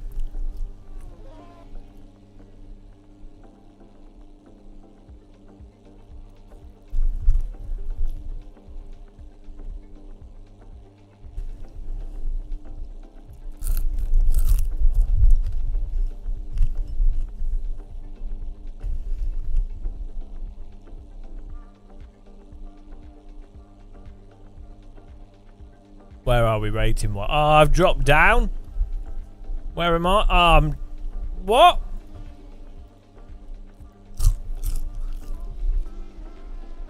Oh.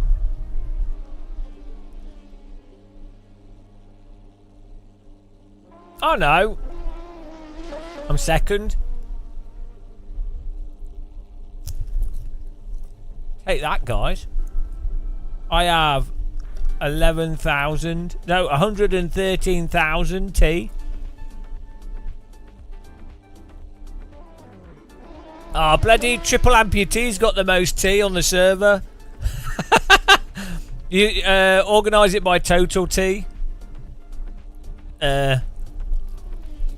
Total money. It's the on the like five along.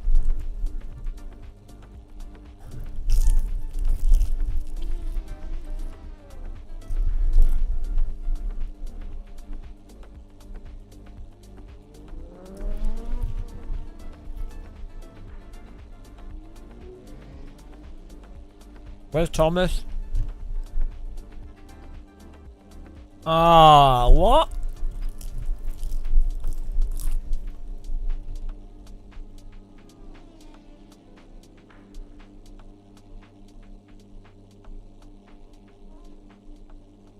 Oh, maybe it's messed up.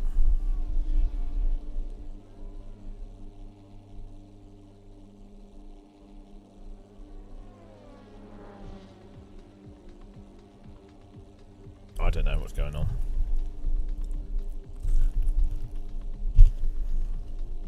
Yeah. What did you click on? You clicked on session T or something?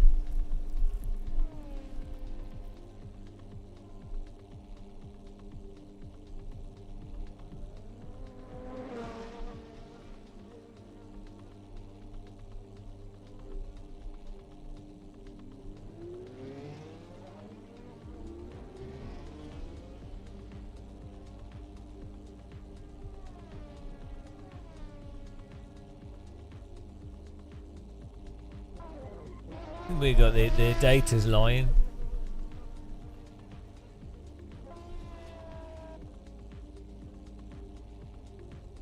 No one else has more tea. So, oh, I don't know what's going on. Maybe you need to refresh your browser, Tom. It's a lie. You've got the wrong data. Is your are you running CrowdStrike Firewall? I think that's what's happening.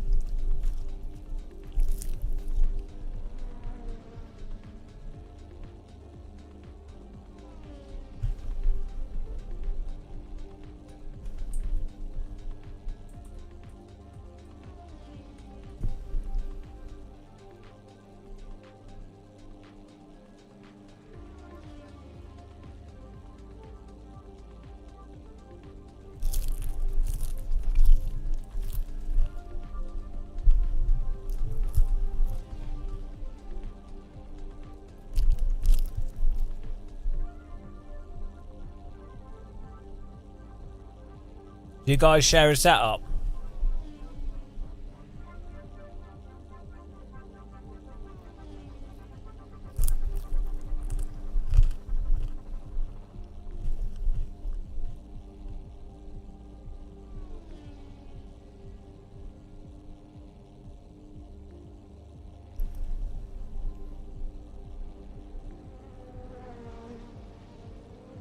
In T-rest rates cut. I mean, honestly, that's just criminal.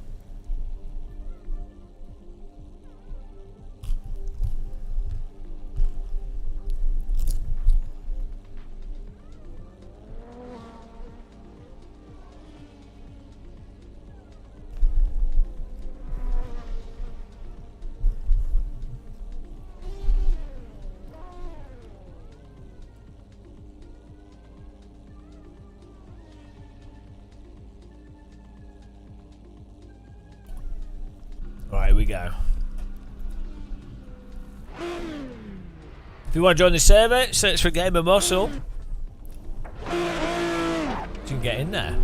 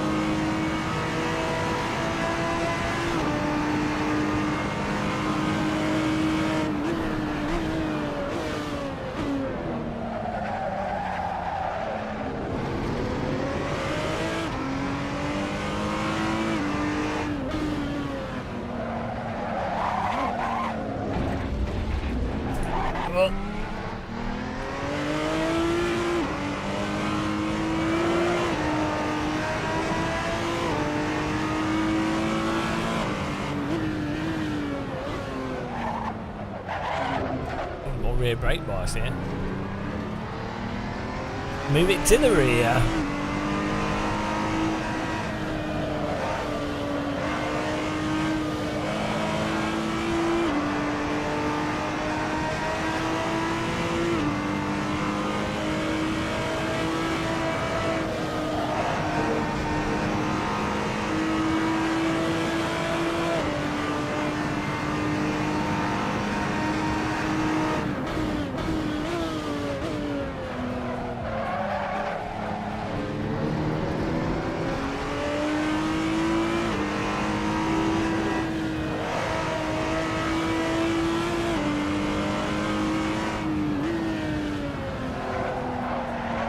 Oh dear. Too much rear brake bias. Probably setup's a bit shit as well.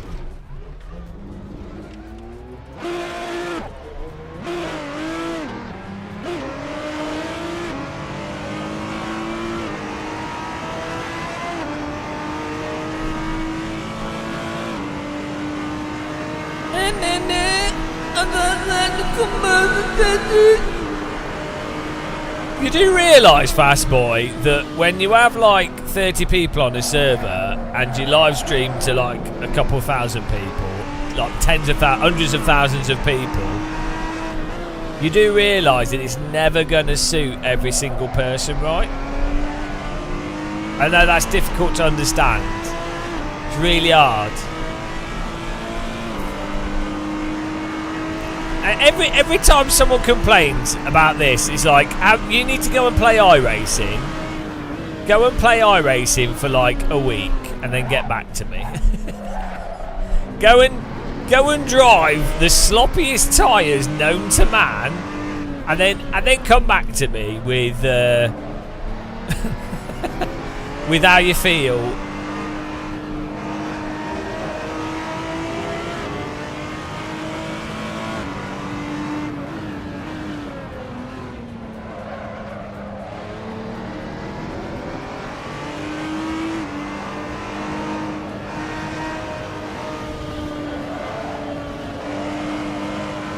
No, because you have to consider what is actually good to race with other people that are different skill levels as well, and then also a mix of what's also fun. Like, this is a really good combo. Well, you can actually, because you can get setup so easily through setup sharing, it's not as much of an issue to get really good setups. Also, whoever's first, we get them to share the set. So,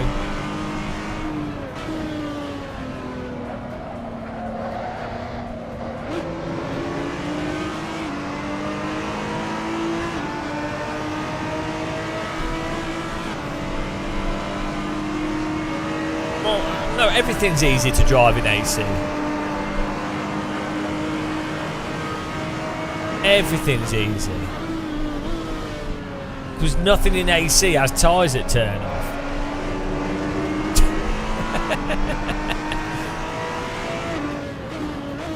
Again, you need to play some iRacing for a week and then get back to me.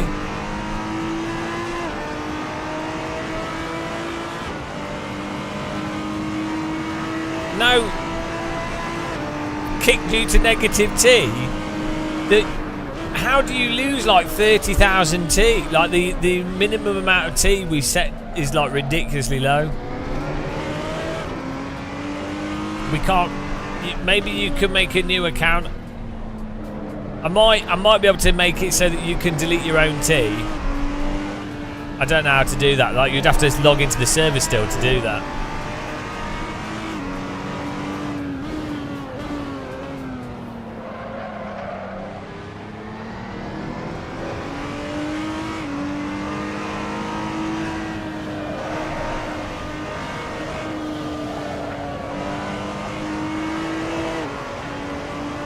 Can you not make a different name and see if you can log in with a different name? See what happens.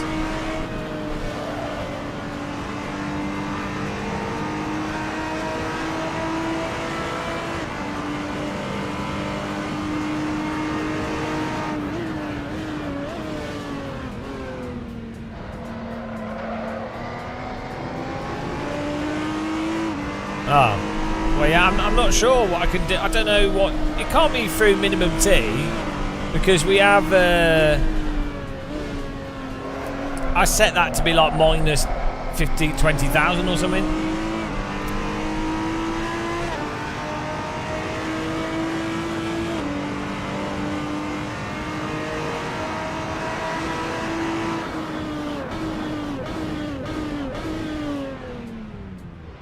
Right, has anyone got a setup?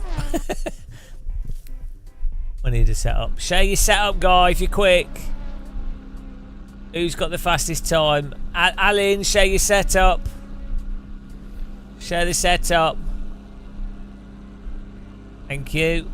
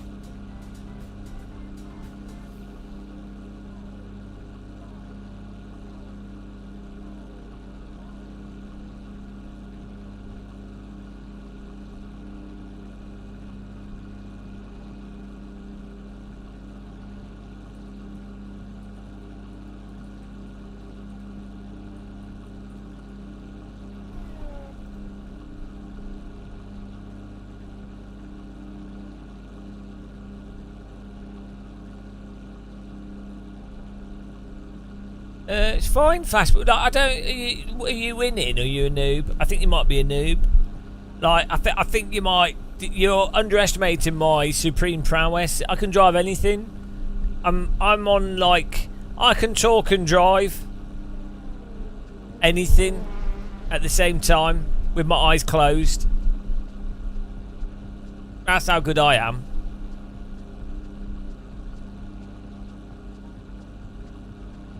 Psychotic's like 3 hours behind on the live stream.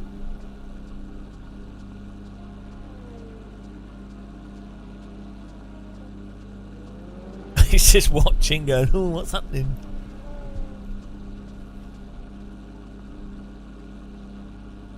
Yeah, my brain's running so fast that my hair's melted. I'm not actually bald.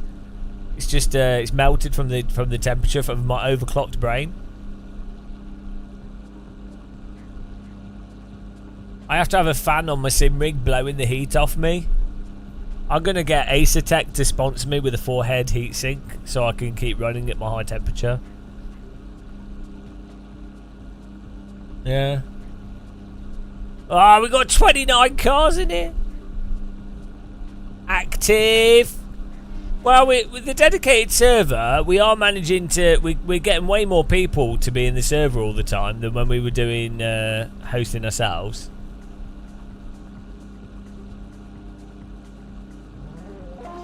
And as a reminder, guys, if you want to support us, you can become a member on YouTube and you get the DD girl blessing you. You can become a member on Twitch. You don't get any adverts. You can support us directly by wasting money through our donation link. You can click the like button. You can subscribe, and you can just watch or just hang around. You can join the Gamer Muscle Discord as well by typing in !Discord. In Twitch. Doesn't seem to work on YouTube. There you go. You can join the Discord.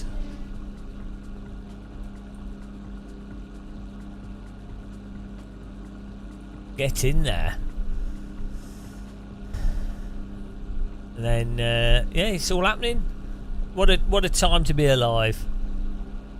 And we have the server information and stuff there as well.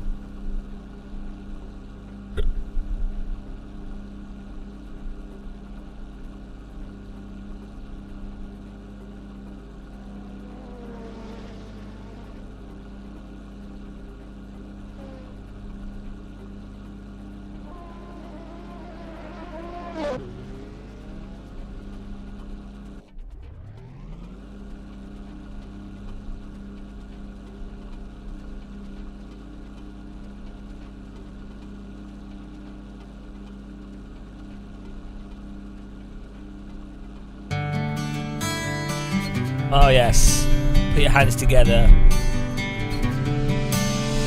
DD girl with a DD wheel. What a babe, what a beauty, what a sexy lady. It's a DD girl with a DD wheel. Tony Canario has her in his ring. It's a DD girl with a DD wheel. perfectly formed servo motors for her legs. It's a DD girl. What a beautiful woman. What a babe. Everybody needs a DD girl. Put a DD girl in your sim rig. She's so powerful and strong. She can't do anything wrong because she's already running at 20 Newton meters. DD girl with a DD wheel. What a beautiful, sexy babe. It's a DD girl with a DD wheel. AccuForce, Fanatec, SINUQ Thrustmaster. DD girl, dreamy girl. DD girl. DD girl, DD girl. What a babe. What a beaut. Thank you. Thank you very much. Oh, we're going racing now. We're going racing now. On that note, thanks Tony for supporting us. Really appreciate it. Blessed be your force feedback. Medium tyres, I think, guys. I'd go mediums if I were you. I would not go softs. Also, I'd put a bit of extra fuel in because this car's a bit of a fuel burner. Here we go, 30 car grid. Are you kidding? 30 car Road America grid. This is mental.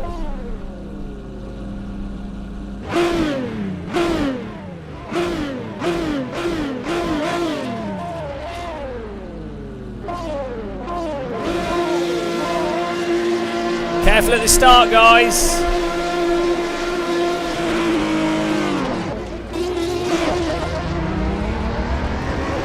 Woohoo! Around the outside.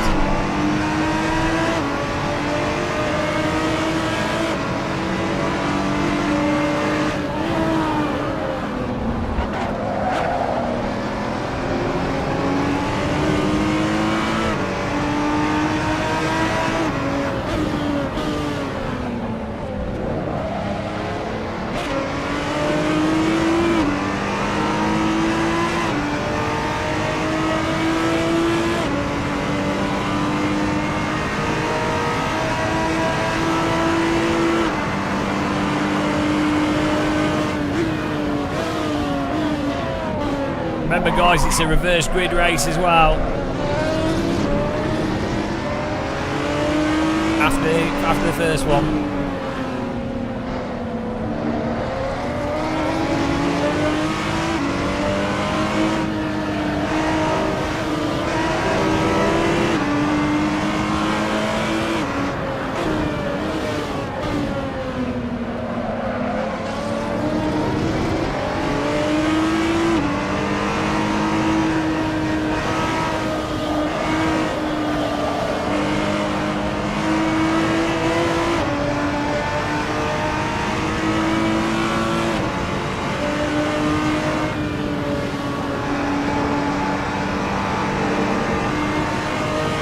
We're in glorious 7th.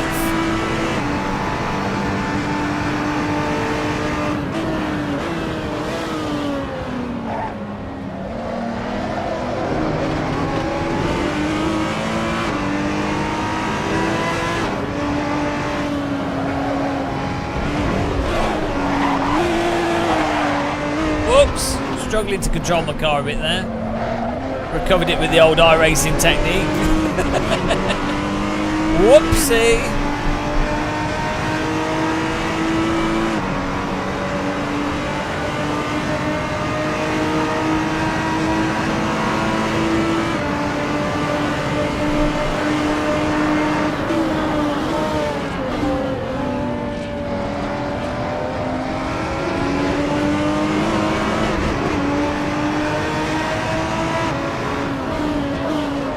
Side by side of you. Beautiful driving, good overtake by Ian Shepherd there. Shepherding his car through.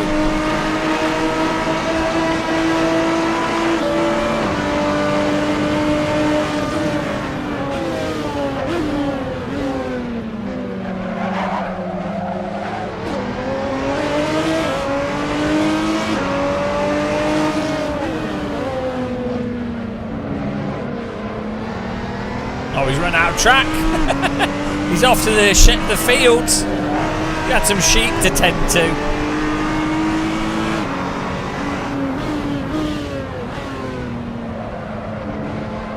And the award for the worst brakes on a race car goes to the Maserati MC12. Drum brakes. Where would you like to brake? Oh, 4 corners before the corner you're braking for. Sounds about right, yeah.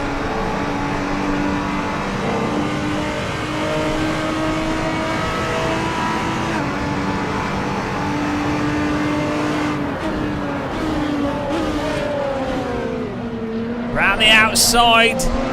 Bold devotee goes. Nice overtake. Not much I can do about that.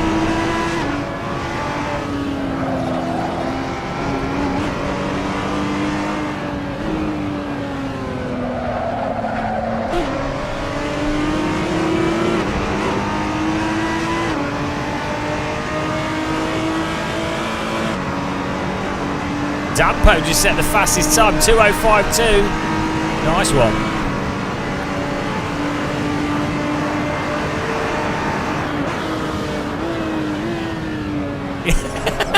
The corner there. He just drove straight on.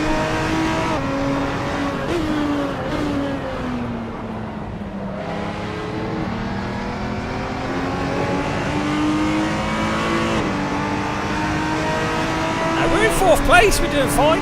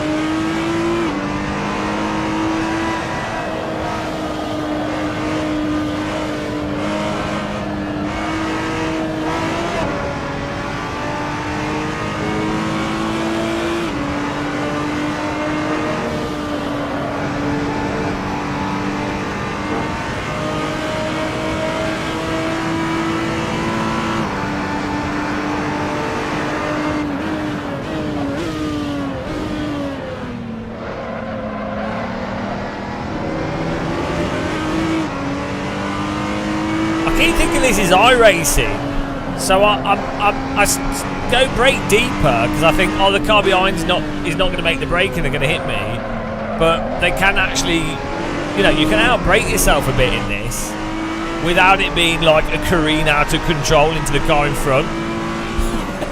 Like the netcode and car contact is so much better in AC than iRacing. New PB for me, 2:07. I'll take it.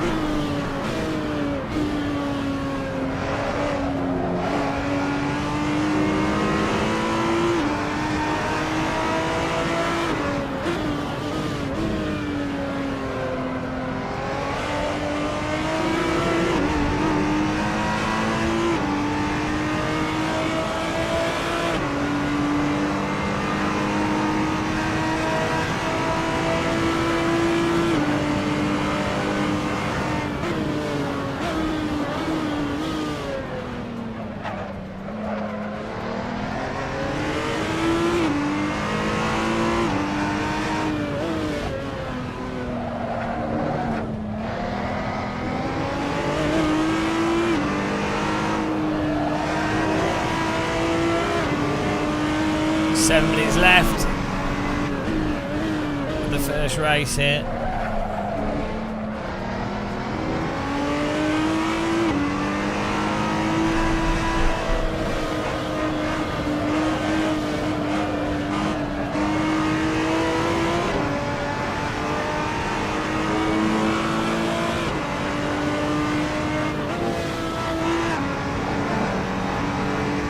Probably could have just coasted through that.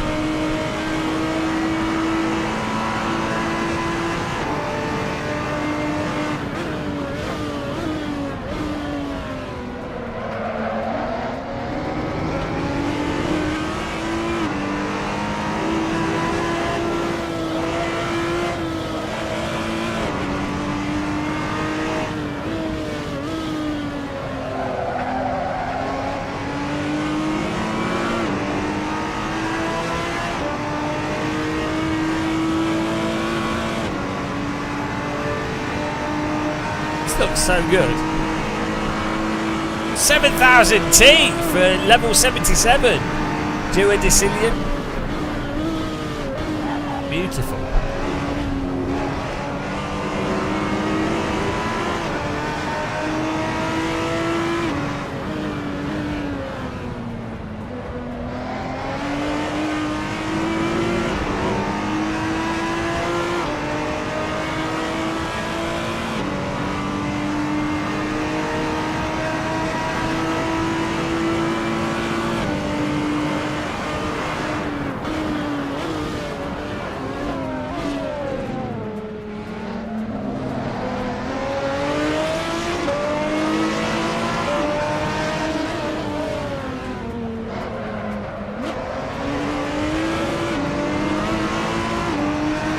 Nice overtake by the amputee there.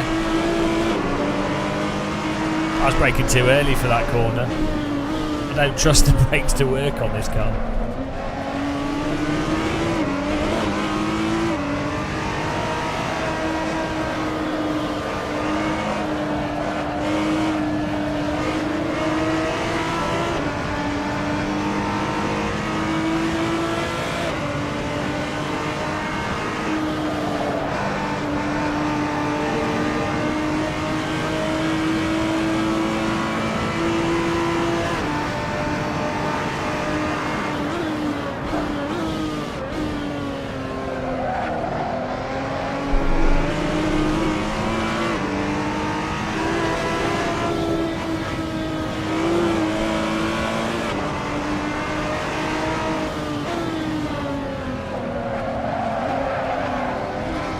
Bloody hell.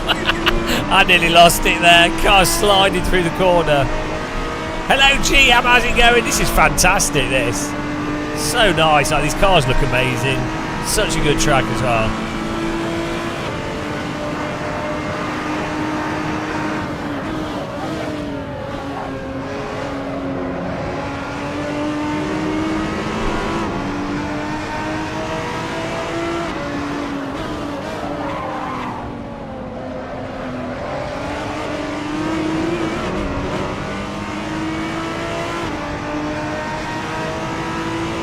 Dumpo's 1.4 seconds in front. He had a bit of an issue. Thanks for lurking.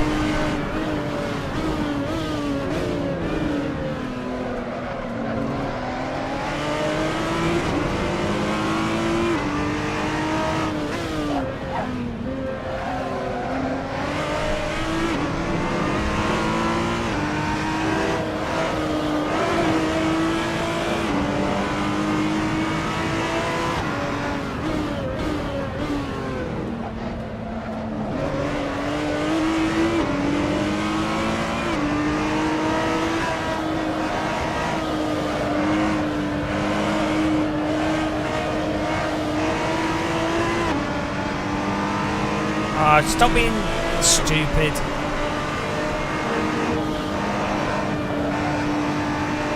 Don't come in the chat and be an idiot. Can't be bothered.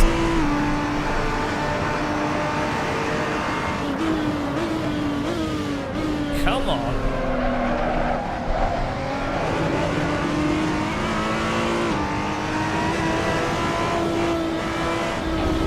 Woo! New line.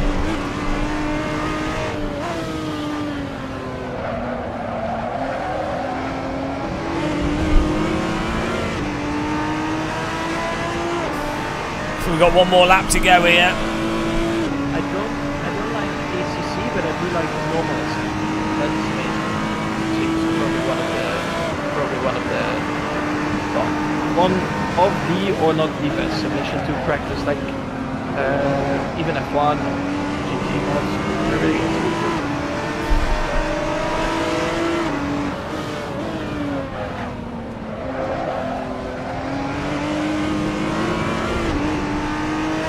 The normal Assetto. Like, it's just so dumb. Obviously, there are some issues with, like, fundamentalists of various, not just a singular religion, there are issues with fundamentalists demanding certain things, and in some cases unfairly getting them, and that being unreasonable. But there's lots of other issues as well. And also, there's as much, like the amount of racism that minorities face also has to be factored into stuff, and how you deal with that.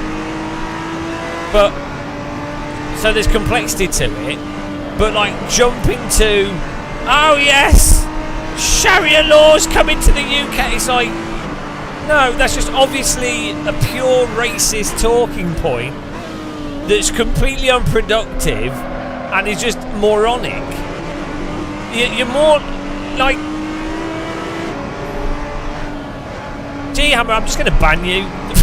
If you like, come in the chat and just be a moron. I like open talking, but you can't just spam blatant racist talking points, even if you don't mean them like that.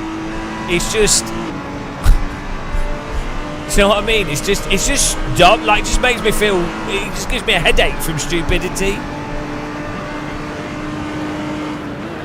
Like the real way to frame the conversation, if you were like someone that's genuinely concerned with, as I say, like some like fundamentalists, whoever they are, demanding like that you take books out of schools or something. You would frame it as, oh, this specific situation, this is ridiculous. This thing happened here. That's a bit of a, you know. Or I really disagree with this specific thing. But to literally just repeat an outright, you know, it's just stupid. It's not even productive at all. It's just just plays into race baiting.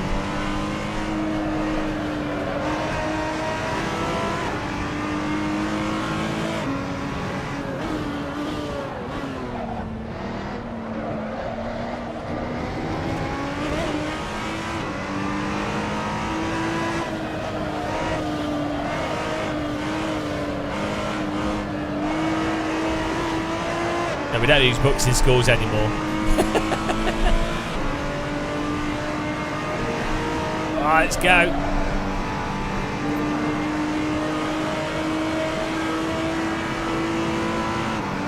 What's reading? What's that about? Remember, guys, after this race there's a reverse grid race as well.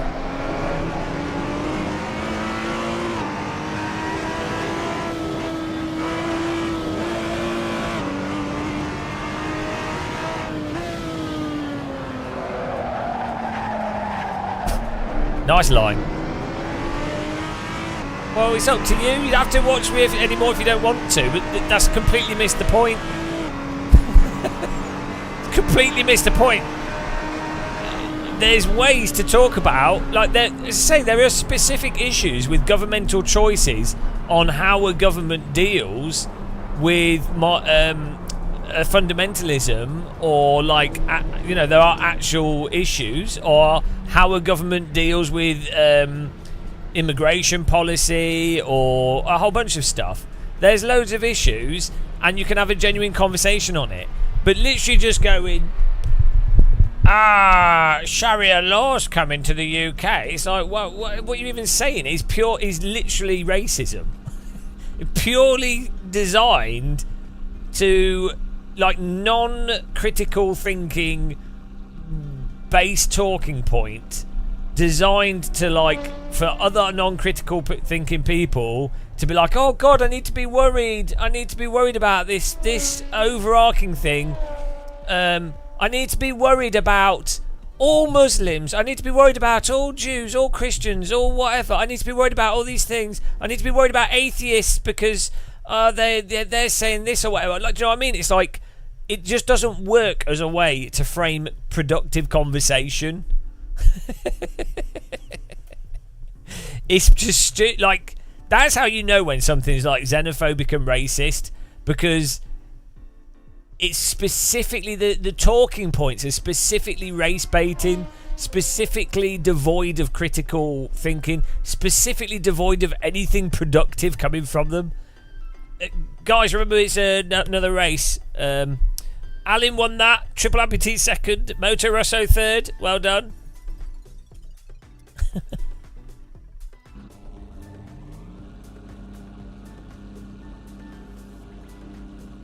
If you're going to be, also in the UK, if you're going to be concerned about anything in particular, if you were going to leave the UK, which is perfectly fine, I don't blame anyone leaving the UK, it makes sense, especially if you're younger, but you would be concerned about wealth inequality primarily, and housing prices, and because those are the day-to-day, like, even if you had like a religious group in the UK, like fundamentalist Christians that were pushing for like books to not be in schools, and they were successful to the degree that they have been in America in some states, even if you had that, it would pale in comparison to the day-to-day practical living effect that gas prices, rental prices, house prices, lack of healthcare, for all this stuff, like it would be like 20th, 50th on the list of day-to-day matters that should be important to you.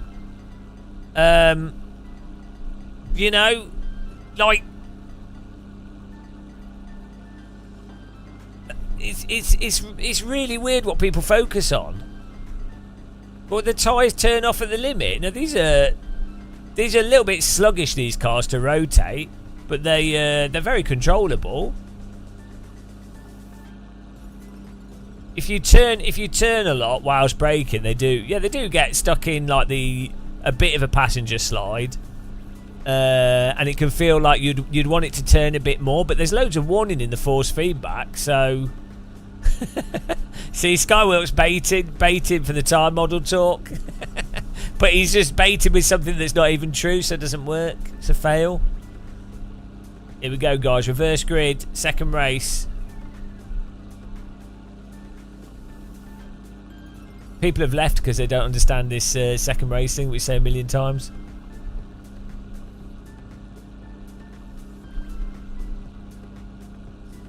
You know, with like the sort of like EDL and stuff, or people that are concerned about migration, or like want to blame stuff on races and stuff.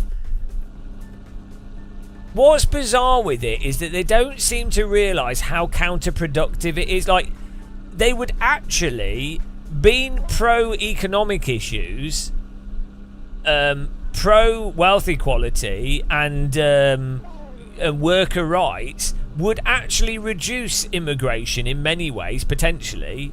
Like, you don't need to even be racist to approach it in a way that would be productive for people that are racist.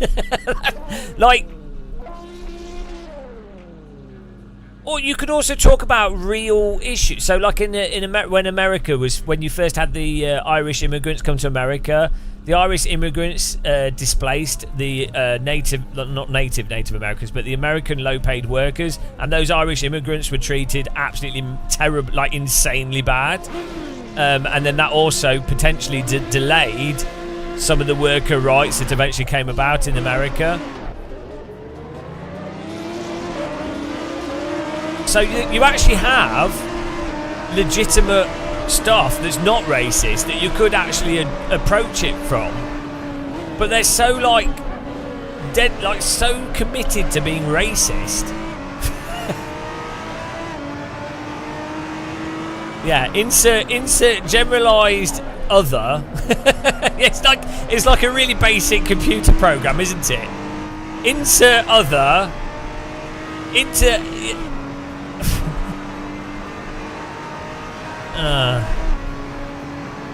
So it's just, it'd be really convenient. It would be really nice if things were that simple. If it was literally a case of, other people are always bad, therefore you just stop the other people and that will solve everything, or that would just make it much, much better. It would be really convenient. It'd be super, super convenient. Because that way you could actually use racism productively.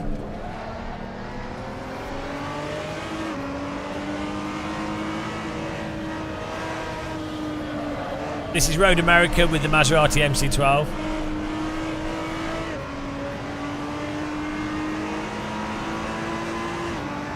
Well, I think the strategy of the UK is to make it as bad as possible so that nobody wants to come here, which I think is pretty genius. I think that's the sort of Tory strategy, and I think it actually worked quite well. But it, you know, so fair play to them on that. Well, you make it so bad that everyone that can leave leaves, and then nobody wants to come here. Then it's perfect. Any tips on the force feedback? What problems are you having? Triple amputee with the fastest lap there. 2:12, nice.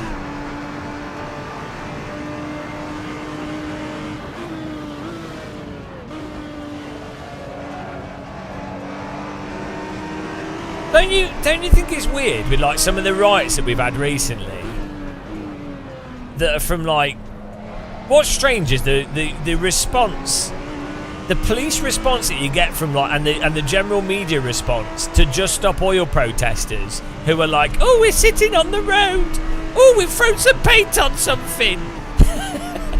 And then you literally have people throwing bricks at each other, tearing up streets. And it's like, oh, no, be careful.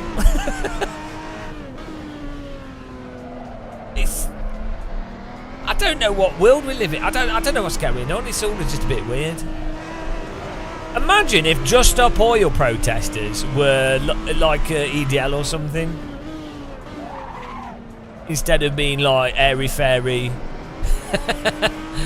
I've thrown some powder on your pool table.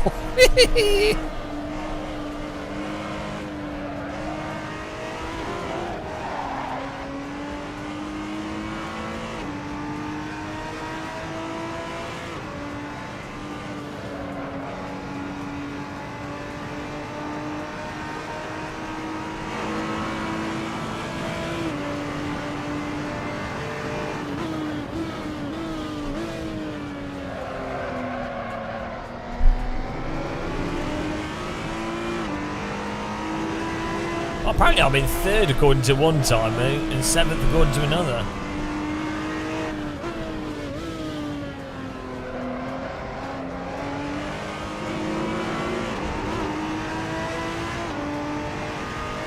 Yeah, like, so for that Just Stop Oil protester, they shouldn't get prison time. Like, prison time should be based on if you are a risk to the general public, right?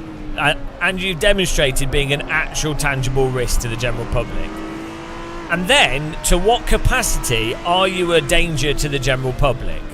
So, like, have you actually done violence to someone? Have you actually, you know, have you done damage to something that's directly connectedly would likely cause a plane crash or car crash or something? Right, okay, directly.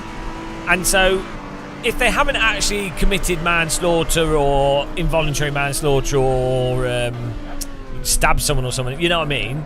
Then what you need to do is you go, right, we're going to tag you and you're not allowed in these areas where you potentially can do these things of danger. But if you've not done anything that's actually harmed anyone, in no way should they be in jail. Like, it doesn't... it's costing people money, and it doesn't even... The point of jail... Well, first of all, jails need to be totally reformed, so the rehabilitation as much as they are a prison. So, and you'd have multiple classes of jail. You need jails that specifically to house dangerous people, of which there are obviously groups of them. So, actual pathologically violent people need to be separated away for safety of society. That's one point of jails. But then the other point should be some people have just been neglected or have no opportunity or have no, like, philosophically are broken, or there's a whole bunch of reasons, or like drug addicts and things. It's like, well, what's the point of putting them in jail? It's just useless, absolutely useless. It's not helping anyone, but it's costing more to put them in jail as well than it would be to offer actual help, like the long-term cost. But there's this weird thing where people want to they seem to think that it'll be satisfying. It's like it's a punishment sort of mechanism. They think that, oh well, if you've got that, it'll act as a deterrent. It's like, well, it's the carrot versus stick thing partially, but clearly it doesn't work, does it? Because we've had jails for a long time and people go to them, and all the evidence that I've seen is that the data supports jails that focus on reform and training and stuff, even within the current structures, tend to have less like people tend to commit future crimes at a lower frequency. So presumably that's the goal, right? I think people philosophically have this temporal thing where it's like an issue with revenge and I don't know. It's just really weird. It wouldn't be satisfying to, so let's say someone assaulted me or someone I know, a friend of mine. It's not satisfying for me if they are in jail. It doesn't make me feel better. It's like, okay, if they're a danger to the general public, then that would make me feel better that the general public's safer potentially. But what would make me feel the best would be if a person that did an assault, violent assault, or did something bad, stole something or whatever, if they then went to a reform centre, learnt and understood why what they were doing was wrong, and then was doing something positive afterwards, that is a more rewarding result for me. Like, oh great, someone's doing something positive now instead of a negative thing. That's better than them just being in jail. Like, I don't know where the reward is supposed to come from through knowing that someone else is suffering, because they're never going to suffer as much as the person they've assaulted necessarily. And why does their suffering, it doesn't offset, it doesn't fix the suffering they've caused. What additional suffering does not mitigate prior suffering. You know? I don't know why that's a common thing that people seem to think.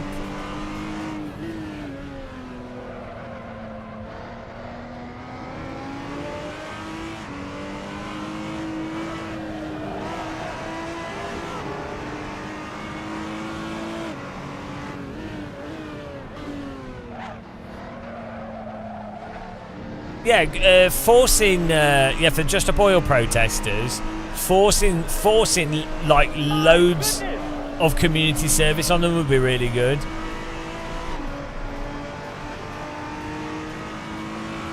My goodness.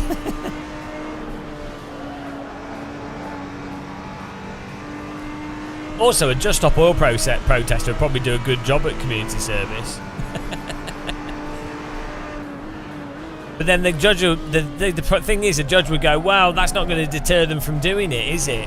And so under the classical sense of how prisons work, they go, well, we really need to give them prison sentences because that's really going to be something that an oil protester really doesn't want to do. So it's supposed to be a deterrent rather than actual... Because actually... The fact that they put a Just Stop Oil protester in jail for 5 years shows that the establishment is terrified of the potential of more people doing it. So, if anything, that should embolden more protesters, because it's an indication of how much the establishment is shitting itself over the scare that more people would do the same thing and not be put off by jail sentences.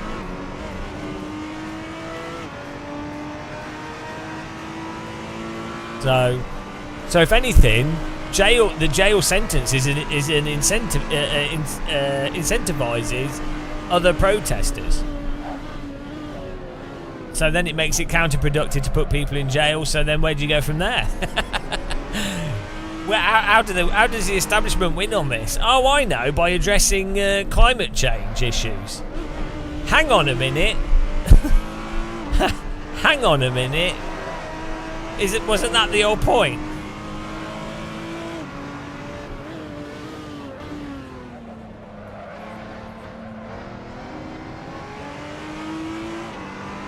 I'm doing a really good job here at promoting clean environment by driving virtually. I mean, I could so easily be driving an Maserati MC12 in real life, but purely because of environmental concerns.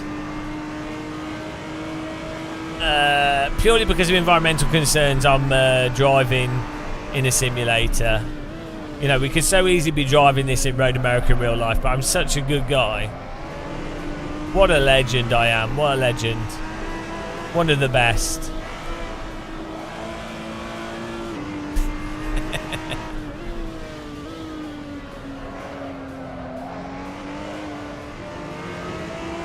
Here we go. Look at that. 4th place. Well done to Mr. Amputee, Alan, myself. What a time. I know we got more laps. I thought we were done. I saw white on the screen. We still got another lap. It's not over till the fat lady sings. Oh, I am Rascal. That's nice. Yeah, really good. Really considerate of you. I think there's probably like a lot of sim racers. Golden Age!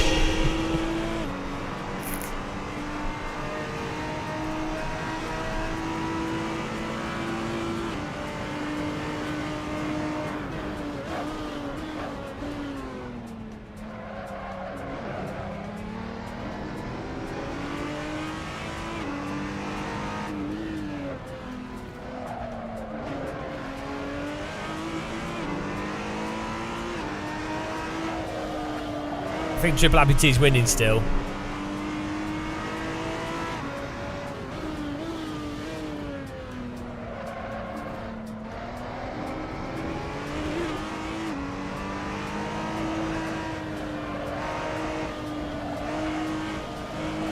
Sim races are all just stop oil protesters, basically.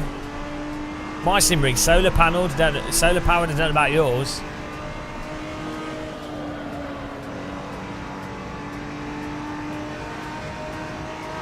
I actually got my portable solar panels the other day for my backpack. I need to test it out. It seems to work. I don't know what actual voltage we get. It's supposed to be 13 watts.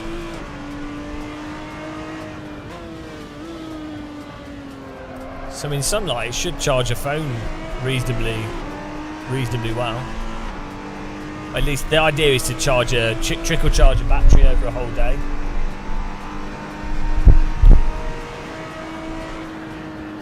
Oh, we got another lap. I keep thinking it's over. This car does laps too quick. What race would you guys like to do next? We could have a nice MX-5 race. Could be good, like a 32 car MX-5 race, or maybe like a Porsche Cup.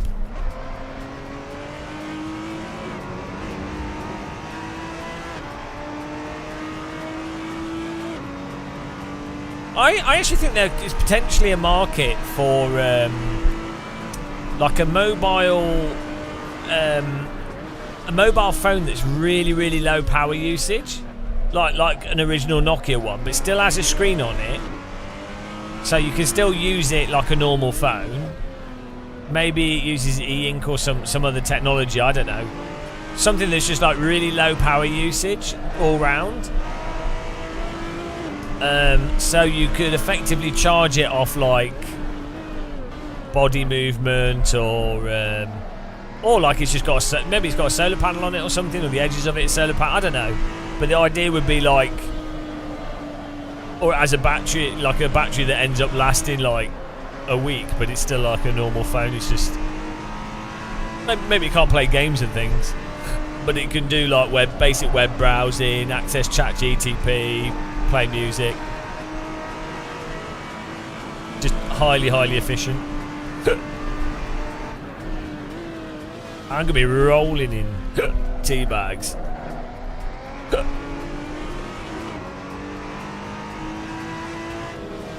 Absolute teabag bonanza. Oh dear, I've got teabag hiccups. Oh no, she's not helping me drive. Oh, well done, Triple Happy Team. Alan is second. Thanks, 07 Buck. We got third. Nice one, guys.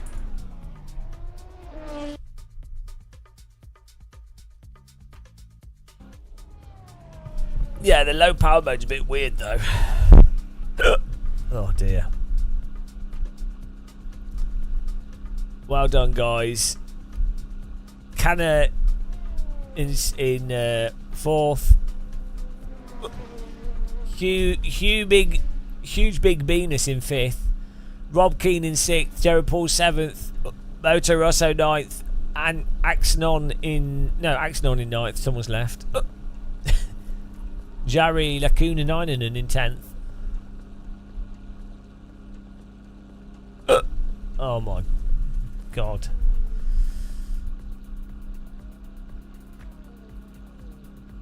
Good racing, guys.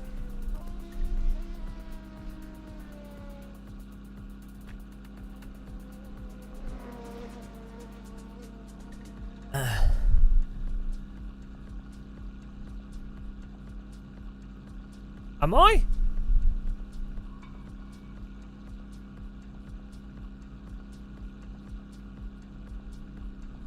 Hang on.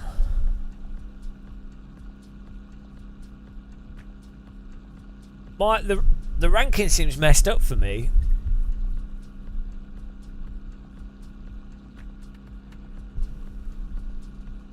It says 3, but then it puts me at the top, which is weird. I think it's messed up.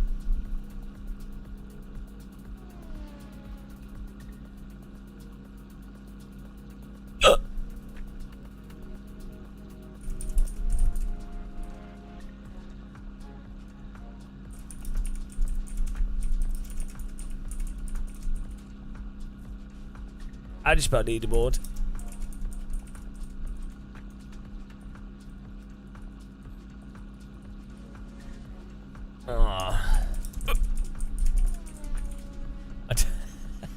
Can't even spell.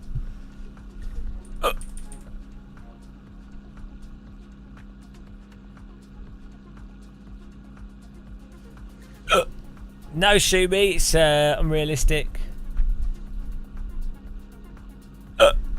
Alright, let's see what's next. Jesus, why have I got hiccups?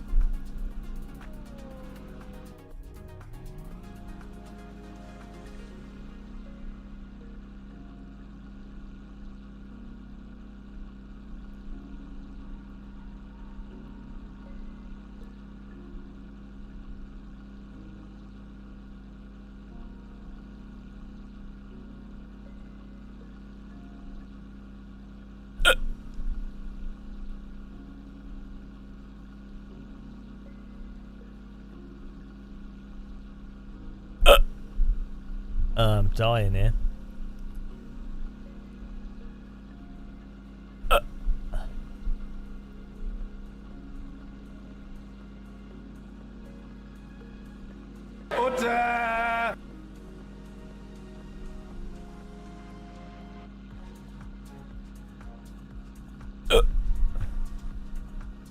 What did I?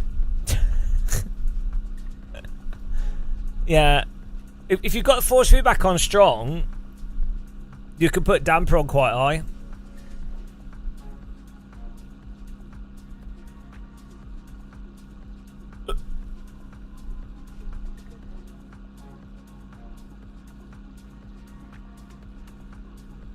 My God, servers up.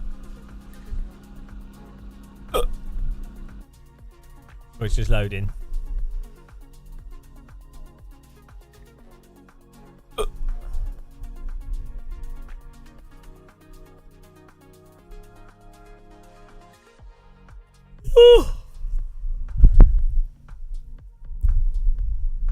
Well, that's why you want, you know, the natural, like the natural damper is more like the speed sensitive damper.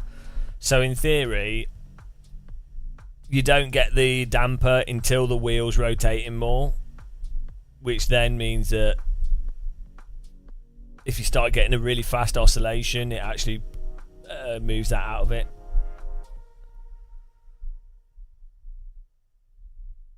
Because it's the damper is probably applying a damper to the game signal, or I don't. It might be applying a damper on the heart. So sometimes you have a damper that applies it to the game signal, and then sometimes you have a damper that applies it on the steering wheel. So if the game signal is really high and your wheel's really strong, if the damper is on the hardware side of it only, it'll always be a constant damper.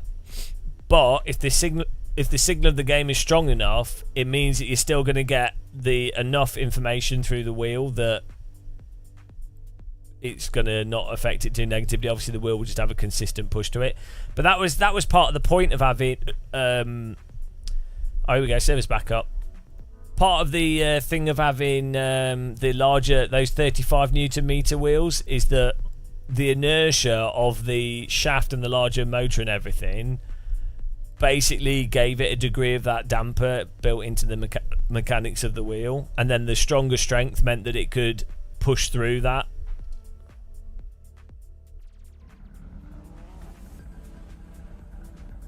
Uh, 20% friction is basically, that's the same as a damper. It's just another way of describing damper. But yeah, so the on newer wheels, having a damper that's mostly for high speed is one thing. So I guess there's the central oscillation, which a bog standard wheel damper will stop that from happening. That, you know, that really central thing. And that central oscillation is from the delay from the sim to the hardware and the hardware response back to the sim. That normally causes that central oscillation. A bog standard damper should fix that because it will stop the wheel from gradually getting worse. Then you have for when the wheel's doing like a big correction, like a natural damper or a speed based damper can be good for that, because when the wheel's going crazy one way and it needs to go the other way, it doesn't have as much inertia to deal with. So it's not throwing itself past where it actually should be going to. Well, yeah, but a G25 doesn't. Sky, oh God, you have like the dumbest takes for certain things. It's incredible. Like, you have this weird you think DD wheels are pointless when they're absolutely transformative to driving simulated cars. It's insane. Like, what you get from a direct drive wheel is so goddamn good for video games. Like, name another type of video game where you can feel exactly what's going on in the video game with the controller. There's nothing. There's absolutely nothing.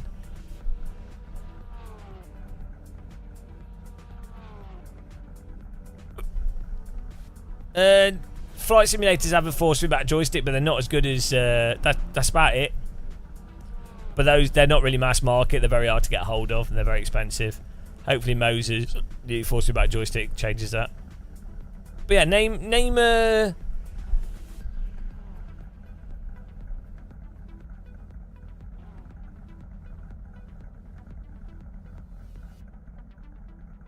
There's no other games.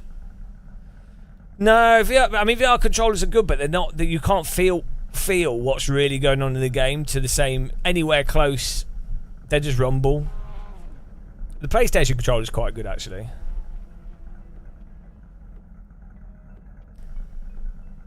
Yeah, there really isn't. There really isn't any other type of game. Thanks for subscribing.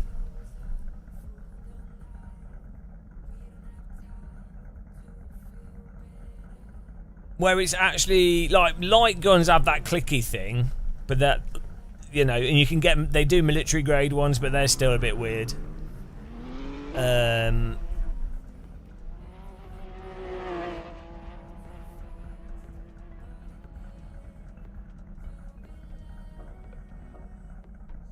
I mean, those golf simulators, I tell you, I'd love to have something like that. You know, like those projector walls, and then you have a golf tee, and you hit the ball into a projector wall, and then the ball continues on in a realistic way. That'd be really cool to have. If you had a home cinema room, I'd set it up so I could have one of those.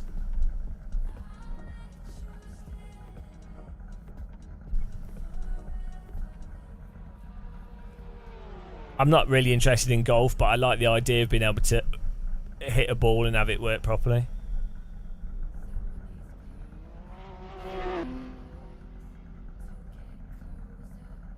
Yeah, I really can't think of other games that...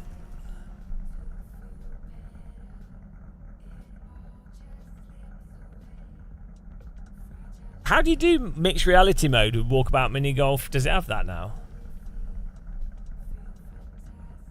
Bloody hell, these hiccups won't go. It's constant hiccups.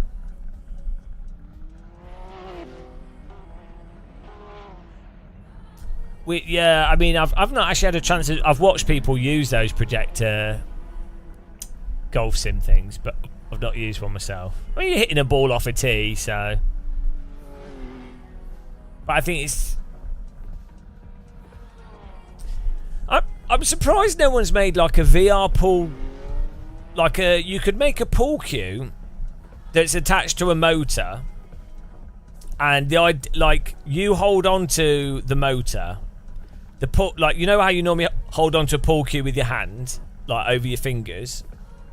What you could actually have is the idea is that you'd be playing this on like a coffee table or something. You have a motor with the pool cue that goes through it, or the pool cue is even like a worm gear or something attached to a DD motor, a small DD or small motor, and then you're physically pushing the pool cue. And then when it strikes the ball in the game, it then resists. I'm not quite... The problem is with all the angles and everything, I'm not quite sure how that would work. You could do it with like a Novant Falcon type arrangement. But then the problem is you want to move around a room, and then you can't naturally move around, so...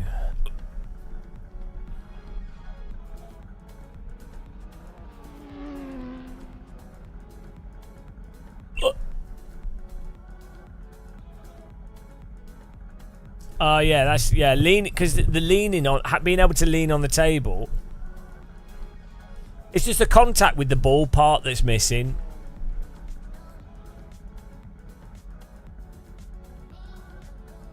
But yeah, leaning on the table is like a really big part of snooker, or like, you know, being stood up against the table. Lud2Gen, you could, but you'd need to mod your joystick. It's not easy to do.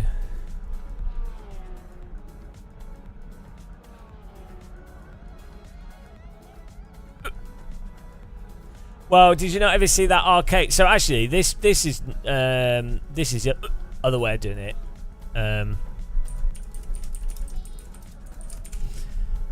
There's a 90s arcade pool game where you had to hit a real ball, and then the ball's on like a string, and do you remember it?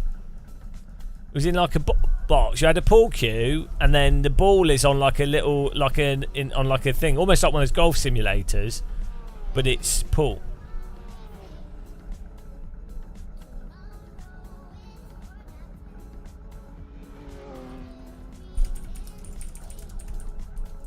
How many people are in this server? Is it filled up? Where is it?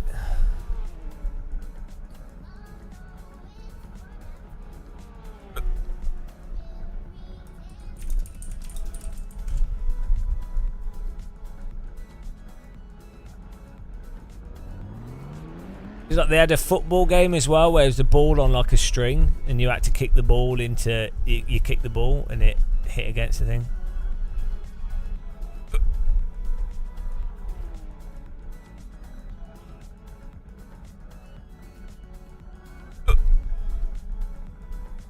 Are there any? Do any of you guys live in London?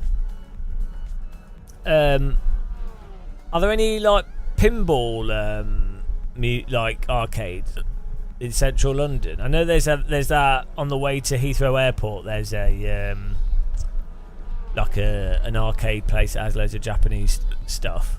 Jesus Christ, these hiccups, guys.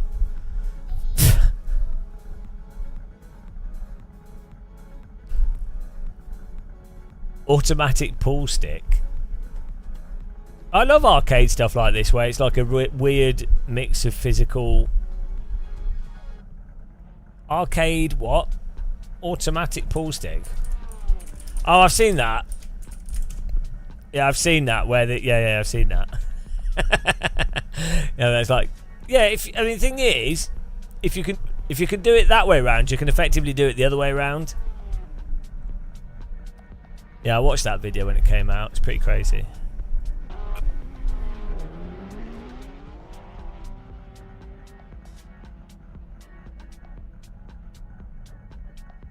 Oh, it's going to drive me mental trying to find this pool game now.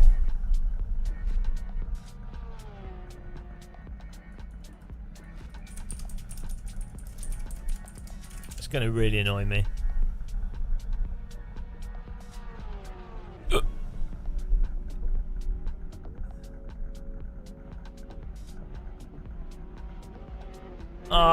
What was it called, guys? Oh, ChatGTP will know, won't it?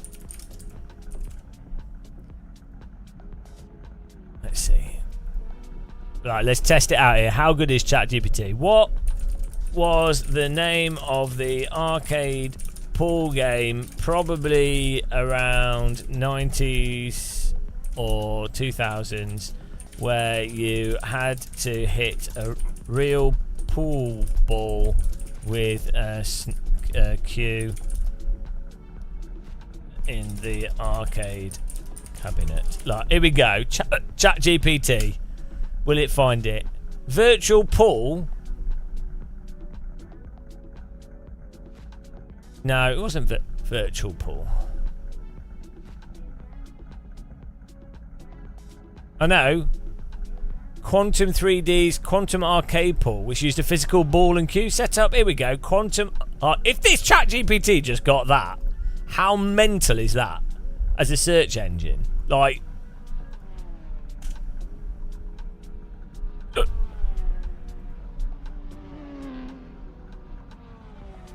it's not coming up. I think it just made it up. It's just made it up, guys.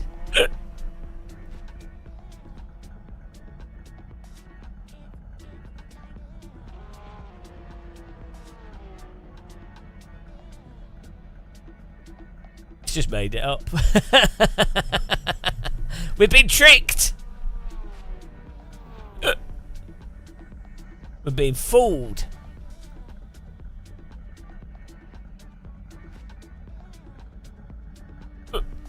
Trickery. Well,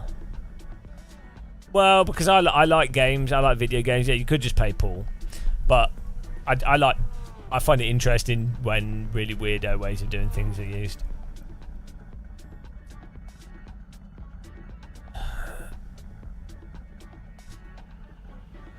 How to now? Right, here we go. How many people are in the server? We got 22 people in here at bloody midnight, guys. You guys are losers. How mental's this? Dedicated server win. Right, I'm gonna get some yogurt quickly. I'll be back in a second. We'll see who's on top of the T charts in a bit.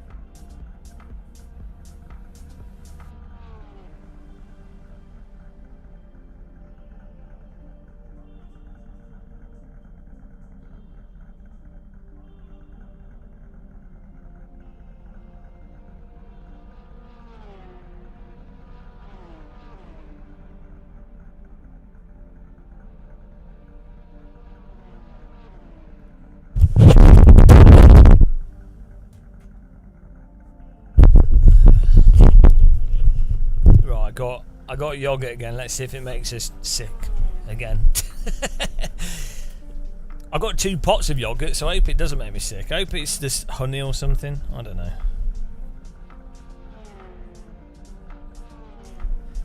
Greek yogurt.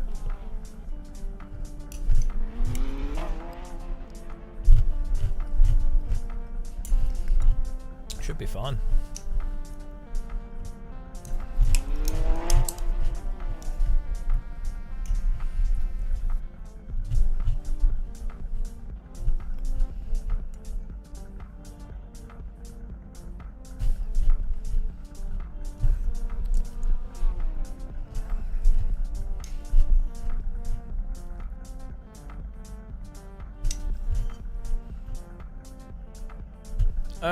Greek yogurt doesn't have much lactose in it.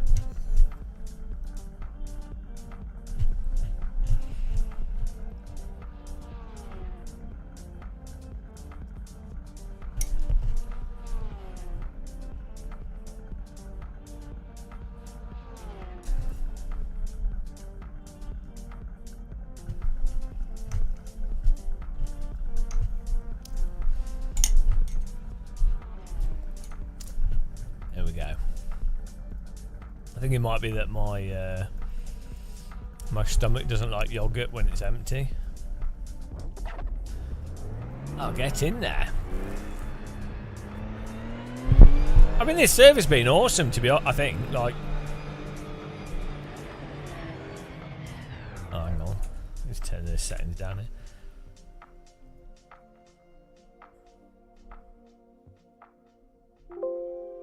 Who needs ears? Don't worry about it.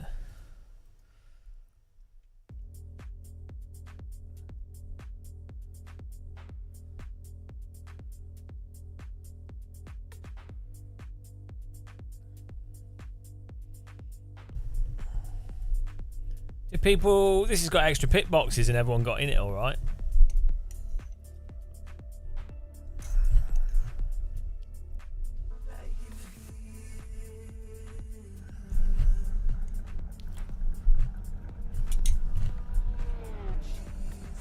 I have 160,000 T, guys.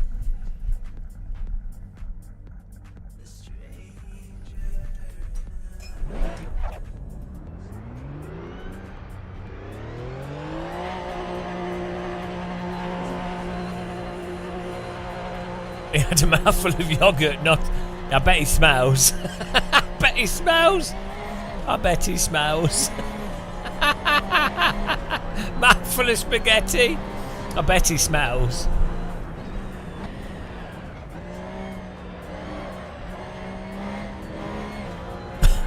I bet he smells.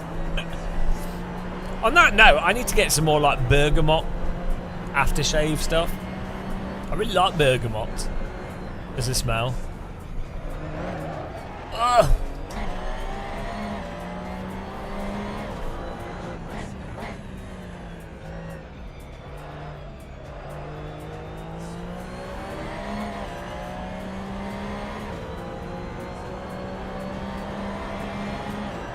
Don't you think it's weird with sim racing? This right here, like these races, with these like 22 cars, and this Porsche is possibly one of the best cars in sim racing for like a driving perspective. It's like so incredible, and yeah, I think people just don't realise. They just don't know, like. Absolutely crazy. It's crazy. Play this if you play this in VR. This is just incredible.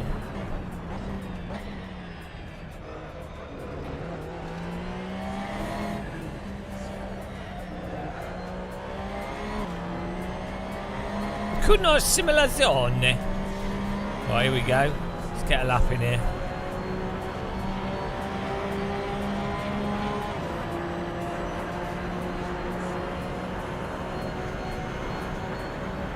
Yeah, it's I rating, isn't it?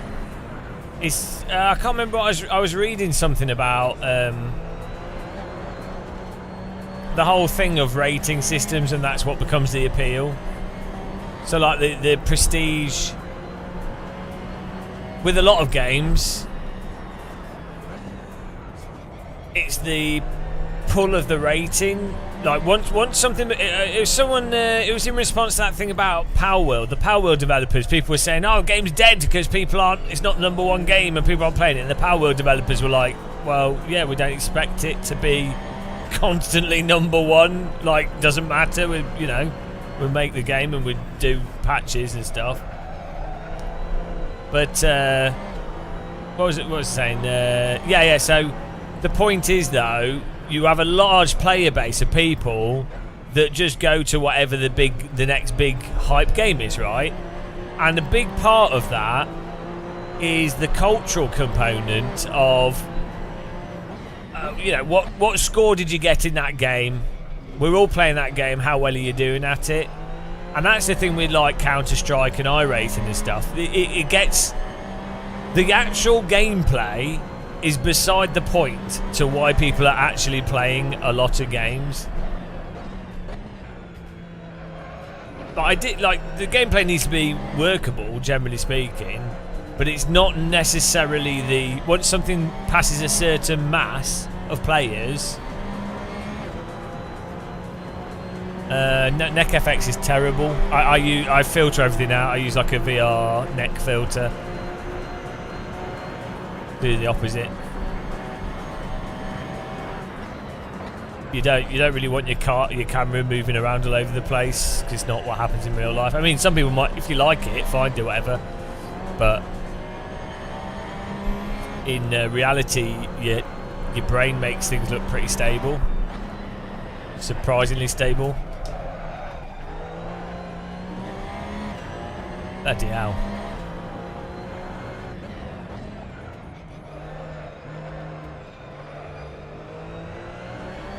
Yeah, I use the VR head filter, but in 2D.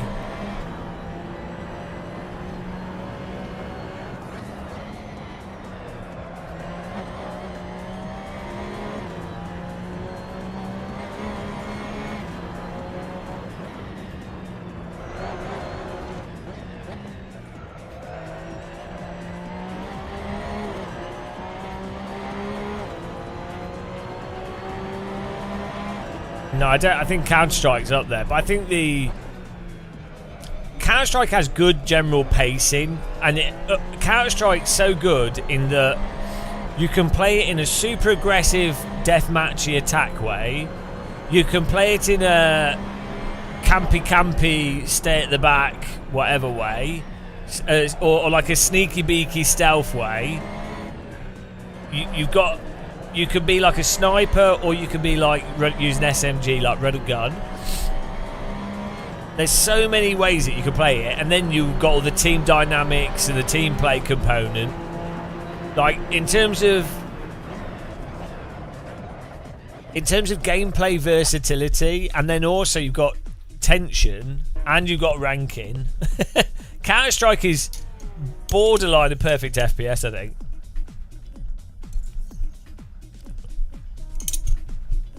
Can someone share the setup? Gimme, can you share the setup, please?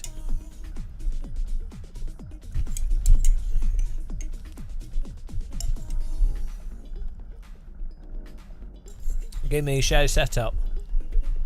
Because I'm too shit.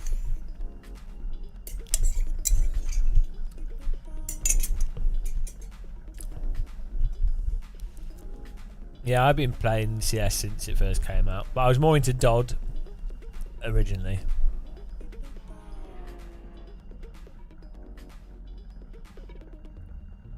Gimme, share the setup.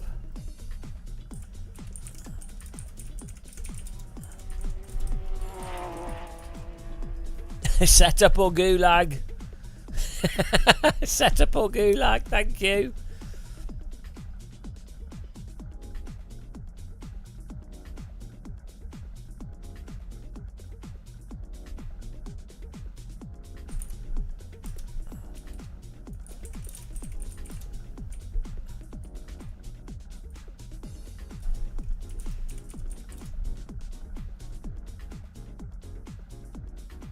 Thank you for that.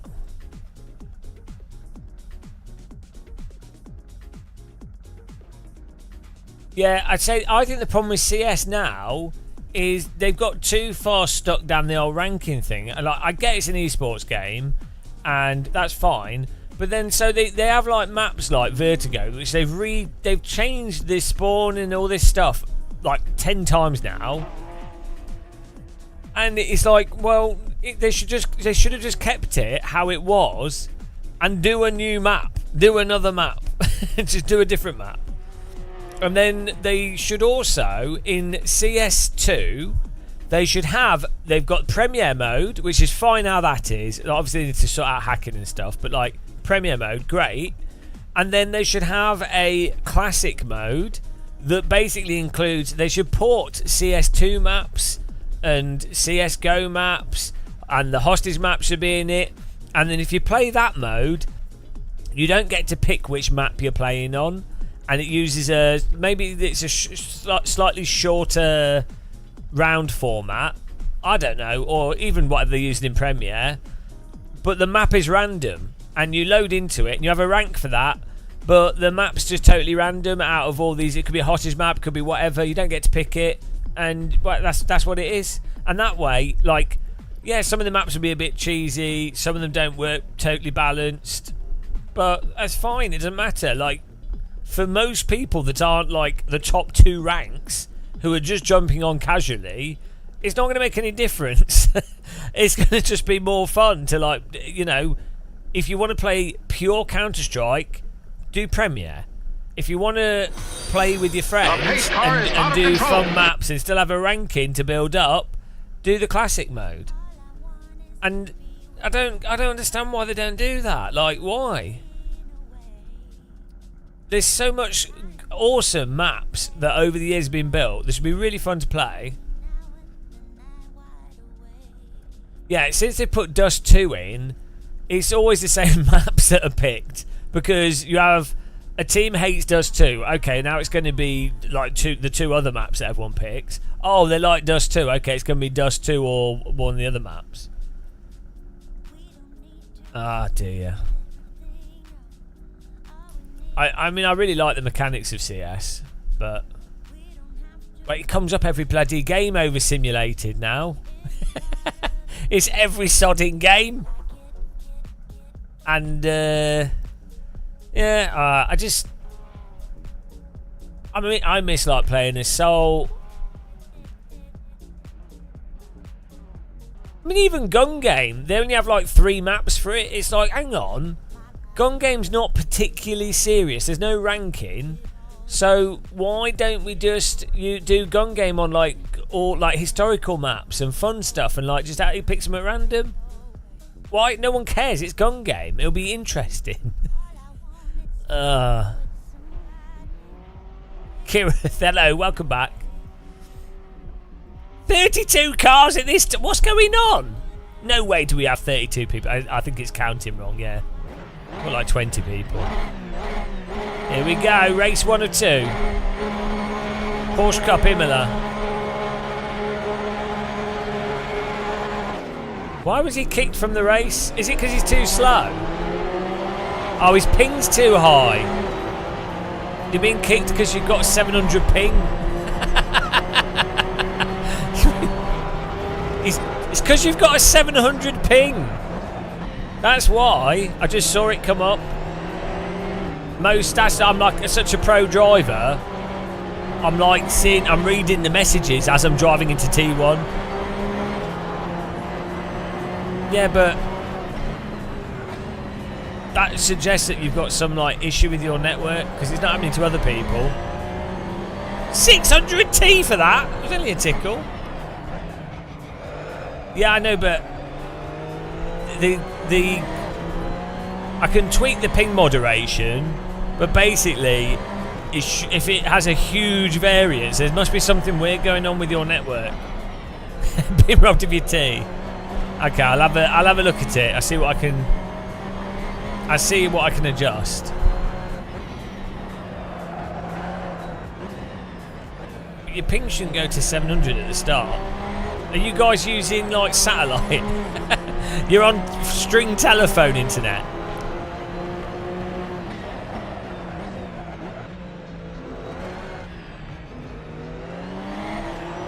Oh, this is awesome.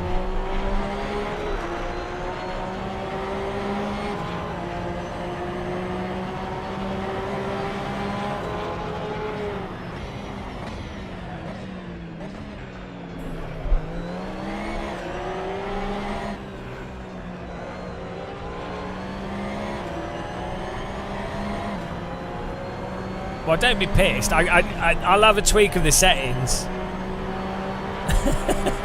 I'll have a tweak of the settings to see what I can do, but I think all I can do is increase, because I don't want people on the server that have horrendous pings, but I could probably increase the amount of time before it kicks someone. So if someone has a ping increase for a short period of time, it doesn't do it. What it is actually, what frame rate are you getting? It's probably at the start of the race when people spin up the wheels, or when it just goes at the beginning. It's probably your frame rate which is then affecting the... something's going on with your computer. No, it should be alright then. I don't know, it's just weird.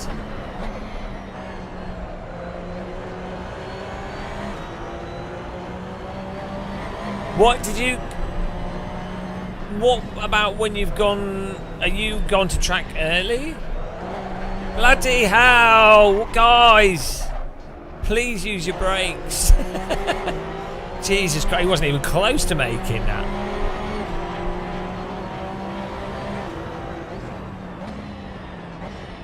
It was weird that it's only happening to certain people randomly. Hello.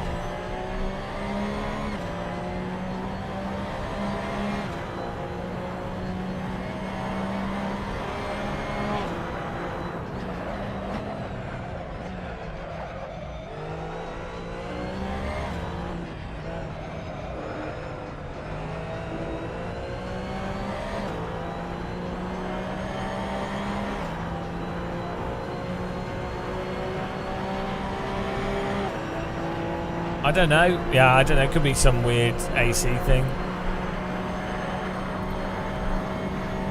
Hello, Adam Humphrey.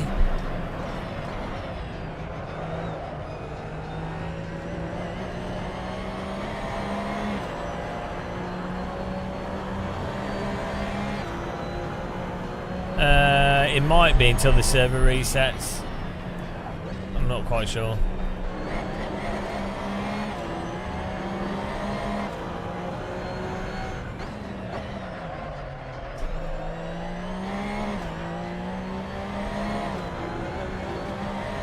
The problem I had with... Are you playing Contractors natively on the Quest 3? Because whenever I played it... Is it Contractors? Is that the free... not the free one, the sort of PUBG type thing. The graphics are terrible. Like the terrain distortion and stuff. And objects loading in. Was really bad last time I played it. Also, it was really laggy.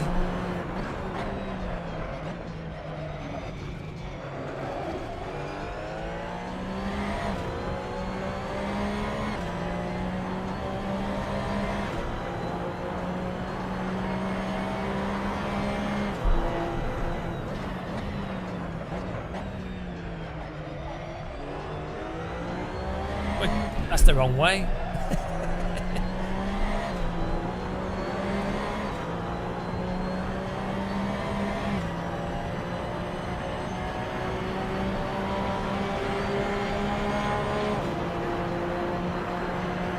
Ah, 5,600 T for reaching level 56. I thought I was level... Or was that someone else's level 56?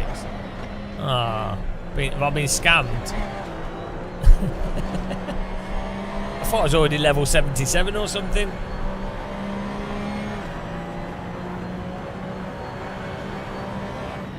Just T-scam.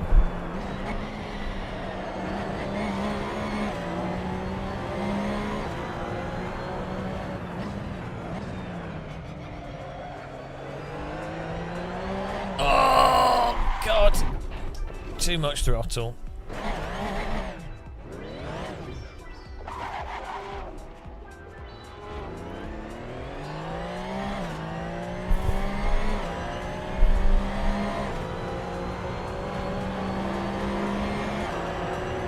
Having a bad race here.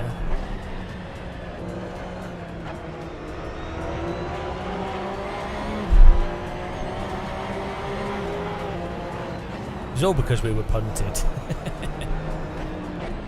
Puntageddon. But these things happen. It's all good.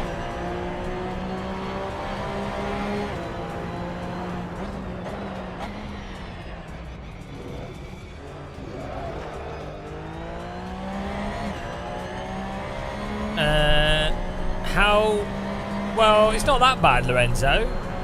If you use decent settings with the link cable, the quality's way better than a Valve Index. So it's like, okay, yeah, you do get some artifacts, but yeah, it is. Yeah, because the actual overall, the headset is better regardless. So yeah, I mean, don't get me wrong. I would like a HDMI cable to go into the device, and it seems, I don't know why.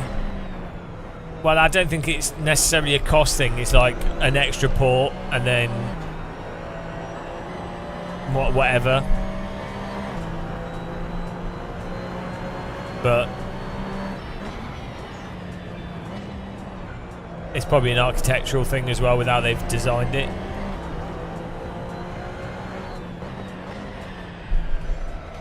Well, you say that, but they've actually put more money into the PC side of the software as well. And then on professionally, the people are using PC VR in that, and that's quite a large industry use case. So it's not really. They definitely want people to be primarily using the Meta headset and the Meta Store, because that's obviously where you're going to make more money. I'm using Pure. But, yeah, they don't... The thing is, wirelessly sending a video signal is obviously the future for those types of headsets. So...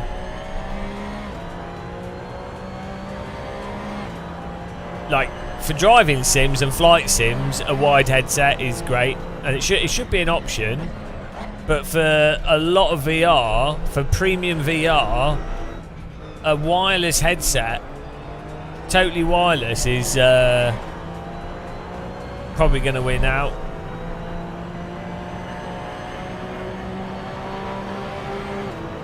I'm using Pure Candy at the moment.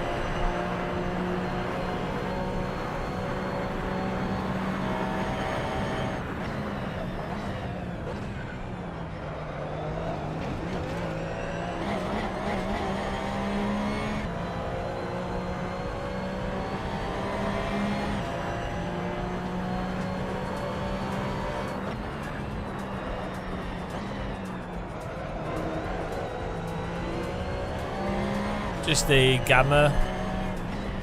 I don't have linear colour space, so you can't use the skybox with linear colour space at the moment.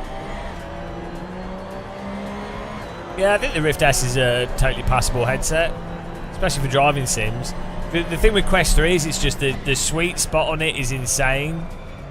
The image quality is mental compared to anything else. Like the Quest 3 genuinely beats out like headsets I've used that are sort of in the £3,000 price point bracket, like private random shit, purely because the lenses and how they're configured is really well thought out, and the lens quality, they absolutely nailed the lens. So it's like matching the lenses with whatever screens you use. There's a sweet spot, and Meta have probably one of the best optical labs, I think, and then also the capacity to mass produce highly specialized optics, whereas other companies don't have those two combinations. Meta's also spent shitloads, haven't they?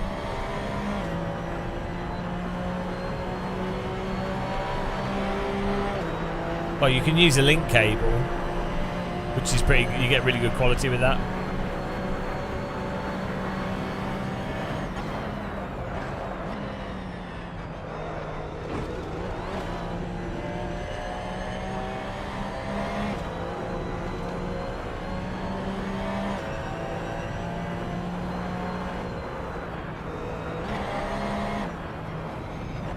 Remember, it's a reverse grid, guys.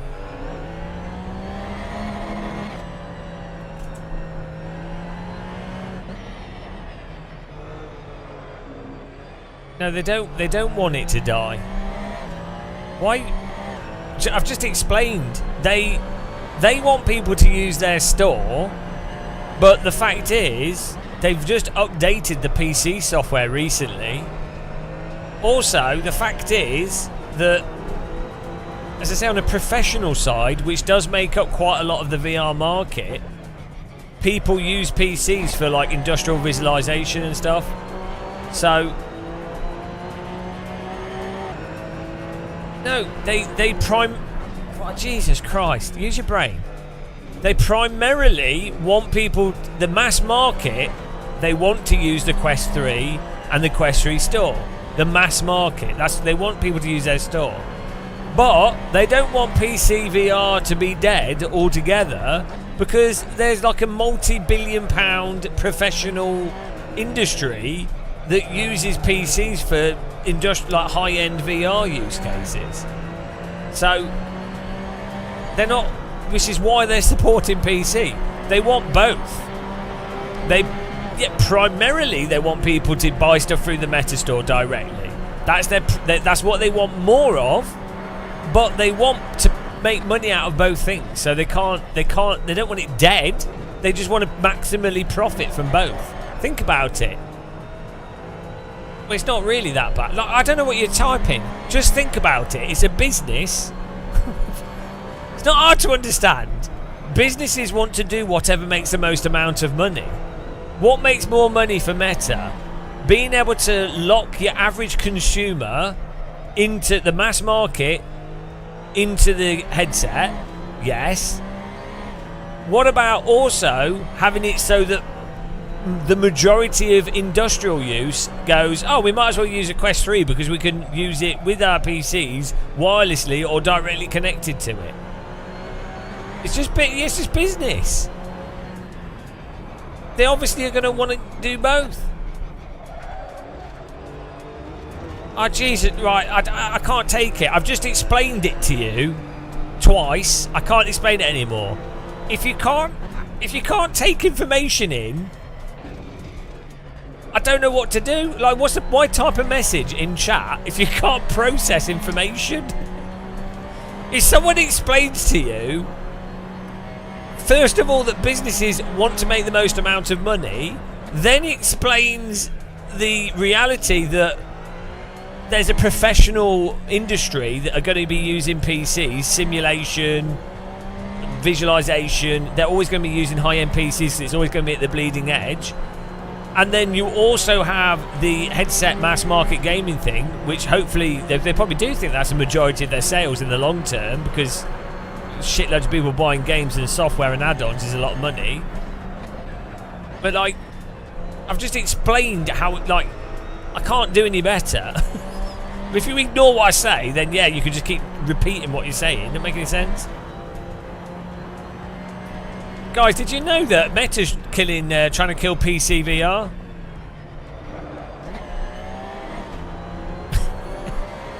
Guys, did you know Meta's trying to kill PC VR? Yeah, they don't want to make any money from PC VR, so they're just killing it. It's that simple. Everything is binary. It's not my opinion. That's the difference. Jesus Christ. It's not an opinion. I'm not saying what's my opinion. I'm explaining to you reality.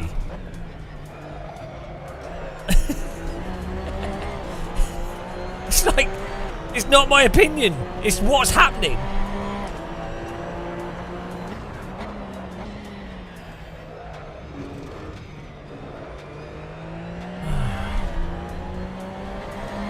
Yeah, exactly. That's what I'm saying. I'm saying what MMK's saying.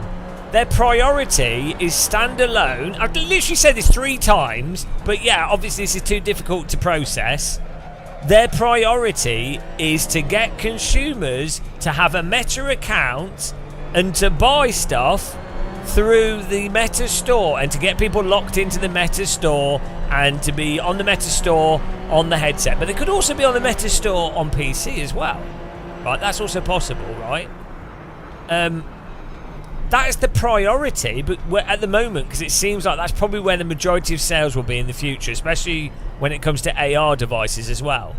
However, you are saying Meta is trying to kill PC VR. They're not. They're just doing what... it'd be like me saying, oh, Epic are trying to kill PC gaming. Or Microsoft have tried to kill PC gaming because they've got an Xbox and they want people to buy stuff through the Xbox store. It's like, no. No, it's not that simple, Lorenzo. Because oh, Jesus. You can't just assume an argument from like an assumption you've made. So for most people, a virtual desktop type solution or wirelessly sending VR from your PC to the headset is indistinguishable to a HDMI cable. Using a link cable set up well is even more indistinguishable. For the type of PC, for the type of like PC usage, like industrial visualization, slow moving stuff, you know, like professional applications, virtual desktop quality is utterly indistinguishable from a HDMI cable. Really, like,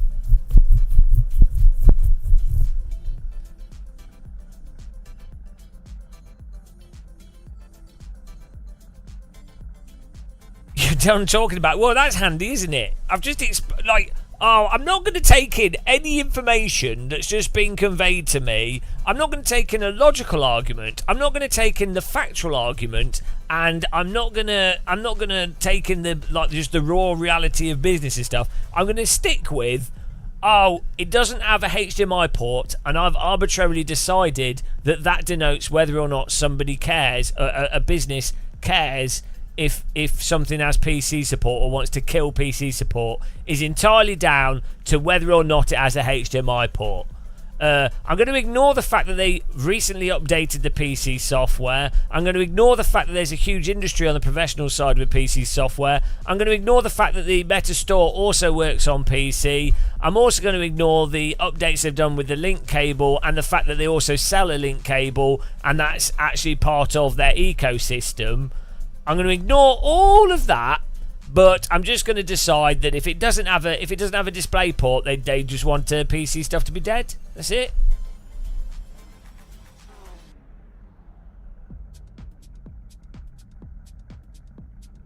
No, it's not about what people use and what you don't use. That's irrelevant. Oh my god. How? I just don't know. I just don't know. I'm not saying that DisplayPort... I would like a DisplayPort on it, but you also have to consider... this is pointless because you're not going to listen to what I say, but when they manufacture something like a Quest, the margins are tiny, so it's arguably even a loss, the hardware side of it.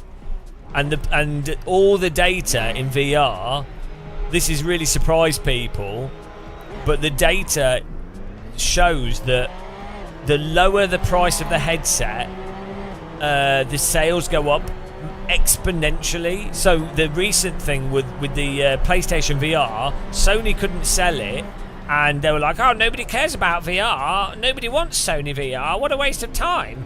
And then they made the price $350 and they sold 1,000 times more units than what they were selling before. And this also goes in line with the data that you have for other companies selling VR headsets, where VR consumers are super price sensitive to buying the hardware, even though from an engineering perspective it's good value for money, like the screens and stuff. But the point is, normally when you reduce the price of a piece of hardware, you see a few more sales, you know, in correlation with how much you've reduced the price. You see a few more sales, but you don't see like a massively exponential increase in sales, like insane. And that's what happens with VR, because I think there's a lot of people that want to use VR, but they just can't justify the cost into something that's like a new thing, a bit novel, not fully supported yet, you know.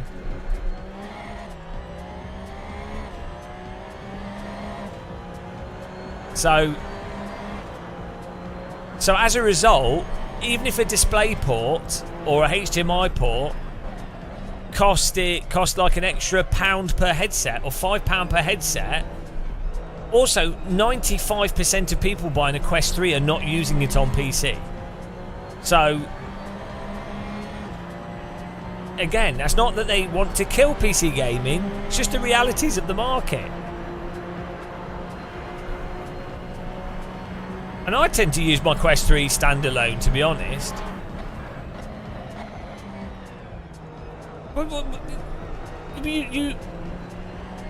Business is defining the decisions of it, though. Look, you are talking about business. If you're saying Meta wants to kill PC VR, that's to do with business. Like, oh dear.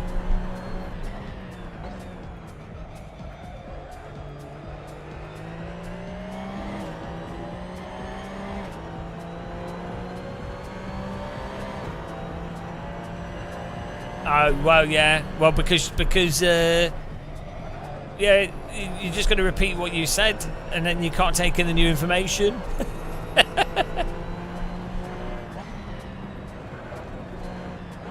The Index is so compromised visually compared to the Quest 3.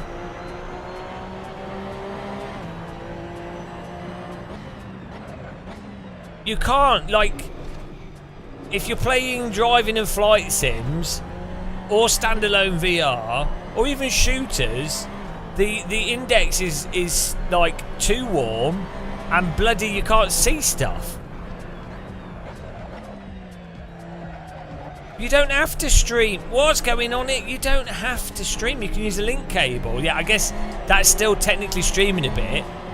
I think you've never set it up properly, because it's really not that bad. Like, the only thing for people that are massively against streaming, yeah, it's irrelevant what it's called. For people that are against it massively, I can only assume that they've never set it up properly. Because also, it's the type of thing where originally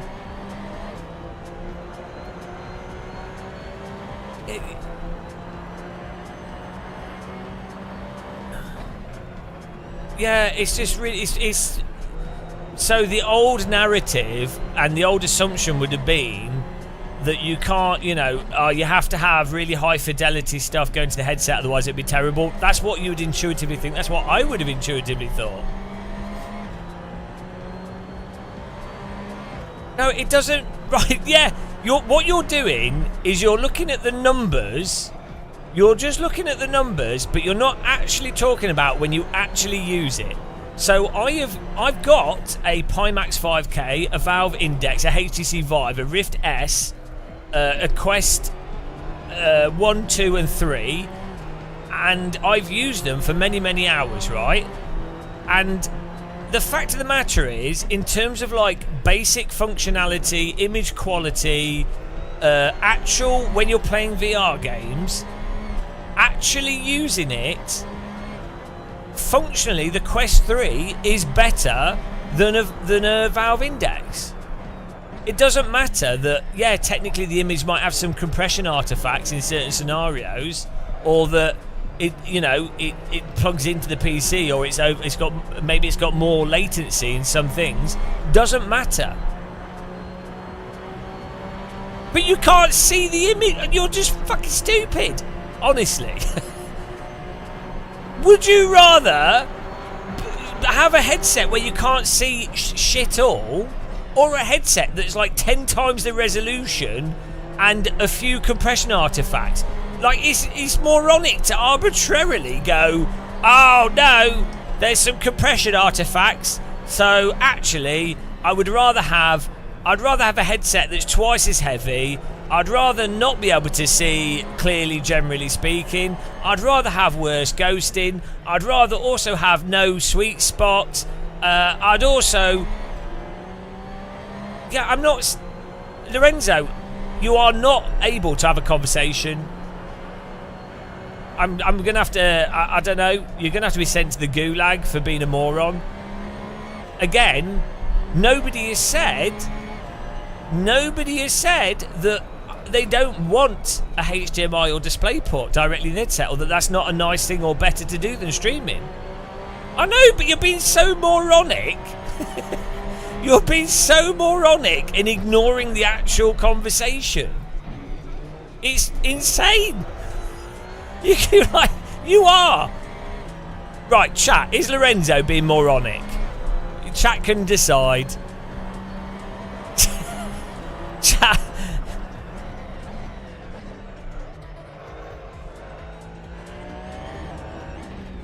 It's not. It doesn't matter if it's pure PC VR or not. And nobody's saying that HDMI isn't better if you're using a native thing. Nobody's making that argument. You made a argument that's just not true, that Meta is killing PC VR. Meta wants PC VR dead. That's just not true. And then you've gone off on some other tangent. ACC's the best sim ever. And then I give you multiple examples explaining the reasons why what you're saying, the components of what you're saying are incorrect, and then your response is to say some completely unrelated thing.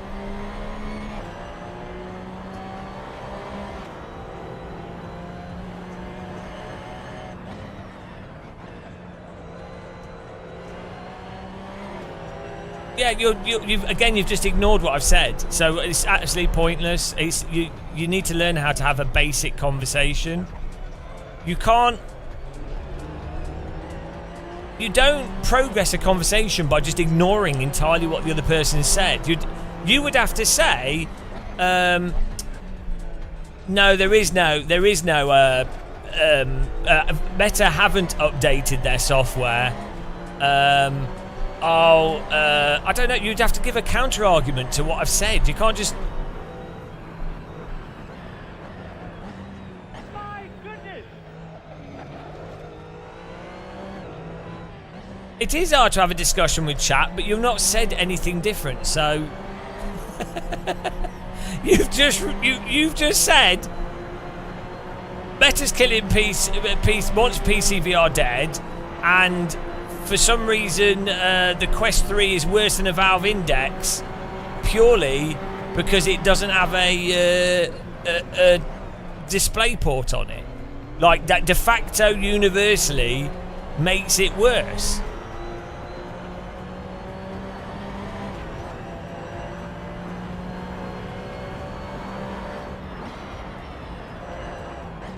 Okay, MMK said that, but then you said about, you were saying that the quality. You then went on about the artifact, and you're like, oh, well, there you go. And it's like, well, yeah, well, especially when your argument's moronic, so. I'm sorry, but like the. First of all, you have to concede that Facebook is not killing PC VR, or they want it dead. Night night, MMK. I mean, honestly. Okay, yeah, you can just, but you give a reason. What reason? There's no reason, because I've just explained. Fucking hell, 3 times? If that was the case, why would they update the PC software? Why would they do a Quest Pro headset, which they're doing another one? Why?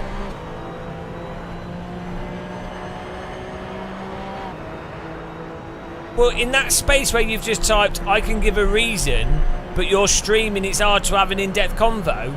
No, it's not an in-depth point. You can just say, you can literally just type, oh, this is the reason.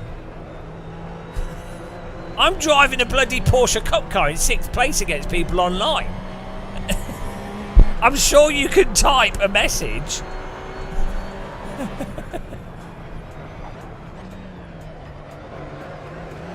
It doesn't need to be in more depth.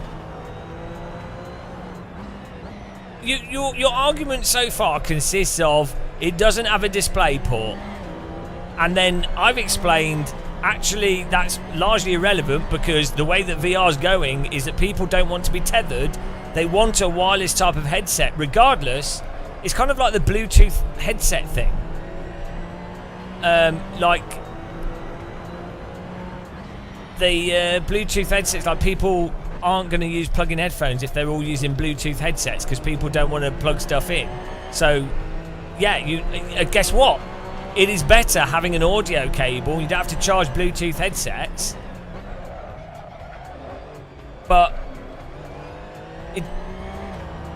just because they've took an audio port out of the headset doesn't mean that they don't want people to use audio.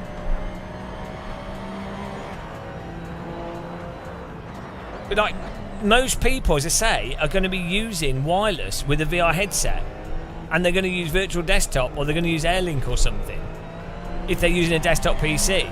Therefore, you can't use lack of HDMI port as an argument against PC support. It's that simple.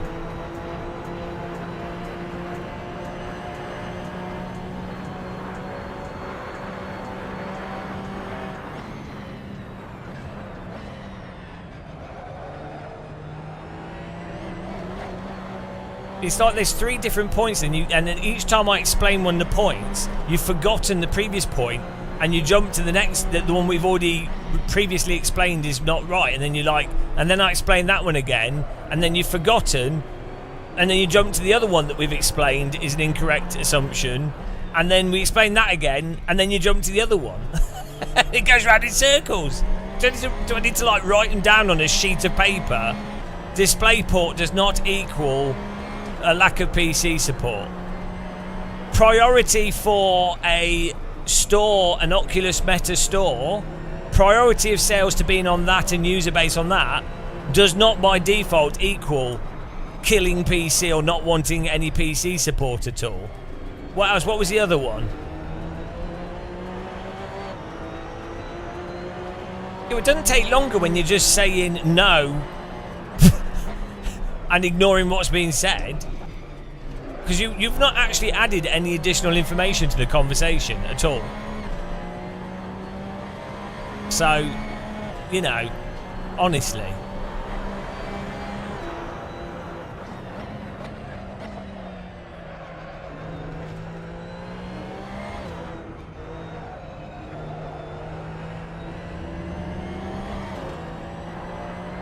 Yeah, but it is different. It is harder to type a response.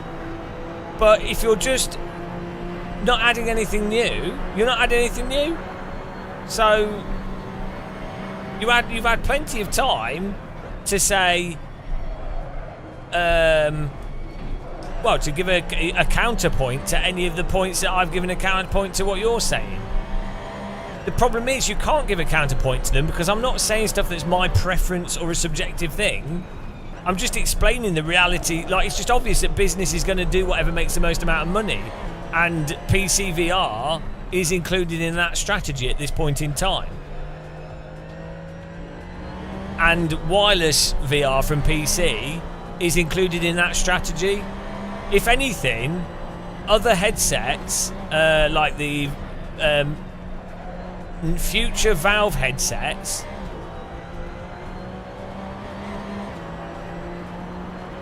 yeah, but no, you're just making excuses now for not coming up with something. if anything, future Pimax, Valve, or whatever headsets would have a focus on supporting wireless support. So ironically, a more future-proof headset could actually quite likely not have a DisplayPort or HDMI port on it. That is actually quite possible in the future, that it would get to a point where people just go, oh, actually, we want to use the headset wirelessly, so why would you want to have a HDMI cable anyway? And that would be a PC dedicated headset. No, because there's no discussion to be had. It's not even a discussion. I'm just telling you the truth. It's not really even an argument. Go and just read into how VR works and what's going on. I'm not even arguing. It's not a subjective thing. I'm explaining the reality of what's going on in the VR space.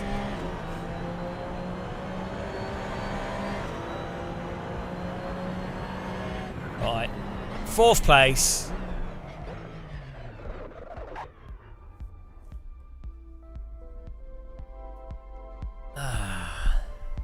What a pointless conversation. Yeah, you're right. VR is Meta is it wants to kill PC VR. They try their best. Yeah, good racing. Manu Alvarez with the win. Alan second. Myself third. Andreas 4th, EU Racer 5th, Fabio 6th. In the future, no, you calling someone a toxic shit is incorrect. That's you being toxic. By calling someone a toxic shit is you being toxic. I'm just telling you the reality. That's not toxic. That's just me. I'm actually being ridiculously patient. I'm actually just putting up with you saying no. Oh, someone gives a reason. No. I'm giving you the didgeridoo. That's what we've come to.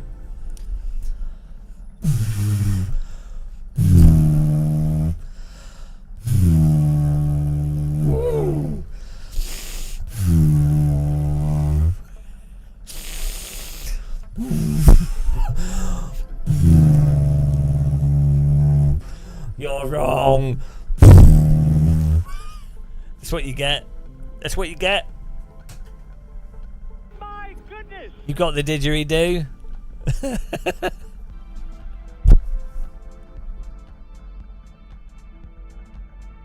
The Xbox to compete with the console area. Well, so the Microsoft things, Wilson, is different. Is that Bill Gates and someone else in Microsoft wanted a PC in every house, under every TV. They wanted a media center under every TV. So if you remember back in like the 90s, even like prior, Microsoft had a really big hard-on for the whole intelligent home thing and that whole 90s thing of like fully automated house. And then they also had a hard-on for like, oh, we want a desktop computer in every house. And then they also wanted a computer under every TV. Media center, a game, you know, that's where the Xbox thing came about as well. Then there was like the whole.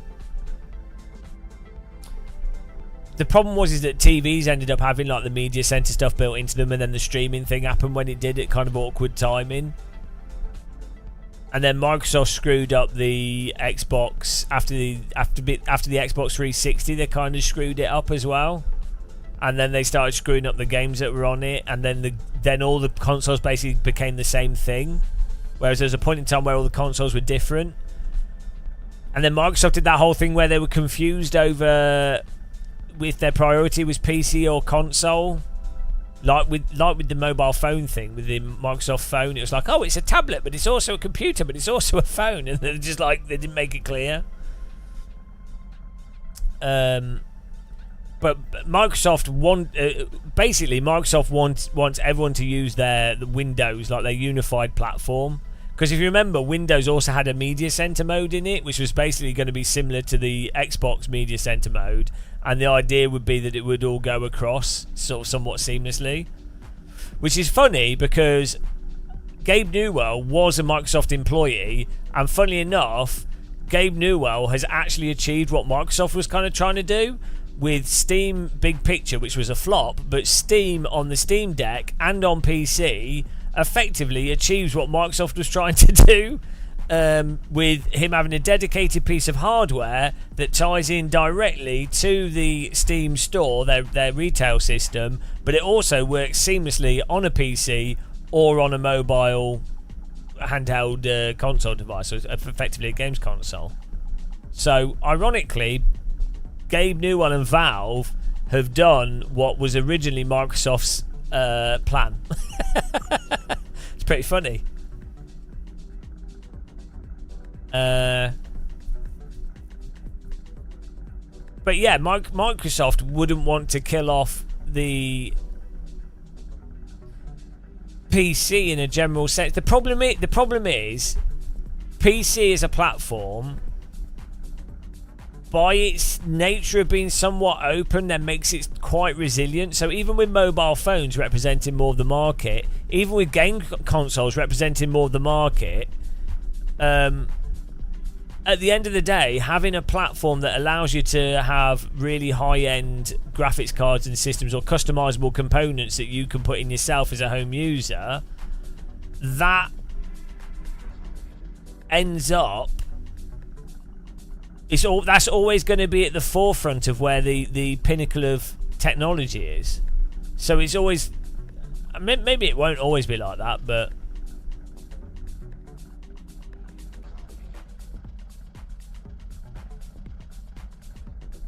hang on, server's changed. Is no one joining it? Yeah, no one's joining. I have to tell people to join it. They can't cope. They didn't notice. This whole server swapping thing, it confuses people. Yeah, they're all falling asleep. Hello, Buster. Yeah, PCs are always, I don't know, there is a risk that PCs would disappear. Like, Microsoft is sort of screwing the pooch with Windows. But then you have Linux, and then people will be like, oh, I want an open computer, and then I can see how most people end up using tablets and phones for a lot of stuff, and, you know. But a business, you're probably still going to want to use a desktop. Like, through history, people generally used desks for work. So having a computer on a desk kind of just makes sense, like having a pen and paper on a desk.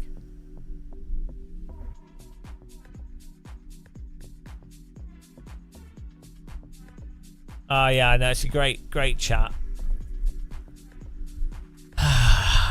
Wait, it's the dumbest chat ever. It's like 1 a.m. I need to get some rest. I need some sleep. The server is good fun. It's good racing.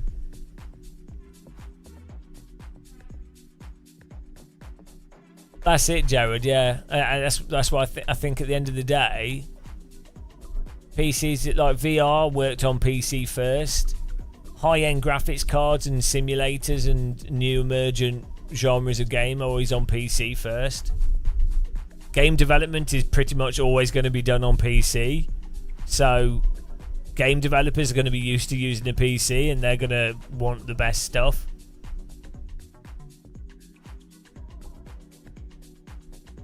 No, Novotny, I think we can all agree that Novotny is the most wrong, to be honest. I think that's what we can come away from this.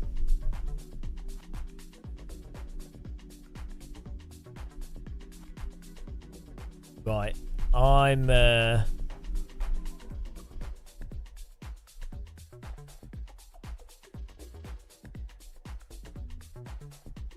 gonna raid our favourite Brazilian woman.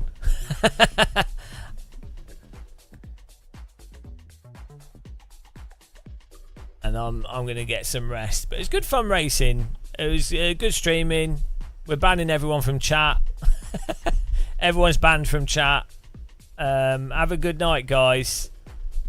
We'll do more racing soon. The server's always running if you want to join it. Let's go. Goodbye.